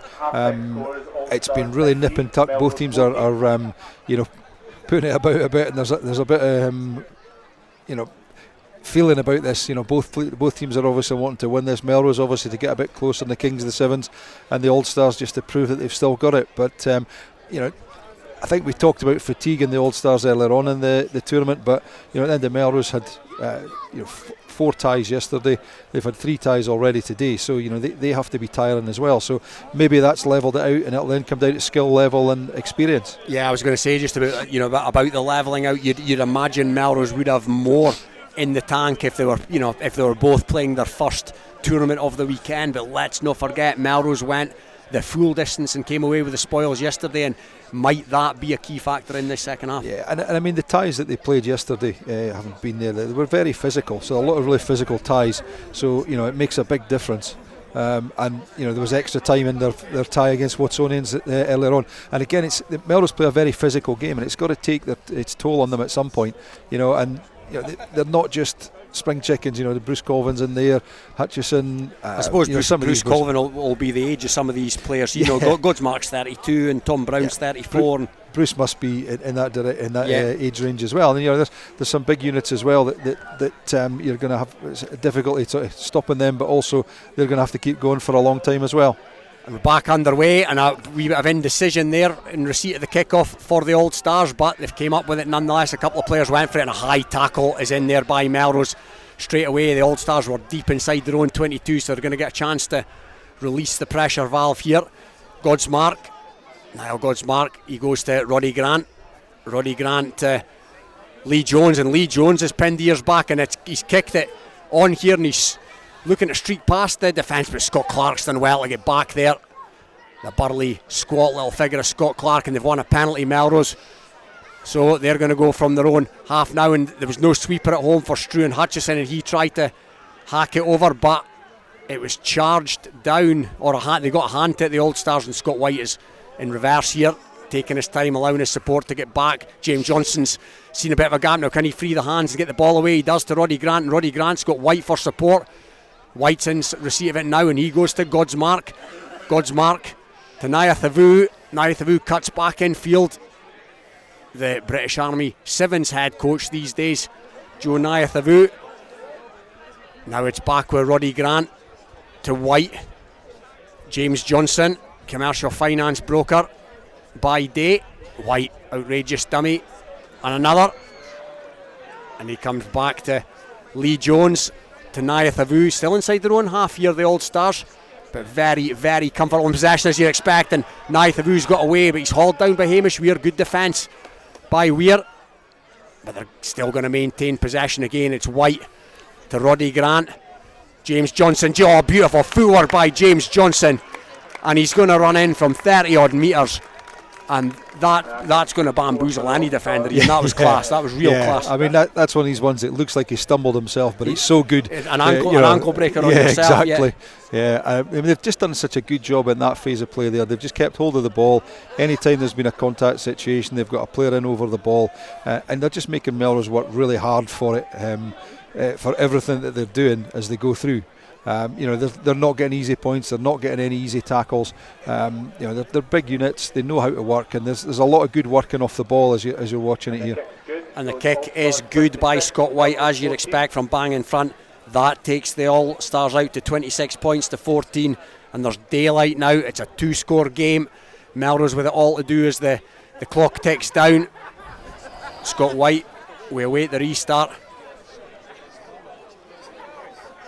White does James Johnson's third try of the afternoon, 2 tries in the first game, not scored since, and that could be a key one. And it was a thing of beauty, you have to say, and it's been taken in by Connor Spence, the kick-off, and Connor Spence tries to burst his way through Niall Godsmark, but the ex-Selkirk man drags him to the deck, and Melrose have taken it over the whitewash in front of the fans here. Oh no, the referees deemed it prior to that. There was a knock on. No, they're going to go back for the line out, so Scott White in no particular hurry. White with the throw-in duties this afternoon, as well as the restarts and the conversions and the feeding to scrums. He can do the lot, as well as make the bacon rolls for his teammates this morning. So, loose pass, but that's well taken in by Alex Blair, an impressive performer this afternoon still. And it's a good clear out when Melrose have came up with possession, and there's numbers for Melrose. And Makowski, has Makowski got the pace on White? He absolutely has. But White's done enough to keep him out reasonably wide. So, good try for Harry Makowski. That's his 6th of the afternoon. No less. That, by my calculations, takes him out to the lone position on his own as the top try scorer this afternoon. 26 points to 19. A Struan Hutchison conversion attempt to come, and a Struan Hutchison conversion attempt has drifted wide. So 26 points to 19. The conversion was kicked. Oh, conversion was kicked. Yeah. I beg your pardon, Ian. Yeah. So 26 points to 21. Melrose right back in this with that Harry Makowski 6th try of the afternoon, and now it's Struan Hutchison, and Struan Hutchison stuck that high into the sky. That's beautifully plucked out of the air by Mark Robertson. How often have we seen him do that on the World Series circuit over the years? Rio Olympics 2016 included. Blair to Tom Brown, who's on. Tom Brown, that looks like Russell Kerr of Gala, who's on for James Fleming, or in for James Fleming. All Stars trying to steal a few metres up that narrow side on that far side here at the Haw in Earlston. What an afternoon it's been. Now it's Mark Robertson with a looper of a pass to Godsmark. Now can Godsmark go in from afar? Hamish Wheel's done well to track him there, so he comes back on himself. Godsmark, that's a big tackle there on Roddy Grant. Roddy Grant has released that and picked it up again. That's smart play. He knows the rules, Roddy Grant, as you're expecting. A penalty comes the way of the Old Stars. Who big shot there on Roddy Grant. It was Struan Hutchison with a wry grin on his face, and Roddy Grant is coming to the touchlines. He felt the effects of that. Naya Thavu comes back on for Grant. That's knocked the wind out his sails. So James Johnson again, footwork from him, finds Naya Thavu. Naya Thavu's got Godsmark, but he throws the Fijian style dummy. Scragged by the ankles back to Johnson. However, they're showing the party pieces here now, the Old Stars, and it's Mark Robertson. Mark Robertson tries to go around the outside. He's been well pleased as he's been on occasion this afternoon, but this ball's been released, and it's been released to Alex Blair. Alex Blair up the park. Alex Blair dots it down for his 6th of the afternoon, and that, Ian, as they say, is that. Yeah, really good offload there by Robertson. It just get the feeling that Melrose are just tired, and there's not still that ability to get across and make that cover tackle. And do you know what? There's not a huge amount you can say for them to get to this final today. Has been a fantastic achievement, bearing in mind yesterday and everything they've gone through today. So they've done a really good job, just giving a couple of silly penalties away at the time. Maybe better just leaving the opposition to get the ball and trying to win it at the next breakdown. Scott White's most scruffy conversion attempt of the afternoon by his own very high standards is no good, but the Old Stars 31, Melrose 21. It's now back to 2 scores, and on the clock there potentially is not long enough, but Melrose are in possession, and there's been a player in front of the kicker for the Old Stars, so it's going to be back on halfway, and it's been taken quickly by Melrose, and that's Matty Bertram who's on, but it's been lost forward by the Green Yards men, and it's been picked up by Godsmark. Godsmark looking to run the clock down, goes to Nayath Avu, and Nayath Avu sees a bit of space, palms off. Hamish Weir goes to Russell Kerr, back to Godsmark. Godsmark taking the sting right out of this now and walking at snail's pace in reverse at that, then a burst of pace, goes to Russell Kerr. Russell Kerr, youngest member of this team now by quite some distance. James Johnson, great footwork again by Johnson. What a player he's been this afternoon, and he goes to Mark Robertson. Mark Robertson dances infield, but again scragged by the ankles. But such is his strength, he manages to stay big in the tackle. And now it's to Alex Blair again. Alex Blair 6 tries this afternoon. He's been as impressive as anybody, but he's held on to that just a fraction too long, and that'll give Melrose possession back just outside the All Stars 22.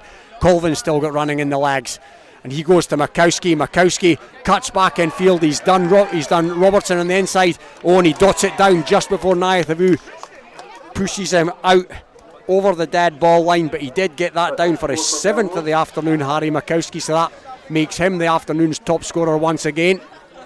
31 points to 26 now, with a conversion to come for Struan Hutchison.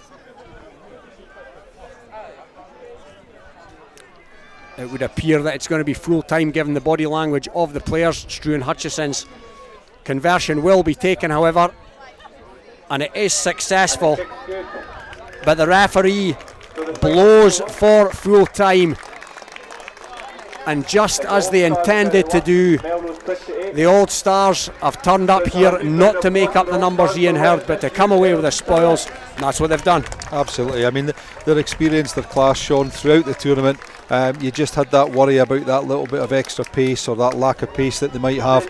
But again, as I said before, Melrose, tough day yesterday, tough day again today, so they've just probably been equalised in the final, and yeah, probably deserved to win just through that knowledge and experience and just doing the things right at all times. So really cracking tournament. A lot of really good ties, really exciting ties, close ties, and a great win for the All Stars, and just to show that they can still do it. Yeah, they've turned up here today and they've shown the crowd exactly that they may not have the pace of yesteryear, but they've got the physicality, they've got the nous. There's been top performers in the ranks. Alex Blair 6 tries, James Johnson absolutely outstanding, Mark Robertson full of composure, Scott White just being Scott White, but you throw in the work, the hard work of the Nayath Avus and the Lee Jones and Roddy Grant dogging out as well. It's been an all-round performance. Absolutely, yeah. I mean, the thing is, you're talking about a team here that played and won the World 7 Series twice at Twickenham. You don't win that without being extremely good rugby players and very good at what you do. That level of rugby is exceedingly high, and yeah, you're 32, 34, 35, and they may not have played very often, but they know what they're doing, they know where to go, and you know what, if you know these things, you can get away with that lack of pace at times, and yeah, fantastic performance. And another thing is, it's great to see these guys put a little bit back. Whether it's increased the crowd here today, I'm sure it has, and it's great just to see so many people here on a Sunday enjoying some good rugby in the Borders, where Sevens began, and where we still have a fantastic circuit that we need to support and we need to keep enjoying and keep supporting over the next few years. So from London in the World Series to the Hawk at Earlston, the All Stars are this afternoon's champions. It's finished here at Earlston. All Stars 31, Melrose 28. And of course the interesting thing here is that Scott White may have actually cut the throats of Melrose by taking points off them in the championship, because Melrose now are 5 short of Kelso in the table, 47 points to Kelso, 42 to Melrose. Stuart Cameron, do you think that Scott White gives a monkeys about anything other than the All Stars winning here this afternoon? You know him better than that. Yes, but also that means they will be invited back next year. So you'll have to do this all over again. And that will suit them just fine, I would imagine. Well, we certainly look forward to that. So here is the table then. Kelso 47, Melrose 42. That's a different look now to how it was before this weekend. This is after 8 rounds, still 2 to go. Selkirk and then Jed Forest at the end on the next 2 Saturdays. Gala are on 38. Some could say they missed out today by going out on the All-Stars. So they're still within 9 points of Kelso at the top, and there's still 2 rounds to go, so they're still in contention. Selkirk, though, they went out in the first round to Jed Forest. They're in 4th place with 27. They certainly are not going to be competing for the King's title this year. Jed Forest picked up 3 points today. They have 18 now. They go 5th. Heriots 6th with 16.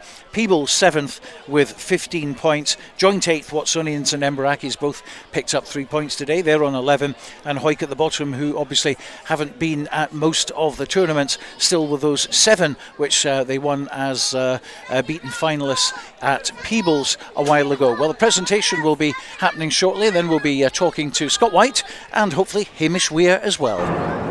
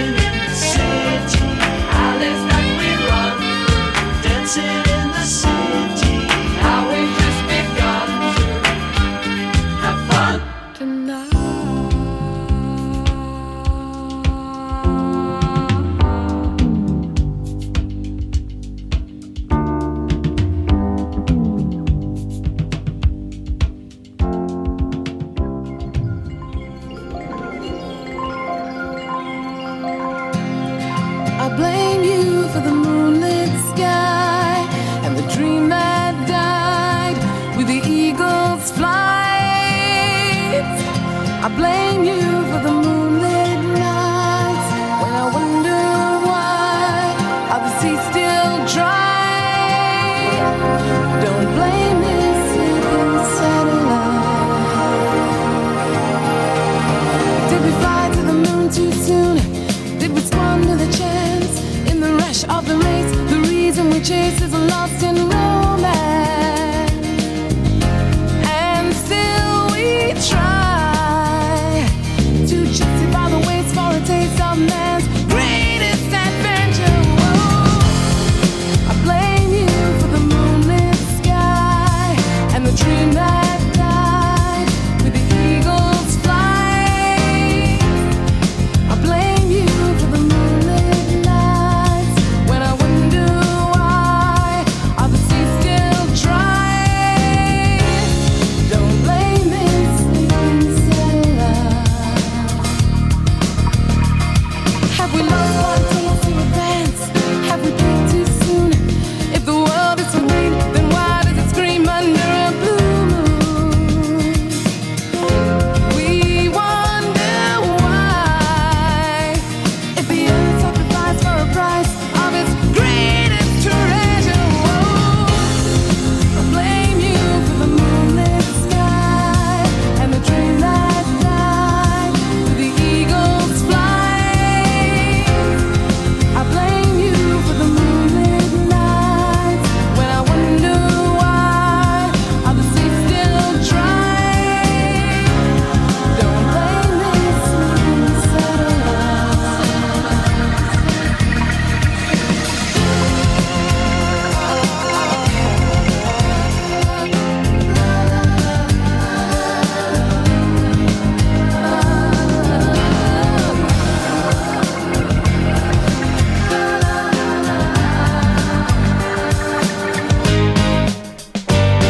And when we shoot for the stars, what a giant step.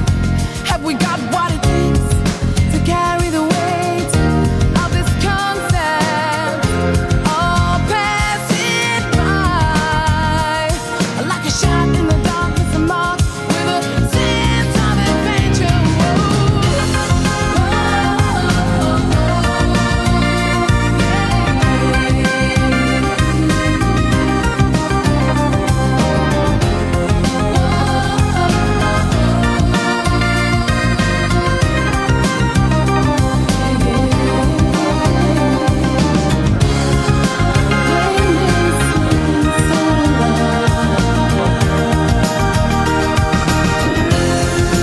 Blame you for the moonlit sky and the dream that died with the eagle's flight. I blame you for the moonlit nights when I wonder why are the seas still dry. Don't blame this sleeping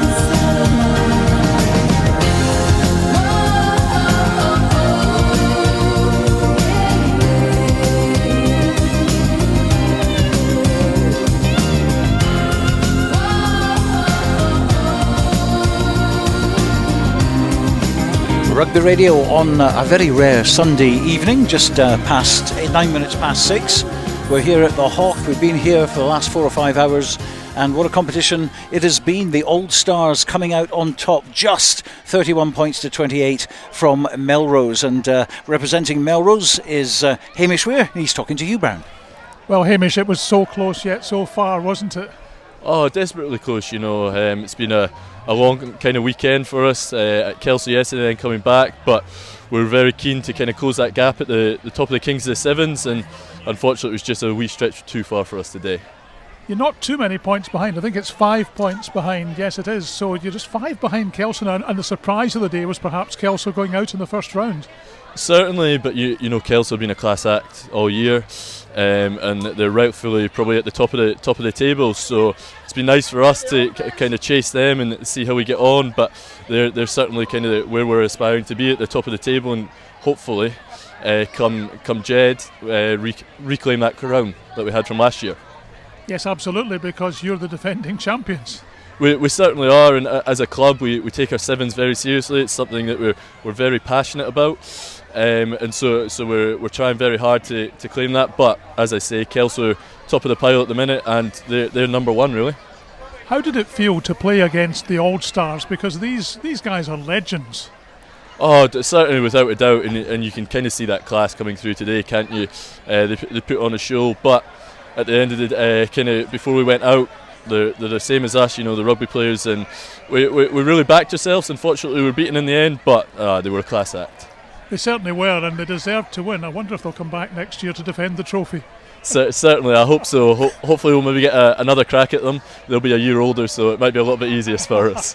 Well, one interesting thing this afternoon, we exclusively revealed here on Rugby Radio that your club, Melrose, have 2 new coaches next year. You're going to have Scott White, who starred as captain of the All Stars, and also Ian Chisholm. Certainly very, very exciting times for Melrose in the Premiership next season, so we've got a big task ahead of us, and we've got no doubts about that. But we've got two great coaches with a lot of pedigree, and hopefully they'll help us to better ourselves and try and climb up that table. Of course, the club are back in the Premiership next year because of the restructure, and that will be huge for Melrose, and they will want to do well.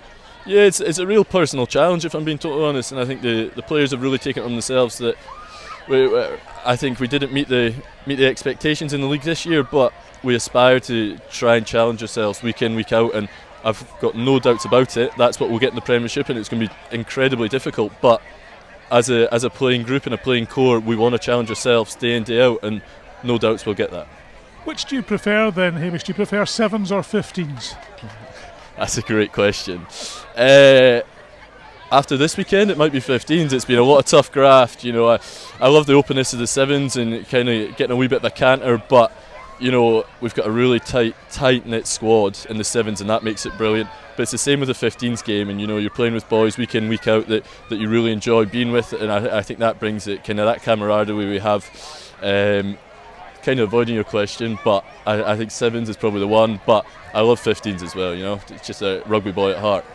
And just coming back to the Kings of the 7s, ironically, All Stars win today nicked a couple of points from you in your quest to try and peg back Kelso. Yeah, it did. So we'll be kicking ourselves a little bit about that, but as I say, they were rightful winners there on the day. They pipped us, probably a little bit more physical, and just kind of had it all tied up a little bit. But 3 points. But we go again this weekend coming at Selkirk, and there's more points to play for, and that's now we've put this behind us. It's been a really successful weekend, but that's in the past. We can't do anything with that, and come Selkirk, we'll go again and see how we get on there. We'll look forward to seeing you next Saturday at Philip Hawke. Hamish, thanks for joining us on Rugby Radio. Certainly, thank you very much. Thank you. And coming to join me now, actually, live on Rugby Radio, is the skipper of the Old Stars, Scott White. Scott, you did it. Aye, well, something like that, didn't we? Some good fun out there. Look, boys were excellent. Some done it slightly more than others, but I thought, look, we dug in. There was Akis came at us pretty hard in the quarters, and then obviously Gala in the semis. So, we didn't get easy. Boys worked really hard for it. So, hey, look, it's like the olden days. It was good fun. And actually, had the game gone on another couple of minutes, Melrose might well have taken it. No chance. Nah, I think we looked comfortable there at the end, Hugh. 31-28 tells a different story. Aye, but they scored on the full-time whistle, so it was really 31-21. 10 points of lead. Did you enjoy it? That's the main thing. Oh, look, exactly. That's what it's all about, just giving back to a wee bit. Earlston's been quite close to us. At Melrose, it means quite a lot. It's a wee village down the road, and I think the tournament they put on is excellent. You've got John in the hospitality today, DL, you've got 170 people in there, obviously, round the bankings and stuff. It's busy. And look, credit to Earlston, they put on a fantastic tournament, and look, a lot of people come here to enjoy themselves. It's a big social day with the May Day holiday Monday, and look, boys had a blast.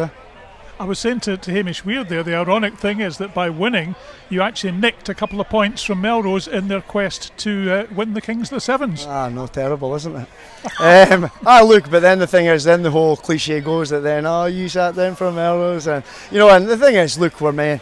we're men. You know, the competitive side comes out in us. As soon as we get on the pitch, you know, we've all played on the circuit, we've all played rugby at a high standard. So, you know, we've challenged each other when there's a couple of mistakes on the pitch, and you know, we've asked to get the best out of everybody. And look, I think we rotated the squad well today. I thought the use of the bench by Rory White was excellent.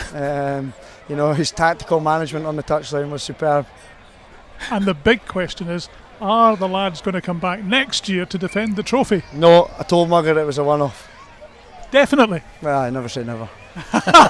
Scott, we wish you well. Thank you very much for joining us. That's the successful, victorious skipper of the All Stars, Scott White, and of course also confirmed to be one of the 2 new co-coaches of Melrose Rugby Football Club next year, Stuart. That's right. What a character is Scott White. Great to have him in the Borders Rugby vicinity, and of course, you know, so many people would have really enjoyed that today. Earlston, for instance, their team, young lads there against absolute legends of the game. Absolutely fantastic. It's a game they'll never get to play again against those kind of calibre of players.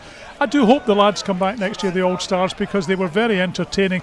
And quite frankly, when you see people like Roddy Grant that I interviewed, who at 37 just looks fantastic and has got such speed on the pitch. At 37 years old as well, fantastic stuff. Well, you and I can only dream of that, can't we, Stuart? Those days have gone. They've gone. They are. Well, I'd like to thank obviously our team here at the Hawk, Andrew Fleming, Ian Hurd and Robin Purdy, and of course Hugh Brown as well. Let's give him a little mention. Don't forget, we're back next week at 3 o'clock for the Selkirk Sevens at Philip Hawk, which is the penultimate round in the Kings of the Sevens. The draw happening for that tomorrow, I believe. But for now, from me and the team, bye-bye for now.